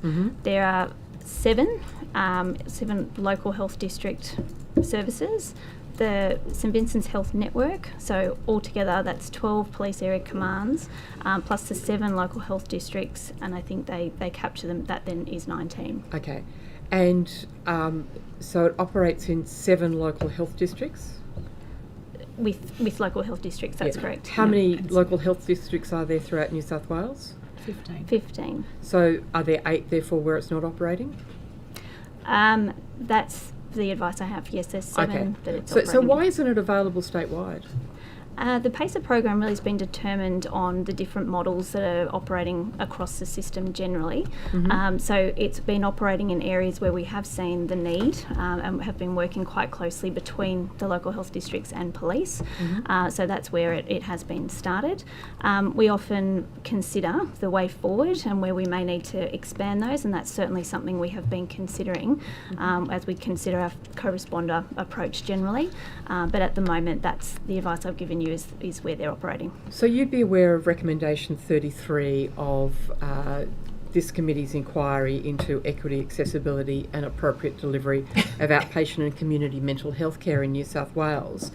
And that raised questions about PACER and talked about development of a new model. That recommendation, I believe, was accepted by the government. What's the progress of work being undertaken in relation to a new, more tailored model? Absolutely. So the PACER program is one model. What we are looking at, and I think has been advised, is that there is a broader co-responder model that may include components of the PACER program, but it is really focused on ensuring whenever... Thank you, Ms. Wyong. We're the theory. Yes. I've asked you what work is being done Sorry, in I was relation just to going developing to get to that, either Ms. Carter. an improved PACER or a new model that relates to it. Absolutely. So we have only just started the actual co-design process. So we've started consultation this week. Okay. So we're just trying to work through. Obviously, there's a lot of consultation that needs to occur. It's a very strongly co-designed model with people with lived experience, with families, with police, ambulance, and also mental health clinicians. So there's also a lot of union discussion that needs to occur, but it really has to be a very carefully thought out, individualised approach that is then made sure we have a model that can appropriately respond to people in the communities safely. And who's leading that work? It's a true co-responder, so it's between ourselves, the New South Wales Police, New South Wales Ambulance, of course, and our mental health branch. Great. And so that's a working group. What's the status of the body that's leading It's it? only just been announced, Ms. Carter, so we're just working through exactly what it will look like. In terms of the actual approach to the co-design, obviously we're working with families that have got lived experience, so we have to manage that very sensitively. So we're working very closely to work that through now with some of our peak mental health bodies, like Being, for example, to make sure that we are doing that in a really trauma-informed way. Okay, thank you. Ms. Pearce, how many current misconduct and grievance investigations are being undertaken into doctors in New South Wales public hospitals? Mrs. Carter, I don't know that even on notice I could answer that. Can you take it on notice? I can. Thank you. Yeah. Thank you. Thank you. I wonder, could you also take on notice the average time that one of those investigations takes? Sure. Thank you. There have been some concerns raised, and I wonder whether you share these concerns, that grievance or misconduct investigations can be weaponised against staff for raising complaints or concerns about management. Would you share those concerns? I'm very concerned if anybody feels that is the truth of the matter, Mrs. Carter.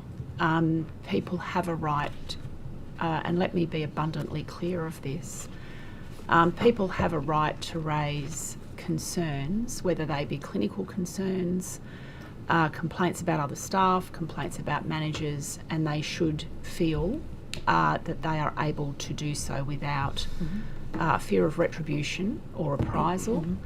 I absolutely understand the need for people to be able to raise concerns. I worked for a union for 8.5 years. I understand that people need to be able to raise concerns, and indeed those who are complained of deserve the right to respond. So if there are specific examples that you would wish to raise with me, I'm happy to address those if I can. I'm very grateful for that. Thank you.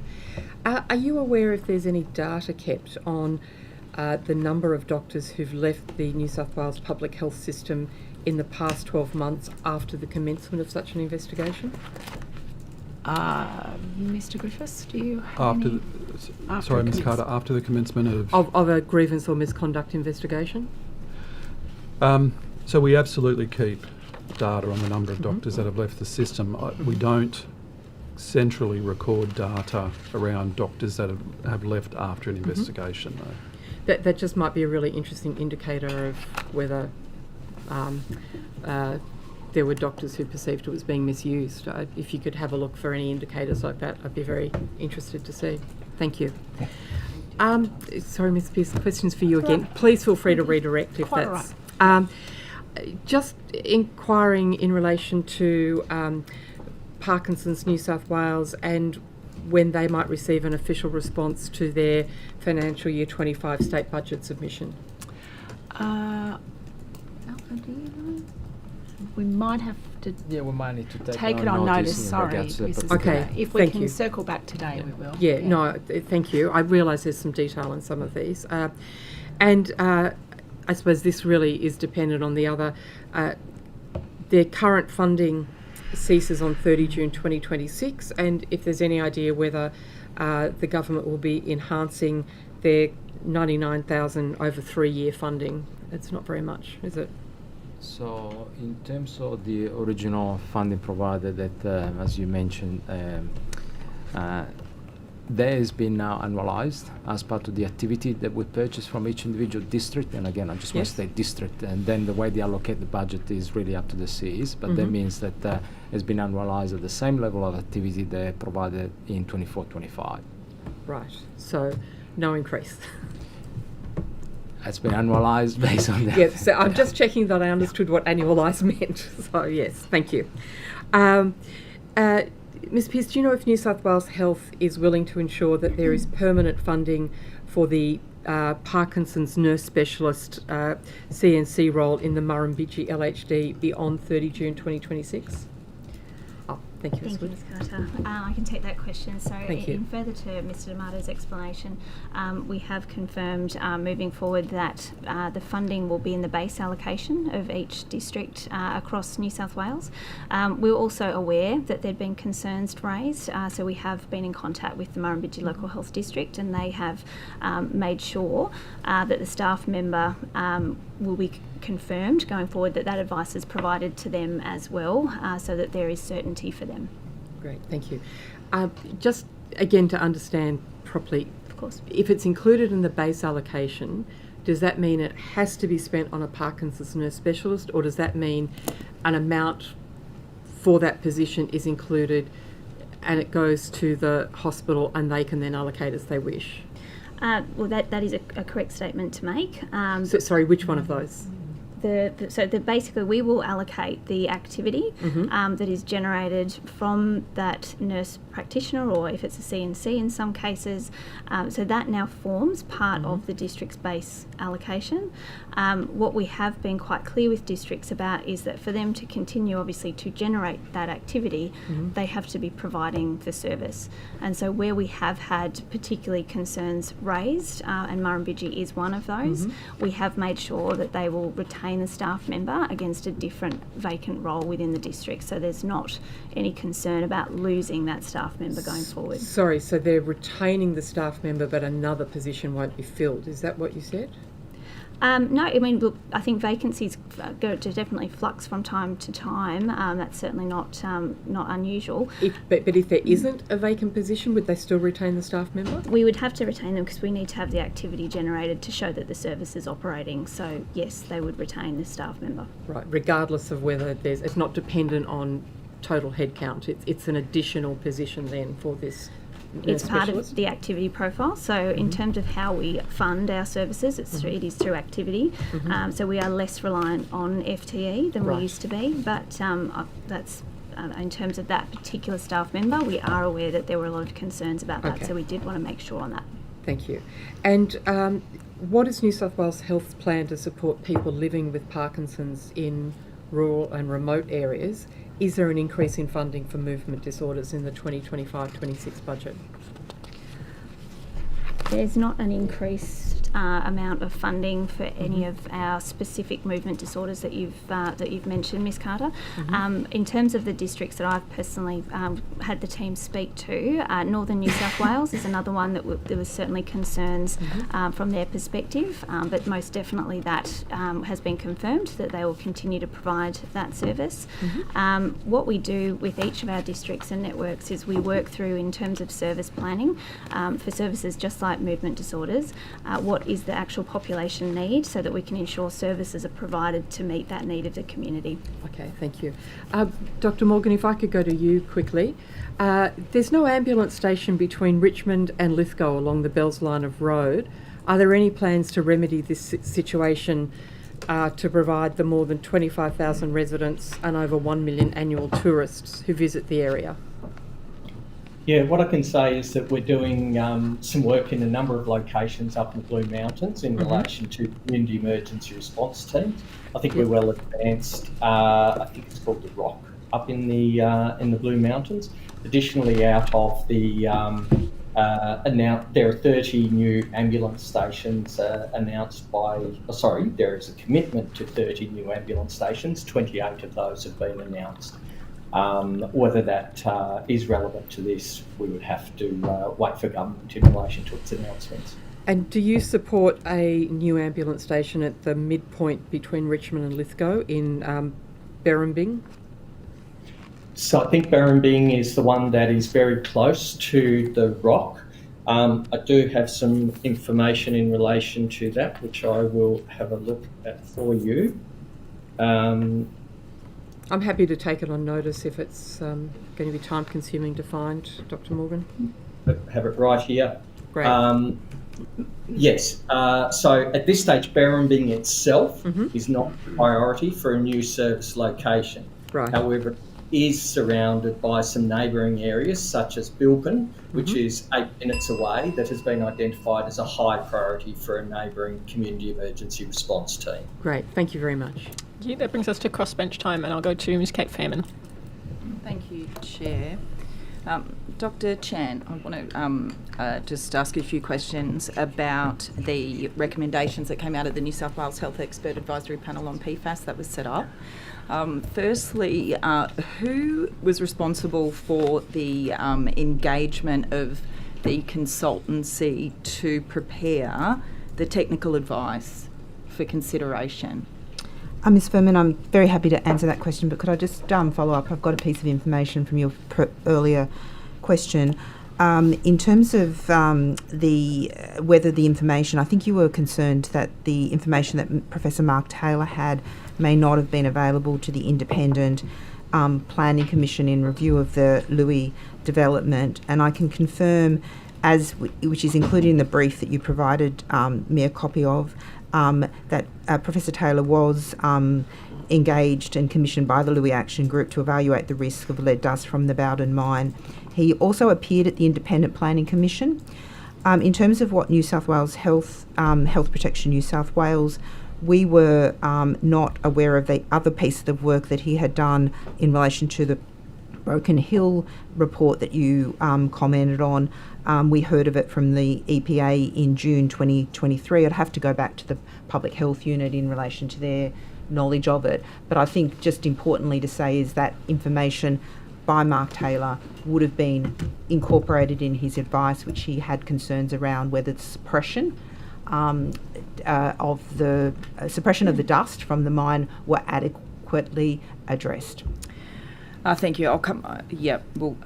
Thank you for that. In terms of the engagement of the NRIS consultant, I would have to double check, but my understanding would be that was engagement done by our environmental health unit within Health Protection New South Wales. Okay, so you were part of the health this panel, Dr. Chan. I had the privilege of chairing the panel, Ms. Furman. So that's Okay, so I wanted to just pick out one aspect of it to begin with. So it states that it recommends that interventions that reduce blood PFAS are of uncertain benefit and may cause harm. What kind of harm does giving blood cause? Well, if the blood is given repeatedly, that can lead to anemia, and that in itself can cause harm if someone had underlying health issues in particular. And we would support the community to routinely give blood, but obviously there is monitoring to make sure that people are not giving blood too frequently. The other medication that is used... People aren't, like the public aren't advised to not give blood because they may get anemia. Well, I think the question for us is it depends. What we're saying is giving blood is perfectly is promoted. It's an important part of our community obligation. I think if we're looking at removal of blood to lower the PFAS levels, the panel was saying that there is no evidence that that will change anyone's health outcomes. Okay. There was a discussion around the side effect profile of the medication cholestyramine or other measures, and also just that comment that blood, if you're doing venesection and removing blood more frequently than you should, that has a harm associated with it. But just to be clear, Ms. Furman, we would greatly support the community engaging in blood transfusion, and particularly encourage people to look at plasma donation as well as part of their contribution, because that can be done more frequently. Okay. I do have, and was that recommendation, where did that come from? Was that just a decision by the advisory panel without looking at any evidence? Did it come from NRISC's analysis of the information they had before them? The expert panel is made up by a variety of experts. So there is Professor Nick Buckley, who's a toxicologist, Professor Alison Jones, who's both a general physician and a toxicologist. There's Tim Driscoll, who's a occupational physician. There's general practitioners on the committee, and there was Martin Kirk, who's a national epidemiologist that's actually done work in this area. So those experts by themselves are very much across the literature, but there was extensive reviews of the advice provided by other organisations. Okay, thank you. And I would just draw your attention to the fact that the CDC, the US CDC, also has the same advice around the fact that there are no true effective therapies. I can provide that exact mechanism statement if you would like. Okay, so are you aware of there's been a study undertaken that has been circulated? It's been discussed at NHealth meetings. I've got the minutes in front of me. That this is NHealth 23rd of February 2022. I have some copies if the Secretariat wants to circulate those, where Mark Taylor, once again, thank you, who at the time was head of the EPAs at NHealth. NHealth is, the way I would normally talk about NHealth is the environmental health leads from each state and That's right, as well as territory. Richard Broome, who's from New South Wales Health, Dr. Chance. So yes, that's a fine. senior official from the department. Yep. Where there's a study which is a phlebotomy study. Phlebotomy is donating blood, is that correct? That's correct. And the results show that donating blood or plasma will lower the levels of PFAS in your blood, and that it may be beneficial for NHealth to have a presentation on that study prior to the update of the guidance statement being finalised. So I can confirm, Ms. Furman, if the question is what the expert panel was very aware of that study, and the issue that the expert panel would have debate about is the fact that clearly both the medication, cholestyramine, and phlebotomy can lower the levels of PFAS. The question is that material to a changing health outcomes and therefore the clinical effectiveness? So it's a slightly different nuance. but clearly the expert panel did discuss that, and I'd be happy to provide any more clarification around their reasoning in that, and to put any questions you have back to the expert panel. So, yes, because it does seem as though that may be slightly selective in terms of if people do want to reduce PFAS levels in their blood. This study absolutely shows that in firefighters in Victoria, the PFAS levels in their blood decreased substantially as a result of donating plasma and blood over that 52-week period, Dr. Chan. So can I just be very clear? There is no doubt that both the cholestyramine and the removal of blood can actually lower blood levels. Absolute, no doubt. Is there a reason why that wasn't put into that? The question... into that advice then? This is advice of the expert panel. I would have to go back to that particular area, but I think the issue they were commenting on it was a clinical intervention that we would recommend for patients for PFAS. And if that requires more clarity in terms of the nature of the fact, that's a really... I'd be happy to reflect on that.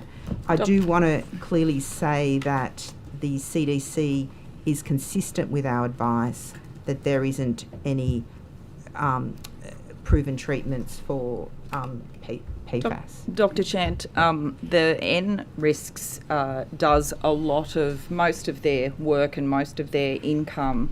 Their client list is almost all government, defence, health, environment department, regulators. So they have provided these documents to you, and I've had a look at the technical advice, their agenda papers, not a huge amount actually, and the two papers that they have relied upon in something called PFAS Mechanism of Action.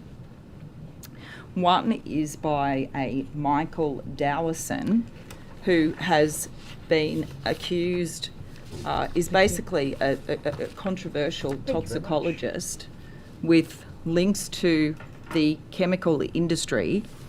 And this Guardian article that I can also table so you could have a look at it, because if you're not aware of this, I think it would be very pertinent for New South Wales Health to know, says that he launched all of this after industry groups mounted a legal challenge to PFAS restrictions to wield evidence against PFAS limits. And the second article that's quoted is from the same group of people who work for industry, and that's all that's been quoted. Do you think you're getting good, honest science or industry spin to discredit PFAS limits? Ms. Furman, just to reassure you that the collation of this report, the collation of this information was put before the panel, but the panel itself is filled with people that have also very much across the literature.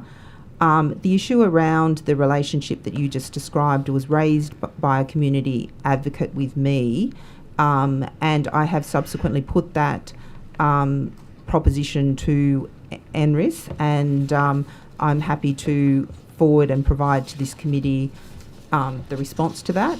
And I was provided with a copy of the email of the Guardian article. These are research publications in peer-reviewed journals. The expert panel has got, as you are aware, Professor Buckley reviewed on behalf of the national government in 2021 the PFAS issue. And reviewed all the literature at that time. We also have Martin Kirk, who ran the national study into PFAS. And so independently, those clinicians on the panel are very across the technical issues associated with it. And then I can assure you, having chaired the meetings, that there was actually robust discussion of the literature as we went through. I would also like to put on the record that the position we have landed on is very consistent with the CDC in the US, and I as I said, our role in this is just to provide a summary of the evidence. If there are areas, like you've just raised, Ms. Furman, about making it clear that they can lower PFAS, then clearly we can, augment that in our communication. We've got FAQs, and we can make that very, very clear, and we certainly can highlight those issues in any engagement we have with GPs or the community. I wanted to follow up some of my questions this morning about abortion services. The first one was Ms. Pearce, you indicated that there had been no notifications yet from within New South Wales Health, and I just wanted to follow up on the detail of the ability of employees, if they're now enabled by legislation to prescribe. Is there some kind of policy or other barrier preventing, for example, a nurse practitioner employed by New South Wales Health from prescribing the MS two-step medication? Does this require your policy review to take place, or is it just that no one's is it just a coincidence that no one's prescribed yet? I think, look, just thank you for the question, Chair. Because we're at the start of actually delivering this report each year, the information that's in the report is from prior to the legislation changes. There is no blocking in terms of reason for them not to have been reported. At the moment, we just don't have any endorsed midwives within New South Wales Health, but we are working very closely with our nursing and midwifery office as we review the policy directive changes to really articulate the role and function that we see and how they could be engaged meaningfully. But we are seeing, in terms of the early indications that are coming through in line with the new reporting of the notification system, we are seeing notifications from nurse practitioners and endorsed midwives across New South Wales. Okay, thank you.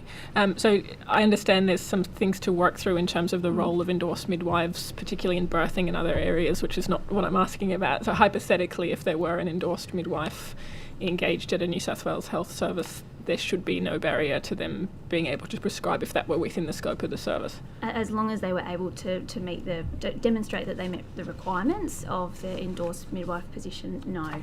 Okay, thank you.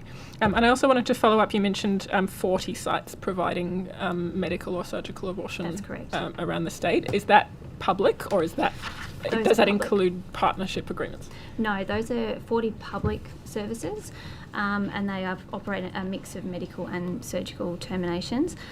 In the report we have most recently put together, 89% are actually, in terms of the earliest stage of abortion, very much provided outside of New South Wales Health. But of the 40 sites that we do have, it's very clear for those who do not fit into those 40 sites what the referral pathways are to access those sites. Is that list of 40 sites publicly available? It's a mix of availability, but what we have done is, in terms of the Search Plus work that we've done to really support women to actually connect in so that they can be connected to the service options available. What's important, I think, to remember is that it's giving them the whole gamut of information so that they can make the choice as to where they might want to access services.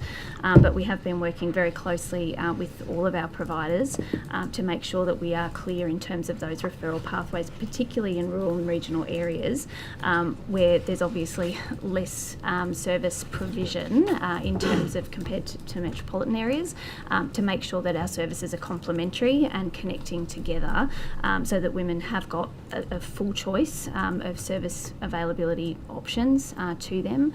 But again, I think what is pleasing to see is an increase in women accessing those services earlier on, which I think is, in terms of their experience and certainly the process around it, is a good thing from our perspective. Thank you. I've got a quite unrelated question. There was a policy that I understand was previously introduced regarding the ability of staff specialists who also work in a private capacity and their ability to refer their own patient in for admission, and the directive was that they would have to go through emergency or through an outpatient department to be admitted, which is quite significant duplication in an existing overburdened system. I understand that policy was paused, or that there was a moratorium on it. Can you explain where that's up to? Chair, I think I can part answer it, but we may have to take it on. Look, my understanding, I've only recently been made aware of this issue, and what I understand was that there was some advice sought. I understand that there was a correction, which may be around the pause that you're talking about, and I will take the rest on notice. So I'm sort of broadly aware that this issue has been raised, but I need to understand it better. Okay. And so I'll respond to you on notice in regard to that, because obviously we don't want to create more complexity in an already complex environment. Thank you. Thank you for understanding. I have a question about one of the recommendations of the Special Commission of Inquiry. I understand the government's still working on its response and that a number of those recommendations are very broad and complex, but my question is about one that's a relatively simple one to implement, which is recommendation 31.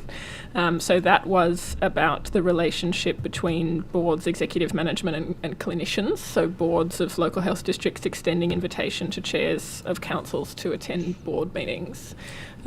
Is that something that has been implemented in any local health district, or is that under consideration? So, look, the government obviously has indicated that it will provide a response to all of the recommendations from the inquiry toward the end of this calendar year.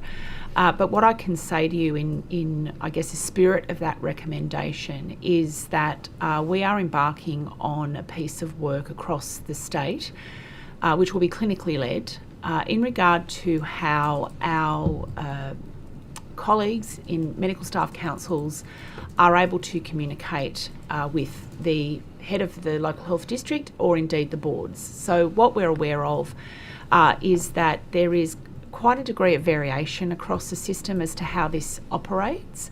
And of course, medical staff council chairs have had, I think it's the Executive Medical Staff Council have had a standing invitation to board meetings and do attend board meetings already. But it is important for us to, noting some of the issues recently, and Minister Park and I, for example, have been out to visit the colleagues at the Medical Staff Council at Westmead on a couple of occasions recently. Last week I was at Sydney Local Health District talking to chairs of medical staff councils there. I've been to Orange recently talking to the Medical Staff Council there.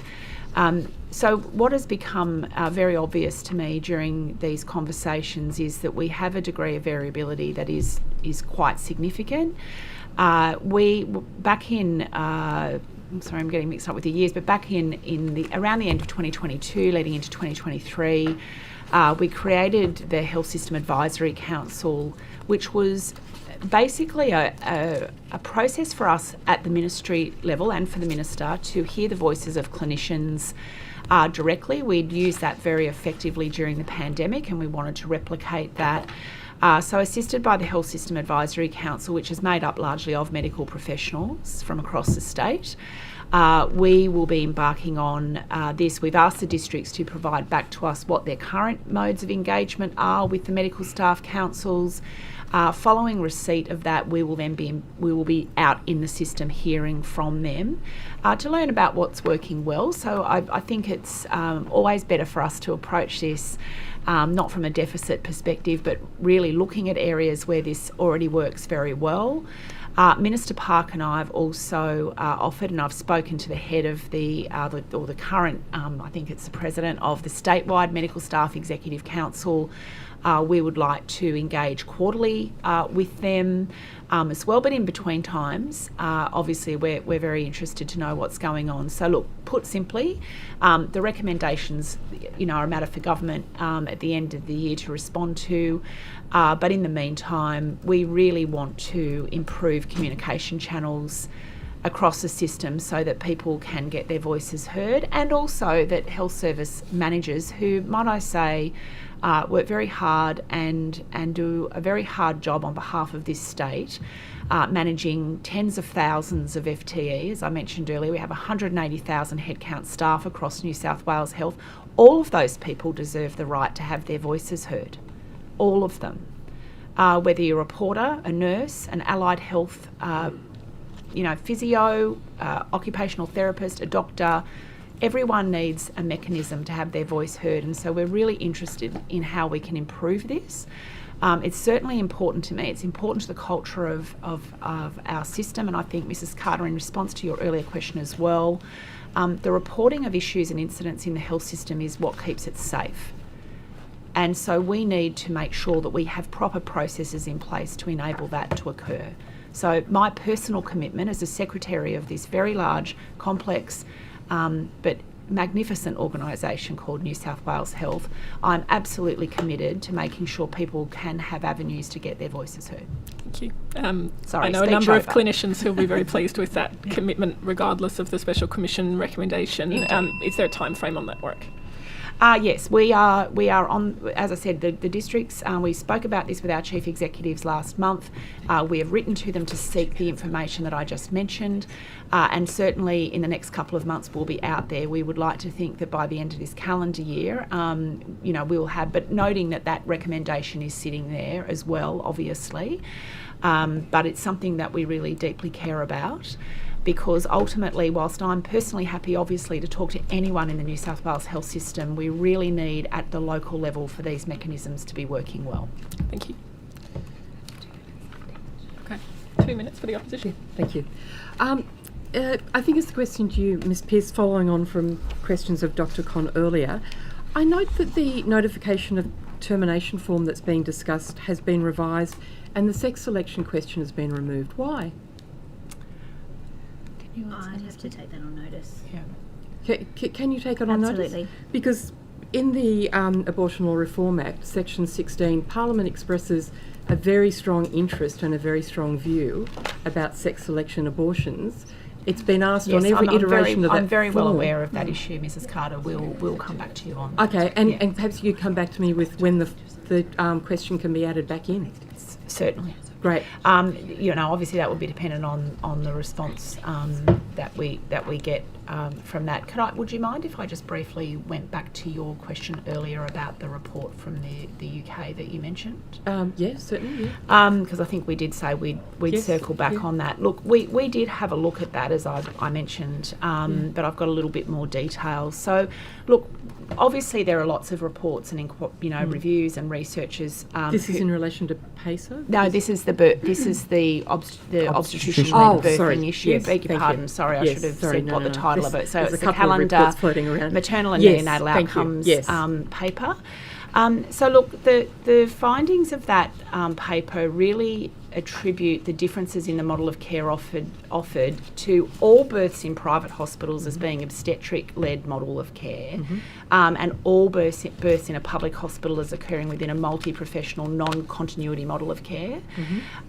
So we see a problem with the approach in that study because it doesn't adequately account for the full range of large and systematic differences between women who give birth in public and private hospitals. And that includes that in public hospitals, women are disproportionately more likely than private hospital patients to be, for example, socioeconomically disadvantaged, and to experience a range of psychosocial and medical complexities associated with this. There are a range of issues from our perspective. I think where your question was going was, with the advent of the chief midwife, were we going to depart from an obstetric-led model? The response to that simply is no. It is, we have a partnership model between obstetricians and midwives that operate in our system each and every day, and they are equally important in the care of women and all highly skilled and valued members of our team. Great, thank you. I've just got one last question from me. As I understand it, at the moment, patients on discharge from public hospital can only access a few days of medication under the PBS, whereas in other states there's a pharmaceutical reform agreement in place between the state and federal governments. This was a recommendation of both the ramping inquiry and the rural health inquiry. Dr. Chant is almost leaping out of her chair to respond to you, Dr. Collins. That's all right. Yes. If I can finish this term, my question, both of those really excellent inquiries, because I need to acknowledge they were conducted before I was the chair of this committee. Indeed. They both raised this issue. What are the barriers to New South Wales negotiating a pharmaceutical reform agreement? Can I say, first of all, thank you for raising the question. Yes. It is something that's very important to us as well. But Dr. Chan, over to you. So New South Wales would be very keen to sign a pharmacy agreement, and I share the views of the reports that it does provide a barrier to good care. We're hoping, it's probably Elizabeth to now say, we're hoping as part of the MRHA National Health agreements that we will be permitted to join it, but we concur with your views that we need to progress to this. Okay. Given your level of enthusiasm, is the barrier the federal government? We couldn't possibly comment. Look, it is essentially a negotiation between the state, obviously, and the Commonwealth. It has been raised a number of times. And, you know, as Dr. Charnas said, we would hope that through the NHRA process we may be able to resolve this. It was a decision that you may be aware was taken many years ago and for reasons I can't explain. So we have been very, very clear that this is something we would like to see happen, but we need to have that negotiation occur with the Commonwealth. Okay. All right. We don't have government questions now, do we? 3:30. No, it being 3:30, we'll break for afternoon tea and we'll be back at 3:45.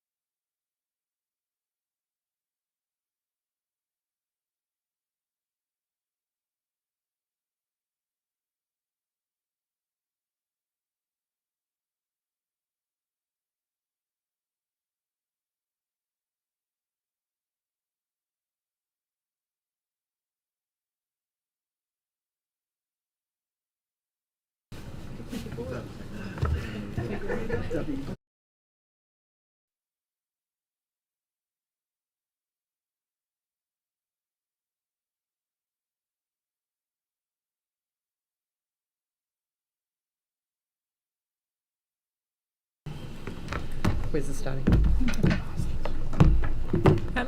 Welcome back, everyone. Thank you. And we will resume with questions from the opposition. Mr. Fang. Thank you, Chair. Mr. D'Amato, I might start with you and just return to one of the issues we discussed with the Minister earlier today. In relation to the new helicopter bases that are being proposed, we discussed the increase in the budget, and I think you provided, as part of an answer when the Minister asked you for an elucidation, that Treasury indicated that there were issues in relation to using the Snowy Hydro Fund for the infrastructure part of the helicopter bases. Could you provide some further clarity around that? Sure. First, I didn't mention in regards to the infrastructure. The issue is related to the recurrent side. And so in relation to employee-related costs and the like, to run the actual bases. Would you mind just bringing the microphone maybe a little bit closer? Is that better? Sorry. Yeah, sorry. Yeah. I'm struggling to hear you. It's No, I appreciate that. Ironically, because I spent too much time in helicopters, I suspect. But, fair enough. Yeah. So just in relation to that then, the pre-election commitment that was provided to, I think, the Parliamentary Budget Office indicated that the bases would be funded by the funds kept in the Snowy Hydro Legacy Fund. That's correct. That's what has been published in PBO. Yep. So is it the case that those that $200 million that was identified is still coming out of the Snowy Hydro Legacy Fund for the infrastructure part of the build? That is my understanding for the infrastructure, that's correct. For the remainder of the budget, that's my understanding. That's the reason I'd rather you referring that question to Treasury or the Treasurer. Yes. Because we have no visibility. I certainly can acknowledge the fact that in regards to the 60 million capital expenditure, it is coming from the Snowy Hydro and is reflected into our budget. Okay. So in relation to the infrastructure only part of the build, noting that the Minister indicated that part of that expansion of the projected cost was for the, I'll say, staffing and the recurrent cost that for the operation. What is the current capital budget for those bases?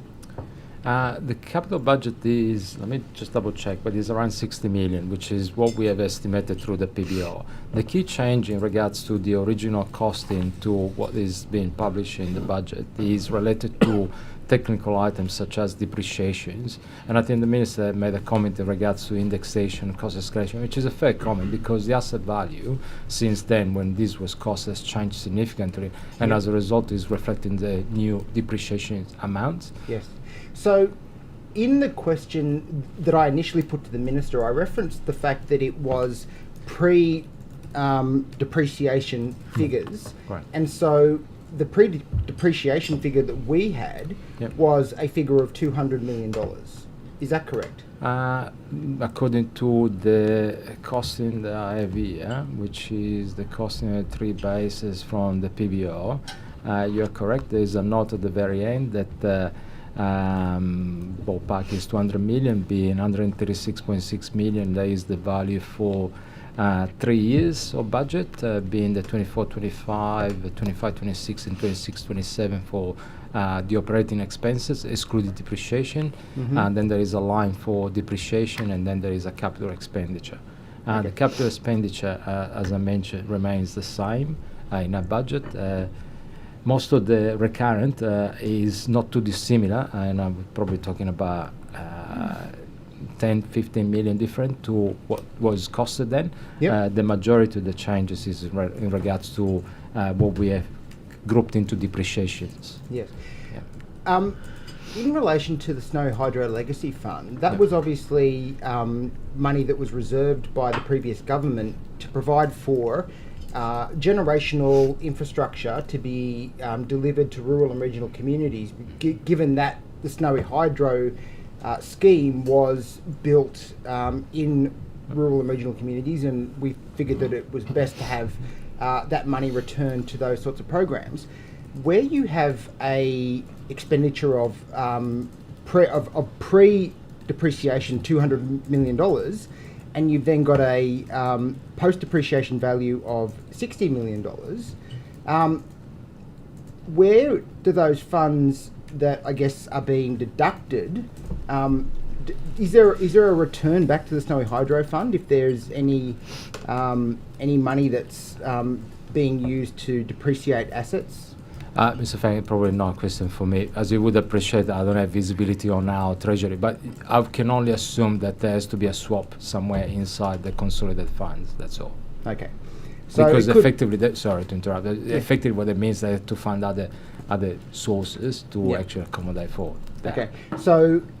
So it could be the case then that, and I don't want to use the word raiding, but it could be that the Snowy Hydro Legacy Fund is being expended on this infrastructure, and then the depreciation is then, I guess, being returned to consolidated revenue, where the government's effectively taking $140 million of the Snowy Hydro Legacy Fund and just one returning thing it to be very clear, depreciation is non-cash, so there's no return to anyone. The depreciation, effectively, we still spend the same amount of money. Whether there was a different source of funds, as I say, we have no visibility, apart from the fact that in our revenue, that's how we have accounted for the Snowy Hydro money. We still have exactly the same amount of money that was costed. And whilst I agree with you on the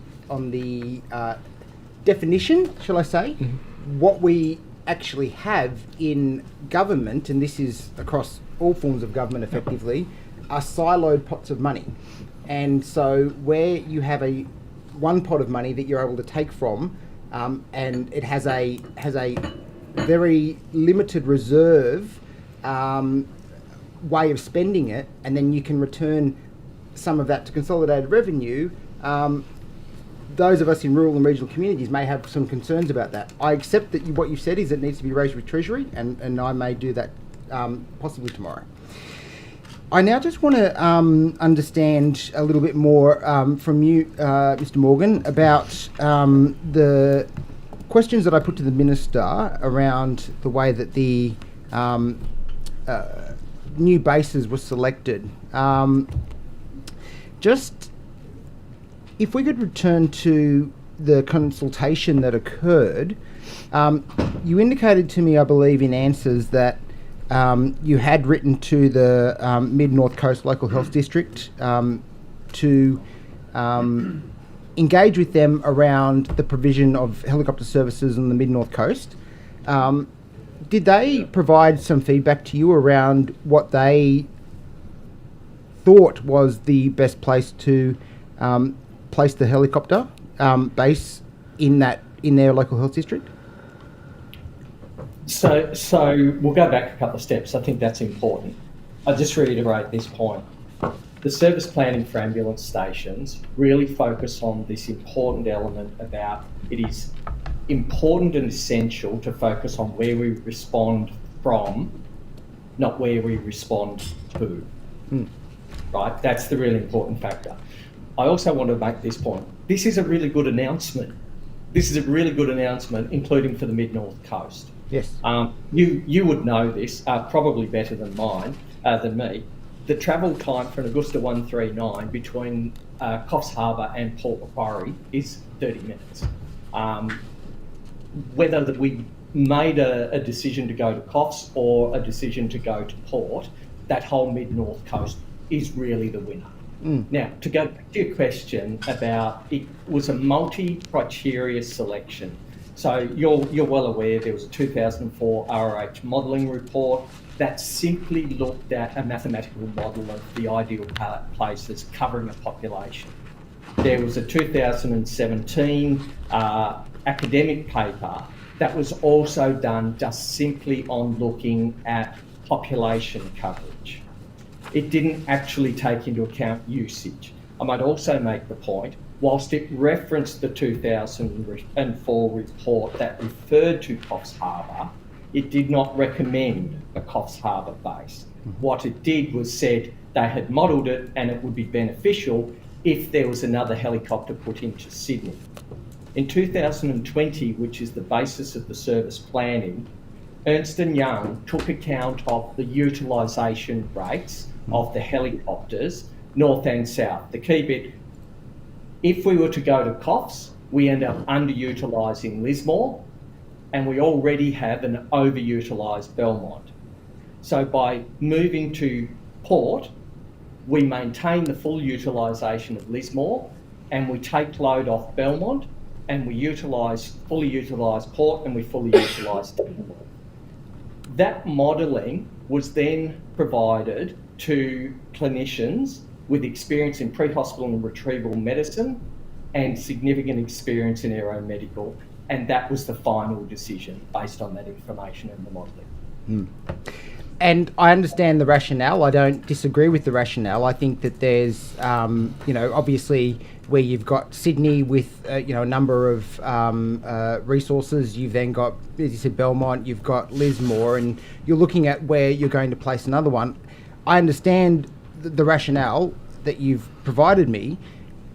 The question really was, though, around whether you'd spoken with the Mid-North Coast Local Area Health District. And the reason I asked that is because it's my understanding that the Medical Council in Coffs Harbour have raised concerns with you and have written to you around the decision to place the base in Port Macquarie.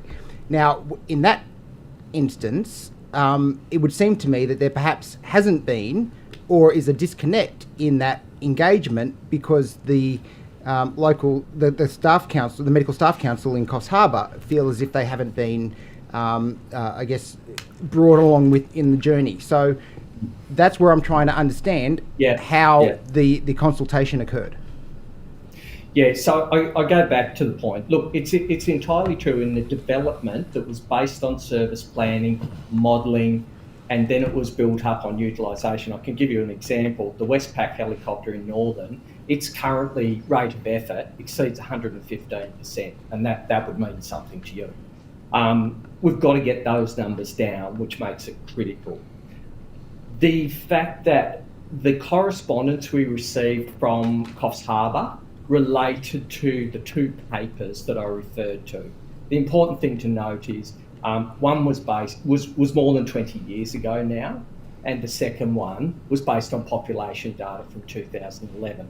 What I can tell you is I have personally spoken with the Chief Executive and the Medical Council and Dental Council from up there. There has been a follow-up consultation from our Executive Director of Medical Services, and there has been a commitment to further ongoing. This is actually a really good rural and regional recruitment announcement, because what I foreshadowed in my letter was the opportunity to actually have fractional appointments that will draw critical care consultants, not to the Mid-North Coast, but also to Wagga Wagga and down to Maruya as well. So I think it's a positive agenda, but I acknowledge your point that there needs to be further dialogue. Yeah, and I don't want any of my questions to be interpreted that this is criticism of what is, I think, a positive announcement in general for rural and regional communities. I think that there are just a number of concerns about the way the decision was made and the lack of consultation. That is a common theme, I would say, amongst a number of complaints across a number of specialities and a number of sectors within health in New South Wales. And so I'm giving the Minister and the Department the opportunity to respond to some of those things. Just, I guess, moving now to another topic we covered off on, and that was the provision of helipads at hospitals. And you would have, I guess, heard my questions to the Minister in relation to what I probably at the time suggested were unwise or unhelpful comments from the Parliamentary Secretary in relation to the Shellharbour helipad and the description of let me rephrase, the excuse that was provided by the Parliamentary Secretary around the non-provision of a helipad being that it's not a trauma hospital, is it the case that New South Wales only puts helipads in hospitals that have trauma services? I'll answer your question in two ways. Let me get to the second part before you come in on the first. It won't surprise you to know that the head of an ambulance service with a large aeromedical fleet would generally be in favour of the provision of a helipad at new build hospitals. Yep. The second part is we are an integral part of the New South Wales health system, and the truth of the matter is sometimes decisions need to be taken into account, and I accept that, about priorities for development. And that would be my answer.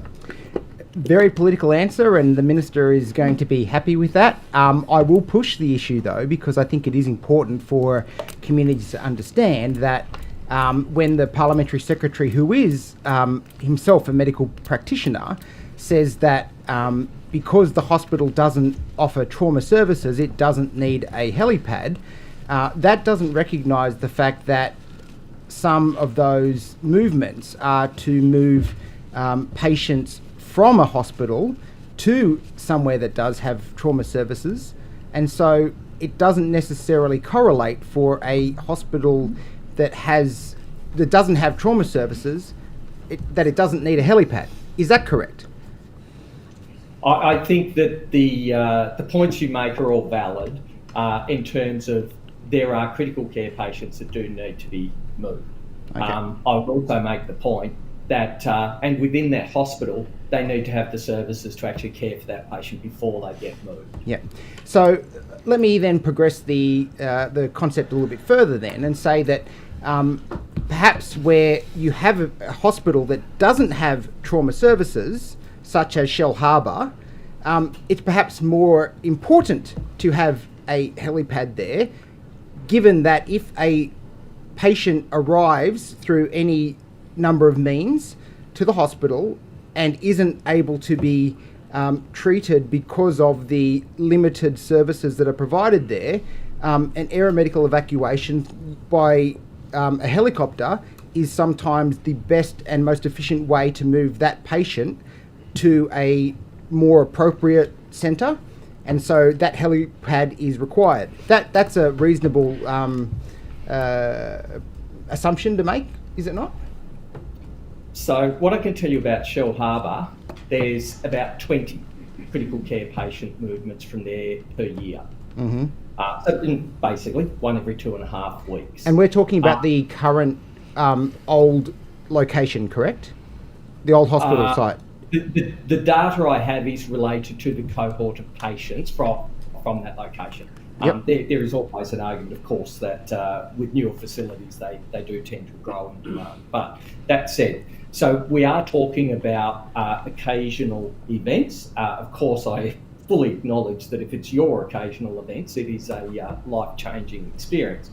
But you also know that we can park in the grounds. Yeah. We can land the helicopter within the grounds. Which is great if it's day and it's, it's sun shining, but if it's night and it's not, then, that's a completely different scenario. Mr. Frank, can I just interject here for one moment? Sure. I just want to make something clear on this point. Yes. We have helipads right across the state in hospitals that are not trauma centres, first of all. Yes. Secondly, even in trauma centres, from time to time, there may be an issue with the helipad. And we've had this previously, as I recall, and Mr. Morgan may recall this too, that when the Nepean Hospital was under construction because of cranes, helicopters weren't able to land on that facility. Yep. Now, what I'm getting at here is that there are well-worn processes in place to enable the secondary transfer, safe secondary transfer of patients from a place where a helicopter is able to land to the facility or from the facility. And this is quite commonplace. So the other point that Mr. Morgan was just making was that, as you would know better than anyone, pilots are ultimately in charge of where they land or don't land, and they can land anywhere. So I guess I'm struggling to understand the issue. Well, I'm in terms of from a patient safety lens, because Yeah. I guess we have a very robust process in place to deal with this eventuality. I'm happy to, because I've got 30 seconds more before I lose my time. I could explain my concerns around this, but let me just ask one last question, Mr. Morgan, if that's okay. What would be the estimated cost to include a helipad at the new Shellharbour Hospital site? Has any modelling work been done? And if not, could you provide just a generic figure of what it costs to include a helipad at a greenfield site? Probably unhelpfully, I'd have to refer you to my health infrastructure colleague for that. They do the construction of the helipads on the hospital sites rather than ambulance. Okay, so with health infrastructure, is that able to be provided? So I couldn't give you a specific number for that particular hospital. Obviously, we do make provisions and have made provisions for that particular hospital around future-proofing, so the structure, and we've got enough ducts going through the building that we can get rid of any fuel and those sort of things. Yep. And in this scenario, obviously, that future-proofing happens as part of our normal process. So that is part of the cost that's already built in. Yep. And as the Minister said before, he's asked us to have a look at this, and we're continuing to work that up for some advice to government. So I know the time is, but Sorry, there Mr. was Fang, no figure? the timer's run out. I've allowed the witness to finish answering your question, even though it was a different witness, but you can't ask another question after the timer's gone. We're back in crossbench time, and I'll go to Ms. Abigail Boyd. Thank you, Chair, and good afternoon to all of you. We received some information released under standing order that contained an iCare report entitled Psychological Claims Update from the 22nd of November 2024. And in it provides the following commentary. It says, in the public health sector, harassment and bullying remain the leading cause of psychological claims, a trend that has persisted beyond post-pandemic era. Work pressure claims have also increased significantly over the past 12 months. Has New South Wales Health developed a bullying and harassment policy or training to senior leadership to specifically drive down this alarming trend? Thanks, Ms. Boyd. I might ask Mr. Griffiths or Ms. Collins to respond to that. Thank you. Thanks, Ms. Boyd, for the question. No, in short, we haven't provided developed an updated training package, but there's a range of existing packages that we offer. When you say existing, something that's been sort of in place for a long time? Correct. Right, so nothing new for this to address that trend? No, not that I'm aware of, but I can take that on notice just to confirm. Thank you. Sorry, go, Carol. I was just going to say, look, there is an existing code of conduct, Ms. Boyd, which would clearly require people not to conduct themselves this way in the workplace. What is important to us is that conversations are had with people, and so I don't think the newness or otherwise of these arrangements is not the issue here, is the fact that we have them already, and processes in which people are able to raise their concerns. Now, we also appreciate that for some people it can be difficult to do that, and I send out a fortnightly newsletter to the system, and one of the things that I've been quite particular about over time is to point out to staff that if they have an issue, they ought to raise it, and we've given guidance to our staff as to how that might occur, including to myself. And I do get emails from staff at times around their concerns in the workplace, and I address every single one of them. Either personally or one of the team members will make contact with that person. Obviously, that's not the ideal scenario. We want these issues dealt with at the local level. But there is a culture framework that we have worked on for New South Wales Health that is live in the system. And there is work going on around that, so that is a newer piece of work. Yeah, okay. But predominantly, we obviously already have processes in place to try to prevent this from occurring. Sure, but that code of conduct, that's the 2015 one? That was Ms Collins, who's at the That would back be really here, might good. be able to assist. Yeah. My understanding is that there was a code of conduct that was published in 2015 that was due to be updated in 2020. Is this the same code of conduct that we're talking about? Yes, the code of conduct's currently under review as we speak. Yeah. I just briefly wanted to... Sorry, just to confirm, that's 5 years over.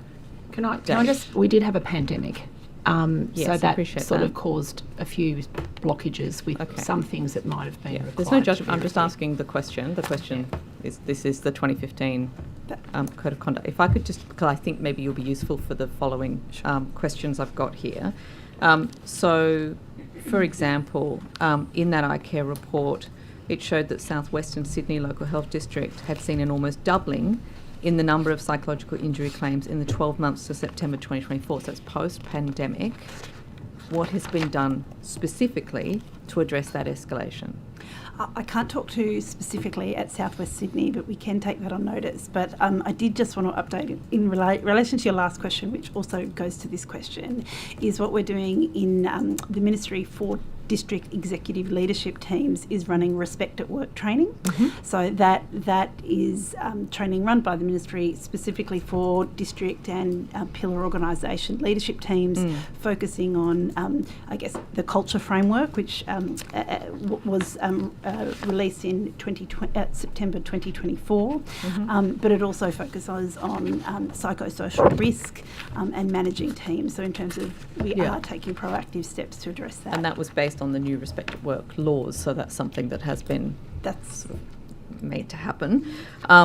If we look at the Hunter New England Local Health District, that saw an almost doubling in psychological injury claims in 2023 compared to 2022. But then in 2024, the volume of psychological claims actually fell back to sort of 2020 levels. So we had what looked like a problem in that district that has then got better. According to the iCare commentary in a 4th of December 24 report, they say that they were informed by information provided by Health that increase had a lot to do with the number of leadership changes in management in the Hunter New England Lower Health District. So there was they also say that there was no major program of initiatives within Hunter New England that could explain the drop in psych numbers. So the obvious implication then is that increase or that high number of psychological injury claims was being driven by management. Was that investigated? There has been a change in leadership at the local health district. I don't think that it would be accurate to apportion those comments in the way that has been put to us, Ms Boyd, but certainly the current leadership of the local health district has invested significantly in work around the culture, particularly with junior medical officers and others, to create networks and forums for people to have an opportunity to engage with management, but also with their colleagues. I will say, though, that, and I know you're saying that this is post the pandemic, but I know certainly insofar as South Western Sydney was concerned that we did see an increase in workers' compensation claims for psychological injury during the pandemic. They had a higher rate of reporting that. I am looking at that 12 months to September 24. I know, doubled. But you must remember that we were still dealing with the pandemic, really into 2023 and the aftermath of it. All I'm saying is that we did observe that trend. There is a significant piece of work in the southwest called Improving Your Experience. I know that the district has engaged in that significantly as well. But I think... Sorry, just on the South Western Sydney Local Health District then, because the recently released Adult Admitted Patient Survey 2024 paints a similar sort of damning picture of that local health district, where it performs significantly below the state in almost every single measure of patient satisfaction. It's almost 10% lower in overall satisfaction. So it looks like it just looks like there's this correlation between a bad experience for workers, a bad experience for patients. Can I just share with you that is something that the Clinical Excellence Commission is quite actively focused on in terms of the correlation that you've made. But to be fair, what I would also add that in regard to that report that you've just mentioned, Liverpool, whilst it was lower than the overall state average, still had 90% of their patients saying that the care they received was good or very good in that survey. There is is the information that I have. Yeah, there is a clear correlation between patient satisfaction, workers' compensation claims, and at least anecdotal evidence of poor management behaviour. I guess what I'm asking is, given that we have such high rates of psychological injury claims in health, what are we doing? Well, I think Ms. Collins was responding to that. Do something new. Ms. Collins was responding to that quite clearly. Look, I would also say, whilst of course an organisation such as our size will have a lot of claims, our performance, I guess, when you look comparatively to other agencies, so we represent 20% of all new psychological injury claims in TMF, but we actually represent 37% of the TMF coverage. So when you're still a significant portion, though, even when you look at it per worker. So there's a definite problem happening. These psychological claims, according to iCare, is harassment and bullying and work pressure claims making up the vast majority of psychological claims within health. What is health doing to workers that's resulting in this happening? Well, I think it's what we should look at is, I guess, what we're doing to manage work health safety within New South Wales Health, what we're doing to manage employee wellbeing, what we're doing to support our managers and leaders. So we have the New South Wales Health and Wellbeing Framework, which sets out an evidence-based approach to creating psychologically safe workplaces. So that's obviously led at a ministry level and then rolled out locally at local health districts. So that's for all staff. As I said before, we're running training packages for local health district and health agency executive teams around psychosocial safety and wellbeing. So there's a range of strategies that we're putting in place to manage psychosocial safety within our New South Wales health facilities. And maybe, Ms. Boyd, if I could just add, we've also, as Ms. Pearce mentioned, the Culture and Staff Experience Framework was released. We developed that and released it last year. As part of that, we have a statewide Culture and Staff Experience Hub, which provides leaders across the system with resources and tools, both leadership behaviour tools, but also culture enhancement tools for them to use to implement and use within their own organisations and teams. So that's up and running, and Southwestern has been very actively involved in terms of supporting the launch of the Culture Hub. So I think, to sum it up, there's a range of things happening, but I think the clear message I'd like to provide to you is clearly we would like to see those numbers come down. Yeah. But is there a targeted approach at those districts? Absolutely. It's important to us, it's important to our patients, and clearly it's important to our staff. I think also that Southwestern example, what you'll find if you look in the PMES survey is, because of the Transforming Your Experience program that they've been running for the last 6 years or so, it's contributing to a consistent lift in the engagement and also their culture index. So it's started out at about 60% and it's lifted to 65% and it's staying at about 65%, which is up now average across health. Thank you. I've got more questions for Mr. Harvey than I'll fit in 10 minutes. Firstly, hoping you've got the answer to my question this morning regarding applications that have been made for reuse of the assets at Kalen Park. Yes, I have. Chair, thank you for your question. So I'm advised there was an EOI process that closed in the last 24 months. There was one response to that EOI, and that EOI has since been put on hold, primarily because the criteria wasn't met. I'm happy to take on notice if the feedback hasn't been as well as as good as we would like with the respondent there, but that's what I understand of the situation. Okay, thank you. My second questions are coming back to Albury Hospital. So there's work being undertaken to formalise the car parking on the nature strip, which is where people have been parking for a long time. Yep. And the local council chooses to turn a blind eye to the illegal parking because of how bad the parking is at the hospital. So I understand that the funding for the formalisation of that car parking has come out of the hospital redevelopment budget of $558 million. Yes, that's right. We're dealing with it out Yeah. of our project. So yes. as a result of that expenditure, what else has been cut out of the project, or what's been value managed to find that funding for parking?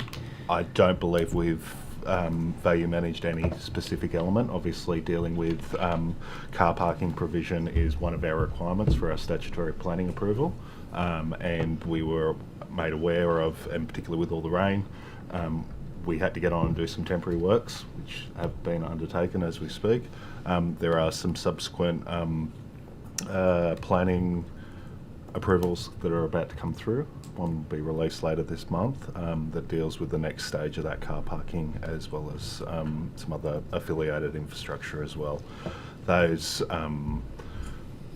that's what I can respond to that question. So there was funding for the formalisation of this car parking as part of the Northeast building, or I'm just trying to understand as how... part of the total overall budget. Yeah, it's an element that we would, when we deliver on these major capital projects, we've got a component that deals with obviously the build and all the affiliated infrastructure with it. Car parking is part of that affiliated infrastructure that we work into the business case and the project from the get-go.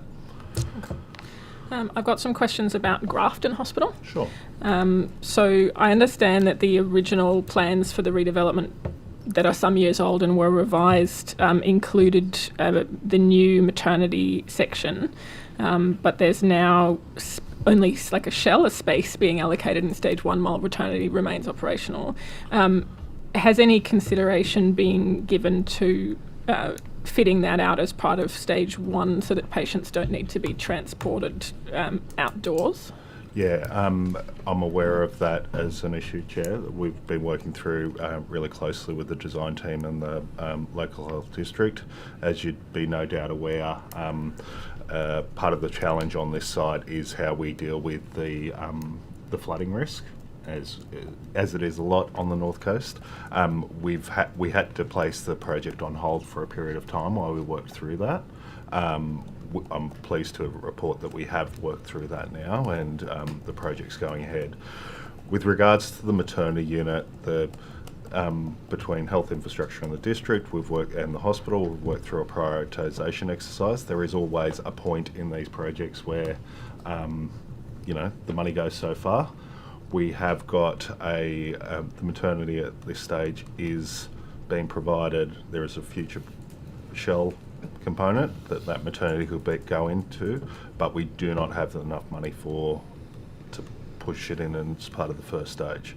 We have looked at those circulation routes, however, because that's one of the really big things on that site, particularly around the location of the new expansion, and we're about to talk to the community around some modified access arrangements that will be able to help that along. Yeah, so under the current plans, is my understanding correct that patients would need to be transported, outdoors, including in inclement weather? We're working to eliminate that as a problem. Okay. Working to eliminate that by alternate access, not by bringing the maternity at the across. moment, we do not have within the project scope that going into the new build. We've got the provision for it to go in the future, but we don't have the budget to do that as part of the first stage. Coming across to, I think there's been a lot of discussion about the new Shellharbour Hospital. My questions are actually about the old Shellharbour Hospital. Okay. What process have you got in place for determining the future use of the old Shellharbour Hospital site? I might have to just get some notes from the team on that one. Obviously, I've got plenty of notes on the new hospital. I've got less notes on the existing.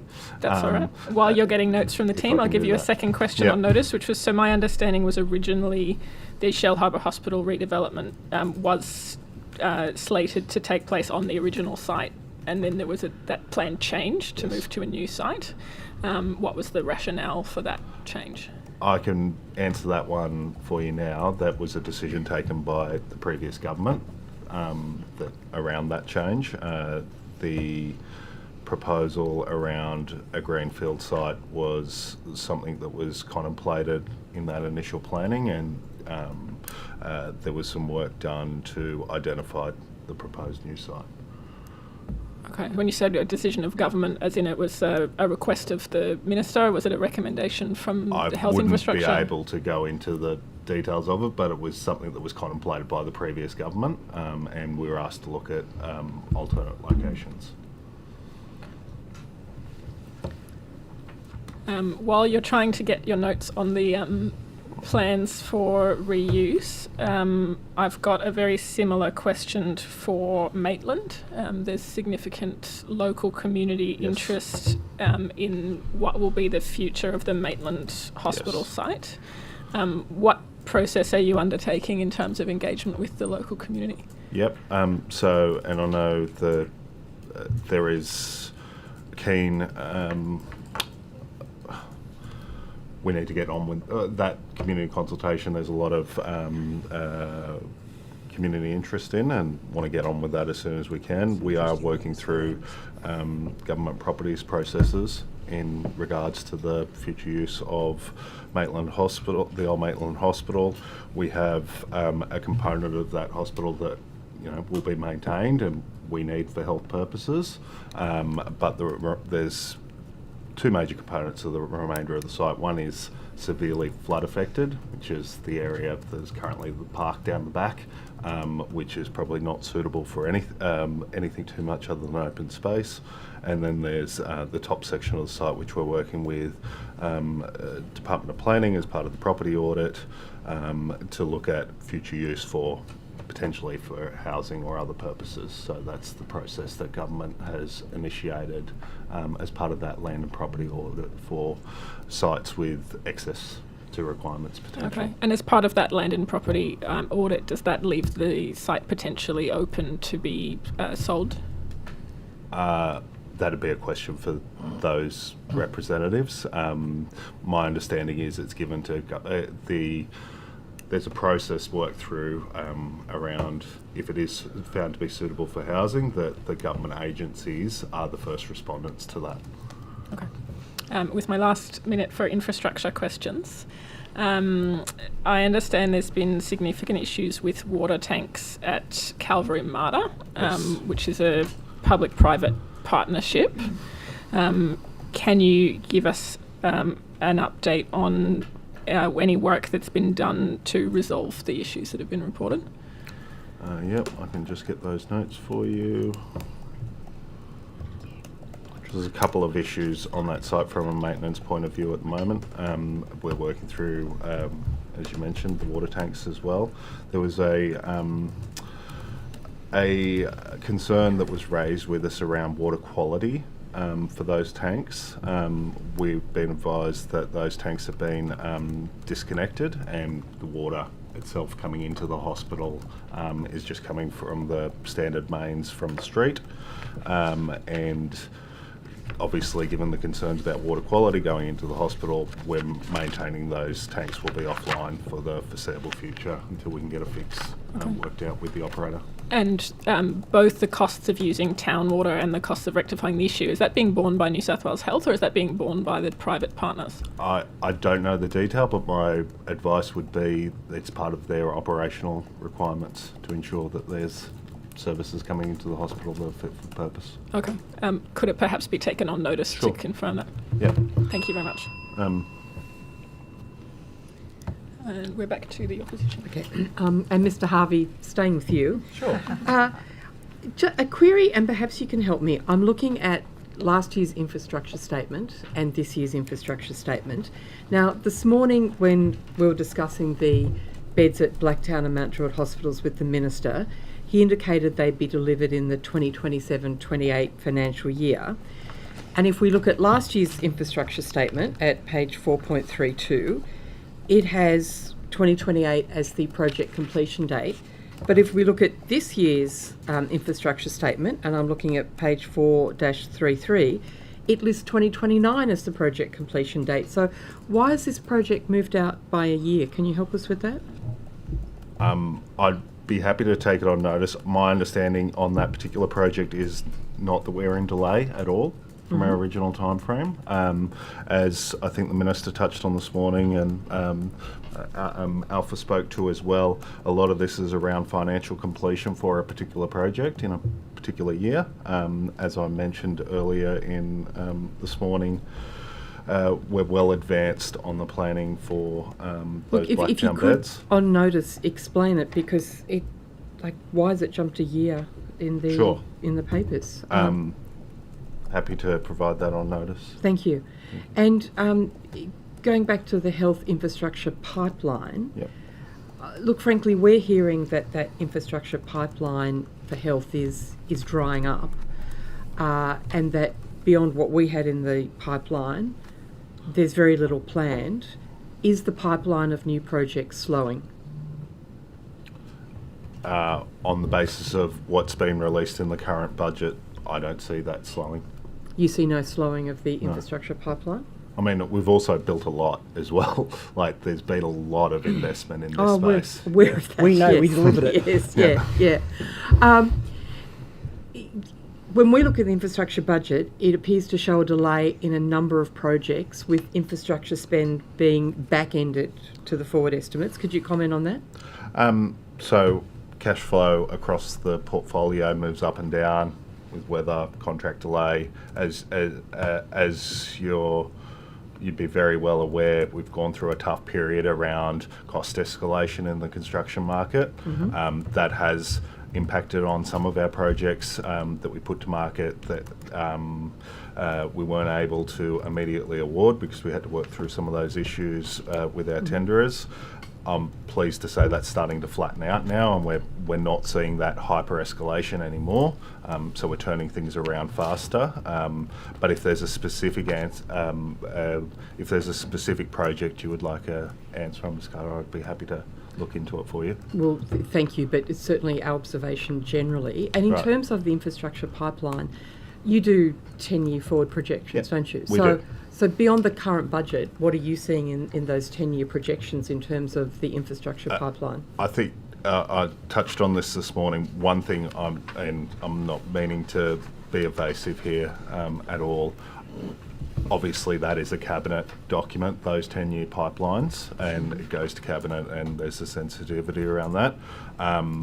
So I'm not in a position to comment here now, but I'm happy to take it on notice and get you I think you best response I can. took on notice earlier a question in relation to business cases that are currently Yep. progressing for new hospital projects. did. Do you have an answer on that? I've got you a full list that hasn't quite landed yet, but Right. it's coming. All right, no, that would be good. Ms. Carter, And- sorry to interrupt. sorry. May I just add some further information in regards to your query around the 120 million for Blacktown Yes. and Montreal? In terms of the mysterious cash beds. flow, I can say that 80% of the cash flow is within now until the 26-27 budget. So there's been some changes towards the end of the program. Sorry, just to be clear, the changes are bringing the cash flow forward or pushing it back? It peaks around the 25, 26, and No, then but what's the 26, change, 27. Mr. D'Amato? Is it a bringing forward or a pushing back? It's pushing back by just a small amount. So, with so 80% it has still. been pushed back, and that explains why it's pushed back a year in the current That's infrastructure right, but statement? there's a small amount given that 80% is still within now in the 26-27. So 80% of the spend is 26-27, but it won't be completely discharged till 2029, according to the infrastructure statement. Is that right? Financially completed. It Financially also depends completed. on other issues that we might be able to resolve, and as a result of changes that could occur with the planning and the execution, we might be able to bring forward cash flow as well. Okay. And we're looking at that really closely right now. There is some... The people of Blacktown will be glad. There is some provision and an alternate option that we're looking at. The biggest challenge around Blacktown is a staging and a sequencing challenge with our current planning. So we're trying to foreshorten some of that, working really closely with the local health district to do so. And I think there was a question taken on notice earlier about the allocations for Blacktown budget, or was that you, Mr. D'Amato? I apologise. I think that was Allocation in terms of the notice. Yes, the we're decline. Still working on it. And Still I'll working on provide it. Okay, further thank you very advice. much. And did you have a figure about the allocation for the service plan for eating disorders? That is with Ms. Wood. So, okay, if you're still working on it, I was hoping to have that today, but thank you very much. If you just give me one thank you. moment, so the work actually underway at the moment, because the plan, as you rightly pointed out, Ms. Carter, is due to complete this year. Our Agency for Clinical Innovation are working on what that's going to look like moving forward. So in terms of... So just to be clear, yes, it finishes what month, 2025, the funding? This is 25-26 is the budget of 12 million at the moment. So there's 12 million in the budget for eating services plan for 2025-26. In 25-26. Right. And how does that compare to previous year's allocations? I'd have to take that on notice. If you could, I'd be very grateful. Thank you very much. Thank you. But we can say there's been, and you'd probably be aware, Mrs. Carter, of the brand new service up at Newcastle. I've been there and had a look at it. It's really quite remarkable. So there's almost an additional $9 million.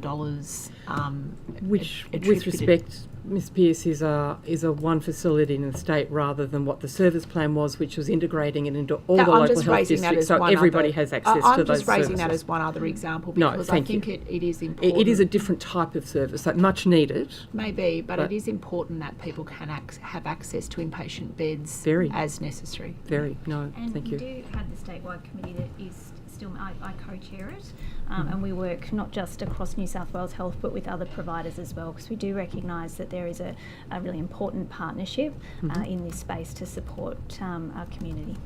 Great, thank you. These questions perhaps to Mr. D'Amato. Who handles future risk management in New South Wales Health? In respect of? Well, legal risk, developing negligence risks. Okay, maybe if you ask a question, we'll be able to work it out. So there was an updated consent to medical and healthcare treatment manual published on 30th of April this year. Did that take into account the decision of Justice Strom in Re Devon in the Family Court? I think we would have to take that one on notice. Okay, if you could. And have you reviewed consent protocols in the light of that decision? I think that goes with the previous response. Okay, if you could take that on notice.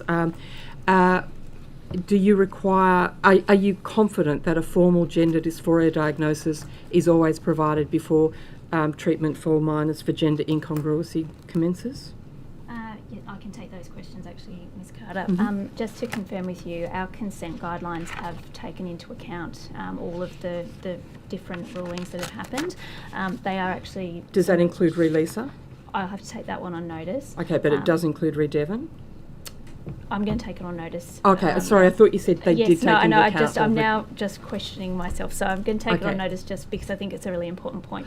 Yes. But what I did want to just say is that in terms of the consent approach that we have got in place, ours is amongst the strongest in the country, and it has been something that we've worked very closely with our services on, and we do obviously welcome the work that will be done by the NHMRC that will really make this consistent across the country, but we do believe in terms of our guidelines that for consent particularly, we've worked very, very closely with the system and our legal branch on these. Okay, and are all doctors working in your gender services clinics advised of the need under the Children's Care and Protection Act to receive NCAT consent before providing treatment such as cross-sex hormones which could render a child infertile? I can take the specifics of that question on notice, Ms. Carter, but just as a general overview to it, in terms of the guidelines that we have put in place and certainly what is within our consent manual, we've been working very closely with our clinical teams on that because they themselves are obviously very, very focused on making sure that they get this right for each of their patients. My question really doesn't go to the clinical team but goes to the legal advice and support that the clinical team are receiving and how exposed they may be personally to legal legal action and also Yes. New South Wales Health. Yes, sorry, Ms Carter, that was with reference to what I was explaining, is that why we have spent quite a lot of time working through the consent manual as well as our guideline, is to make that explicitly clear. Our clinicians sit on our statewide advisory group, and they have obviously raised that as part of this and have been intimately involved in how we've brought this forward. The other piece of work we are doing is just making sure that they do have supports in place in the event. There is a requirement for them to provide evidence that we are supporting them with the best legal advice as well. But it is something we've worked very, very closely with our clinicians who are providing this service.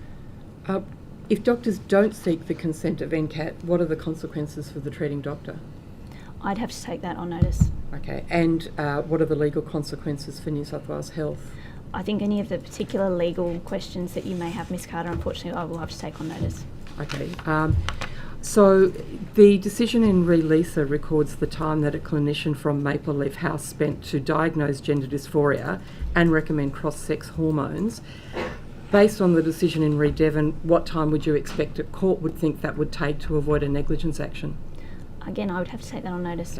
Because in Relisa, apparently was done over 2 telehealth sessions, and does that expose New South Wales Health to risk of significant liability and I think, Mrs negligence? Carter, you're asking us to speculate about a decision that a court might make. We can't do that. I think what I'm asking is there care being taken to protect New South Wales Health and the clinicians from legal liability?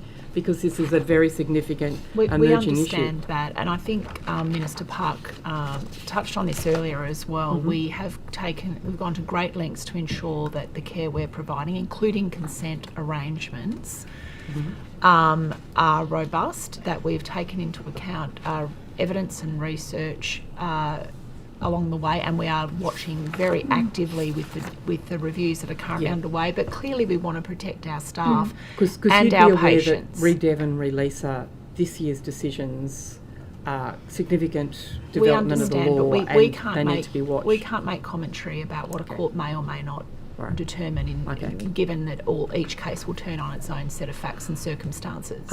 Yes and no. Well, legal principles for all cases develop from the particular consideration of the facts in a particular case. Ms Pearce, since January 2025, how much money has New South Wales Health spent accommodating public mental health patients in private hospitals? We would have to take that on notice, but what I can say to you in terms of volume, so the cost we can come back on. Thank you. But the volume against the overall volume of patients that we care for in our hospitals versus those that have used and the support that we've had from the private sector in this regard is very low. Very low.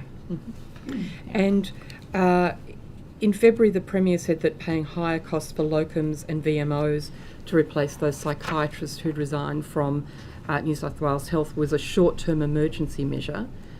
6 months later, are those short-term emergency measures still in place? As I think, I'm certainly not going to provide a critique of what the Premier or any other Member of Parliament has said on this, but what I can say to you is that the principle there that's being described is one that was put in place to manage through this situation with our psychiatrists, who are greatly valued. A number of the psychiatrists have come back to work for New South Wales Health. We are still using some locum psychiatrists, but again, And what's the total cost of using those VMOs we and would locums? have to take that question Thank on you. notice. But what I would say is that, we really want our psychiatrists in our workforce. The matter is before the Industrial Commission, and there have been a range of other pieces of work that we've worked on with psychiatrists and other members of the mental health community, including consumers. Thank you. It's really the figures that I'm this year that interested has in. been actually very beneficial to our patients and our staff. Thank you. The Wattle building at Westmead, how many floors will be empty when that building opens? The Wattle building. The Wattle building, as I understand it, it's where the Paediatric Orthopaedic Centre will be moving. Okay, we would have to take that on notice, All right. unless you know. Thank you. Okay, thank All you. right. Thank you. Thank you. I'm just looking at the Foster Tuncurry project. Has planning formally commenced for the new Foster Tuncurry Health Facility? I think that one's for me. Has planning commenced? Yes. Yes, we are quite a ways down the path on that one. So, Okay. I'm advised that we're well into detailed design on that one. We're looking at, hopefully, we'll get to an appointment of a contractor this year. Okay. When will the public get to see some of the outcomes from that planning? I'd be, if there was a specific concern that the public hadn't seen or wasn't engaged in that process, is that what you mean? Or Well, I think the local member, Tanya Thompson's concerned that the public hasn't received enough information in relation to the project. There's no visible signs of progress for the health facility. The community is concerned, and she's raised that issue, and so I'm just seeking to get some further clarification for her and the community. Right. Well, the advice I've got in front of me, Mr. Fang here, I'm just...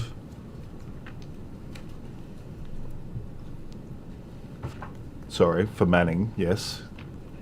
Yeah. No, for the Foster Tuncurry Health Facility. My apologies. I was answering for Manning. My apologies on that one. No, Foster, I would have to take on notice, if I could, please.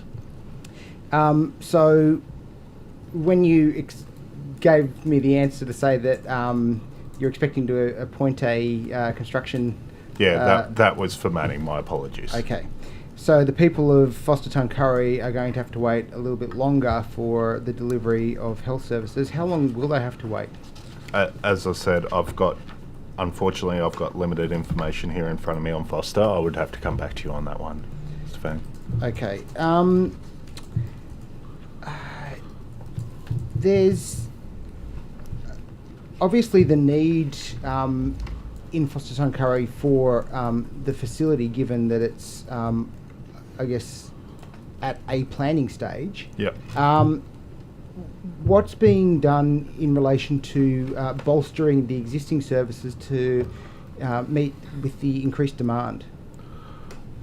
I'm not sure about increased demand in terms of enhancements to the existing services, but I have just been advised that there is some further clinical service planning underway by the district to make sure that we can provide an appropriate future health presence in Foster Tuncurry, and that's the level of the advice that I've got, Mr. Fang. Okay. I was asking questions about the key worker health accommodation earlier. Sure. Do you have any further updated numbers? I think some of them were taken on notice in relation to regions. Sorry, Luke, do you Mr. have that Fang, one? numbers of what? The projects that have been delivered. We can take that on notice. That's on notice, Yeah. okay. Just turning to maternity and paediatrics briefly, what is the current list of regional and rural hospitals that have closed birthing or obstetric units since March 2023? Mr. Fang, yes, I can take that question. There is a list from 2020. Sorry, did you say 2023? Since March 2023, since the state election. There haven't been any since March 2023. Okay. What is the government's timeline and budget allocation for re-establishing birthing services at local hospitals where there has been previous birthing services? Well, I think in terms of the budget announcement, Mr. Fang, there's 53 midwives that will be established, particularly in rural and regional LHD, so it's $44 million. At the moment, we're actually working with each local health district to determine how we will actually be allocating out that FTE. At the moment, we are also starting a piece of work around a statewide maternity services plan that will really involve the services we have now and the service models we have into the future. We do acknowledge that there are different models, and some we've talked about already today, but the fundamental purpose of this investment is really to improve continuity of care for women, and that will take the form of different services based on the co-design with each of those districts and the women there. I think. Oh, sorry. Sorry. We're coming back to crossbench time. Thank you. We'll go to Ms. Fairman. Thank you, Chair. Dr. Chant, back to the PFAS expert review panel and the use of NRISC's consultancy. There was a agenda papers that NRISC's produced, which had technical papers that were provided at each of the meetings. In the document that has been the summary of recommendations, it states that for further details on the summary of the available information regarding the role of epidemiological studies for health outcomes, refer to this paper. So that's about the summary of available information. There's like a page and a half of studies that NRISCs refers to, including the reasonably outdated ANU study, plus the study that has the guy, Michael Dowson, that's been largely discredited as an industry stooge. I'm just wondering why New South Wales Health didn't kind of expand and provide more literature. I've got an email here as well, which I will table.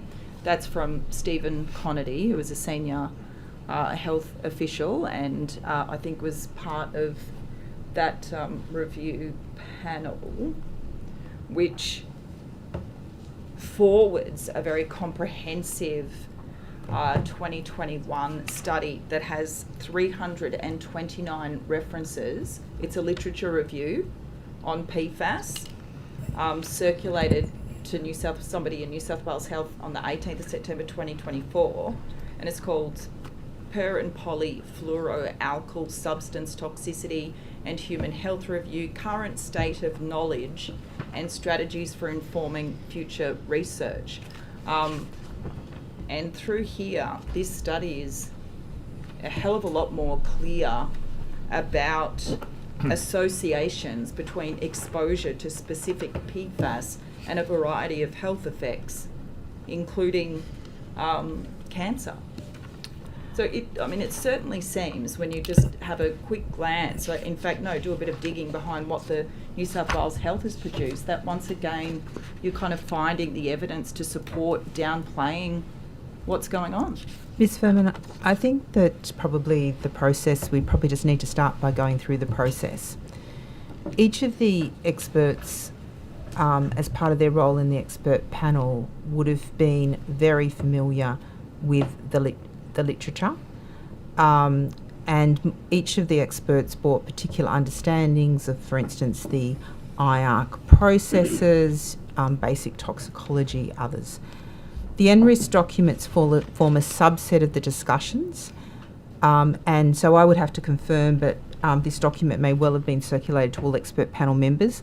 There were a number of other documents outside the panel that were discussed in the meetings, and so I think to characterise the fact that the decisions of the panel were only informed by the NRIS was not correct. Stephen Conity is actually the person who is the head of the environmental health section in health, in New South Wales Health Protection. Yes. And so you can see that there was active engagement and sourcing of documents that we were just to support the committee's deliberations. But the committee itself had incredible knowledge of IARC. We had Tracy O'Brien from the Cancer Institute. We had others there were deep and rich discussions around it, not drawing only on the NRIS summary.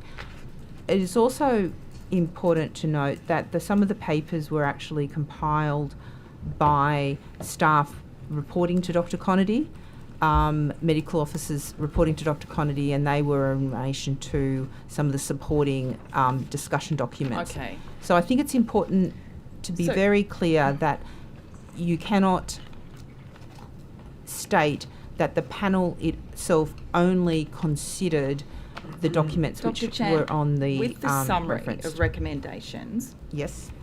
It's one sentence under health effects of PFAS. This is based on an assessment of available evidence. So my question is, I don't think much evidence was made available to the expert panel. They drew the following conclusions and made the following recommendations. And the health effects of PFAS, the only thing that is underneath this in terms of recommendations, or what they found, the body of research for health effects related to PFAS is large and still growing. Based on the substantial research already undertaken, the health effects of PFAS appear to be small. So that's can not I- what these 329. Well, with respect to Ms. Furman, I will review this. This was Stephen was not part of the expert panel, but he was part of the support of the expert panel. The panel was across the literature themselves. As I said, in their personal capacities and professional capacities, they're across the literature. Did they not get their way or something? The experts on the panel? I think, Ms. Furman, I just wanted to say that if you're imputing that we in any way tried to, other than be respectful of the process, I would suggest that we would be prepared to offer a discussion with the experts of the panel without any health representatives at the panel. If that would give you confidence that there was no issues here. I'd also like to say that you've read a subset of the health effects of PFAS from the report. It said various study designs have been used in human health and toxicological studies of PFAS chemicals globally, and all have limitations that may result in risk being underestimated or overestimated. It goes through and notes that the studies have reported an association between PFAS exposure and high cholesterol, reduced kidney function, changes in immune systems, and others. So it talks about what the studies have found. It also talks about the fact that there's inconsistencies across the findings. As an example, if we go even to the CDC ATSTR, so the CDC at Centers for Disease Control US, its environmental arm actually has a table in its guide to clinicians which actually shows NASM's view of the evidence and their view of the evidence. And it is critical to know that depending on the review of the articles and the strength of association, the consistency of findings, researchers will conclude, expert panels will conclude different weight of evidence. This was a highly expert panel, and I would be very open to seeing if they would be prepared to provide a briefing to you. I just want to be clear that New South Wales Health's interest here is to support the residents of the Blue Mountains. We're not interested in any way being other than truthful to the evidence. Thank you. One of the recommendations or kind of actions out of the expert panel's reporting back was future priorities for research, and all of the research that I've read as well always says that future research is needed, but a lot of it does say that a precautionary approach also needs to be taken. In terms of future priorities for research, I also have an email here that I will table that is from, and I understand this person, this physician, maybe was on the expert panel, I believe now, Gemma Victory. Yes. but in the 29th of November 2023, she wrote to the EPA. It was forwarded to New South Wales Health. Mr. Jeremy McAnulty ultimately saw the email that she's a cardiologist, academic at the University of Sydney. She's interested in the potential mechanism of atherosclerosis and coronary artery disease developing in response to PFAS exposure, and they have a very large cohort with CT, coronary angiography, imaging and bloods and outcome data. We thought this might be of interest to the EPA. We believe that we could examine the association of PFAS with coronary plaque in 2,000 New South Wales patients over the next 12 months. That was in 2023. I understand that cohort of patients has increased since then. New South Wales Health rejected that request. That is not correct, Ms. Furman. The email I saw was that was rejected. Has that changed? So we have been, I would just need to get from... That's great if it has. So, but I saw it was a no thanks, we've got no money. So in terms of direct funding of it, there are, as you might be aware, there are National Health and Research, National Health and Medical Research funding available. And I would just have to check what was in the public domain or what was permitted to be said, but I can give you an update on Professor Figtree's work in this area and the support that was provided.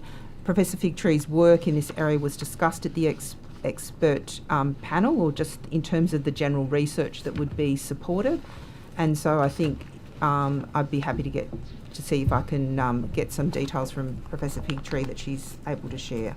So I'd happy to take that question on notice and provide an update, but it's not unfair. It probably is inappropriate to unfair that we were not interested in progressing research. I think the most important factor is that we wanted to make sure that any future research did not added and contributed to the scientific knowledge, and it was done in a way that would add value, because a lot of the criticisms of the previous epidemiological studies is that they were not constructed in a way that had scientific robustness, and that is probably unethical for us to be involved in. So that was our engagement with Professor Figtree. Okay.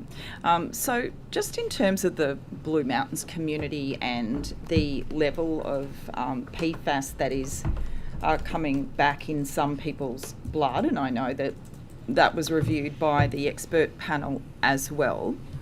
So are you saying if somebody has gets their blood tested and they have a combined PFAS level in their blood of, let's say, 48 parts per trillion, that there's no recommendation by New South Wales Health to do anything about that? So look, just in relation to the other research, we agreed in principle to provide some cash provision. When was that? I'm sorry, I'm just getting text updates from Mr. Conity, but Dr. Conity, but I'll be able to take that question on notice. But certainly we were, and there were discussions around the role that our involvement in that research. Okay, well that's good. In terms of the question, I'm really very loath to give individual clinical advice around a patient. And I think just having the privilege of being on the expert panel, we're very conscious that we're dealing with patients that are coming in with either concerns around PFAS, concerns around their health issues, and if you had 49, if you got a blood test and you had 48 nanograms per litre, 48 parts per trillion of PFAS in your blood, Dr. Chant, would you want to reduce that? I would want to make sure that my source of exposure was reduced, and as you're aware, Ms. Furman, the source that is causing the concern for the community above what other people might be exposed to was the water supply in Blue Mountains. But if you knew you could reduce it, can I just say personally, after having been part of the expert panel, I wouldn't. But I also understand that as per the expert panel report, there will be circumstances where general practitioners do provide a test to a patient, and we provide some guidance about what should be involved in that. But personally, having gone through the exposure to the expert panel, I don't want to put myself out as an expert in PFAS, but I've had the privilege of listening to the discussion of highly trained experts who are very familiar with this space, and I personally, in that circumstance, would not. I would make sure that I would be reduce my lean meat consumption, do those general things. With the International Agency for the Research on Cancer, the monograph, into the classification of PFOA and as carcinogenic, PFOS possibly carcinogenic. I think it's interesting some of the when Australia is mentioned, it's often mentioned in terms of having very high levels of this and that. It could be a high tolerance level for occupational exposure, one of the highest that was given, but also it says that the highest serum concentrations of PFOS, were reported among 149 firefighters working at AFFF training facilities in Australia, and their mean PFOS concentration was 74 nanograms per millilitre. They'd probably want to reduce their PFOS, which is what they did.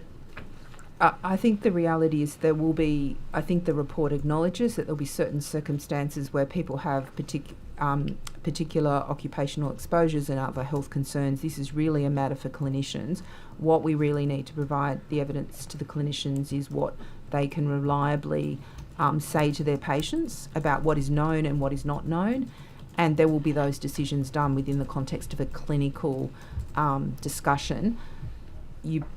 That's probably what I need to say. We really do want to give the current thinking. I think it's very clear that we do support ongoing research, and we also gave a commitment that we will monitor any new information that comes to light. Unfortunately, I'm out of time. Thank you. I've got a question I think is probably for Mr Griffiths, and it relates to the policy directive leave matters for the New South Wales Health Service, which I think was last updated in December 2024. I've seen a number of letters sent from department and hospital managers to employees about the pattern of sick leave that they've taken, and I understand there is a process for that set out under the policy.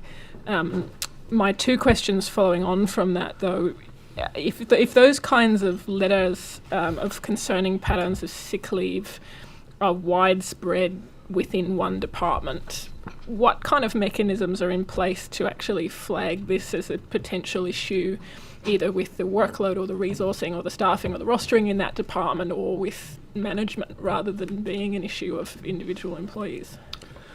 When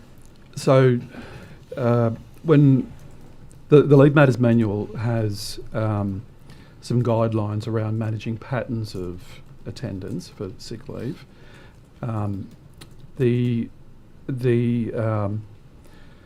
to your point about sorry, can you just say the question again? Yeah, so if those sick leave pattern letters are being issued on a fairly widespread basis within a particular department, at what point or what mechanism is there to actually flag that as an issue, either with the workload or the rostering or with the culture or the management of that department, rather than being the fault of these individual employees? So department managers, when they look at their staff attendance patterns, they will look at that holistically in the context of the overall roster. It's not just blanketly applied just to sick leave. The guidelines that we provide the system actually are quite clear in terms of what a pattern, the way that it should be addressed in terms of a pattern of sick leave. So it's not designed to target the legitimate use of an entitlement for sick leave. It's designed to look at patterns that are regular and out of the ordinary. In terms of the roster, if there's an evident link in terms of a high use of sick leave within a department as compared to another department, then the organisation will have a look to see if there's an issue in terms of compliance with ward provisions, to ensure that there's no connection back to either fatigue or unfair rostering practices. But the guidelines are fairly clear in terms of the way that managers are to apply those. Similarly, if there's any sort of unusual application of managers utilising sick leave as a performance tool, then those directors of people and culture at the local facilities or the local health district can provide guidance to managers around how they should manage appropriate attendance. I don't know if my colleague Ms Collins wanted to add anything. Her area has responsibility for the Leave Matters Manual, but there's certainly fairly clear guidance in terms of its application and use across the system. And can I just ask a follow-up question? Would it be your expectation for a manager, if they first identify what they see as a problematic or an inappropriate pattern of sick leave, surely the first port of call would be to check in with that employee and say, actually, Correct. how are you travelling? Are you okay? Absolutely. Before the issuing of a punitive letter. That's right, absolutely. And I mean, one of the things that managers should be looking at is obviously their length of service, their overall pattern of usage during their career, their stage of life, and that process requires a discussion with that individual.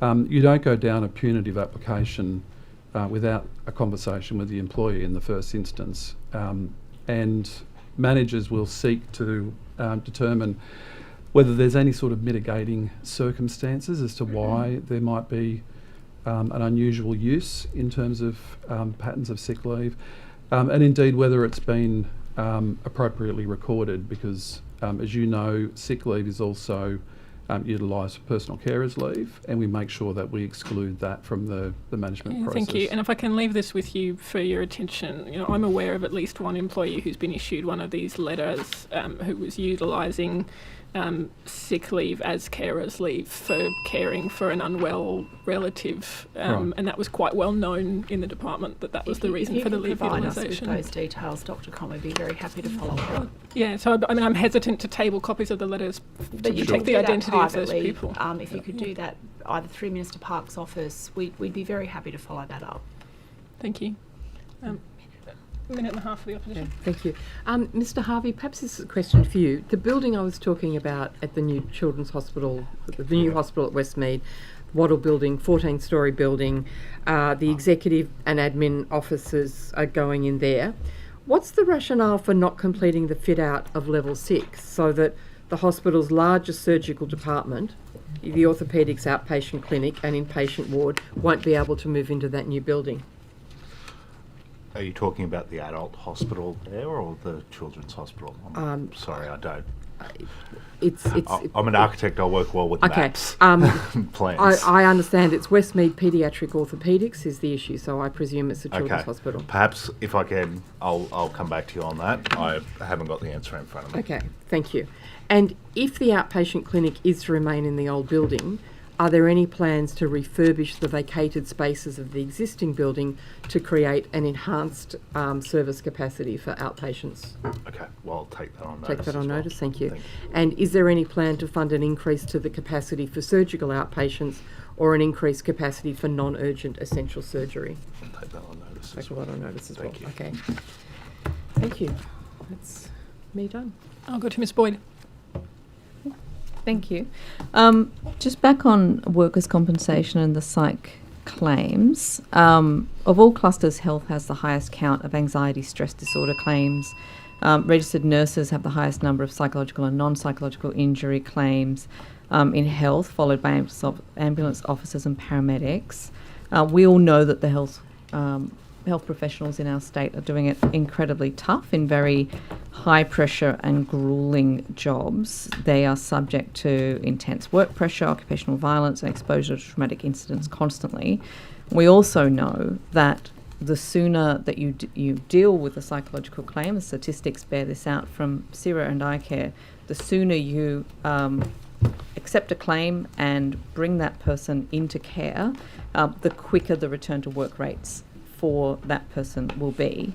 But the Department of Health has a very high rate of factual investigations. So for 60% of all psychological injury claims, Health commissions factual investigations on those workers. So it often includes hiring a private investigation firm to go through a claimant's life in an attempt to prove that the claim is fraudulent. This compares to, for example, 13% in the Department of Education for their psychological claims. Why does health have such low tolerance for psychological claims, and what is it doing to bring down that rate of, that very high rate of suspicion that it has over psychological claims in health in order to improve return to work rates? Look, I think we would need to take that on notice around. Firstly, I don't think we approach things with suspicion. That's not certainly our intent. I think those statistics compared to education are interesting, and I would want to look into that and then take that on notice to provide a fulsome response. Because each department sets its own policies for its insurers to follow when dealing with these claims, and health has quite weird numbers when it comes to psychological claims. So if you could look into that and let us know, that would be good. Yeah, we'll do. Are there any questions from the government? No questions from the government, thank you. Okay. There being no questions from the government, that brings us to the end of today's hearing. Thank you all so much for the time you've given to answer our questions today, and for all the hard work that you're doing back in my day at New South Wales Health. Thank you.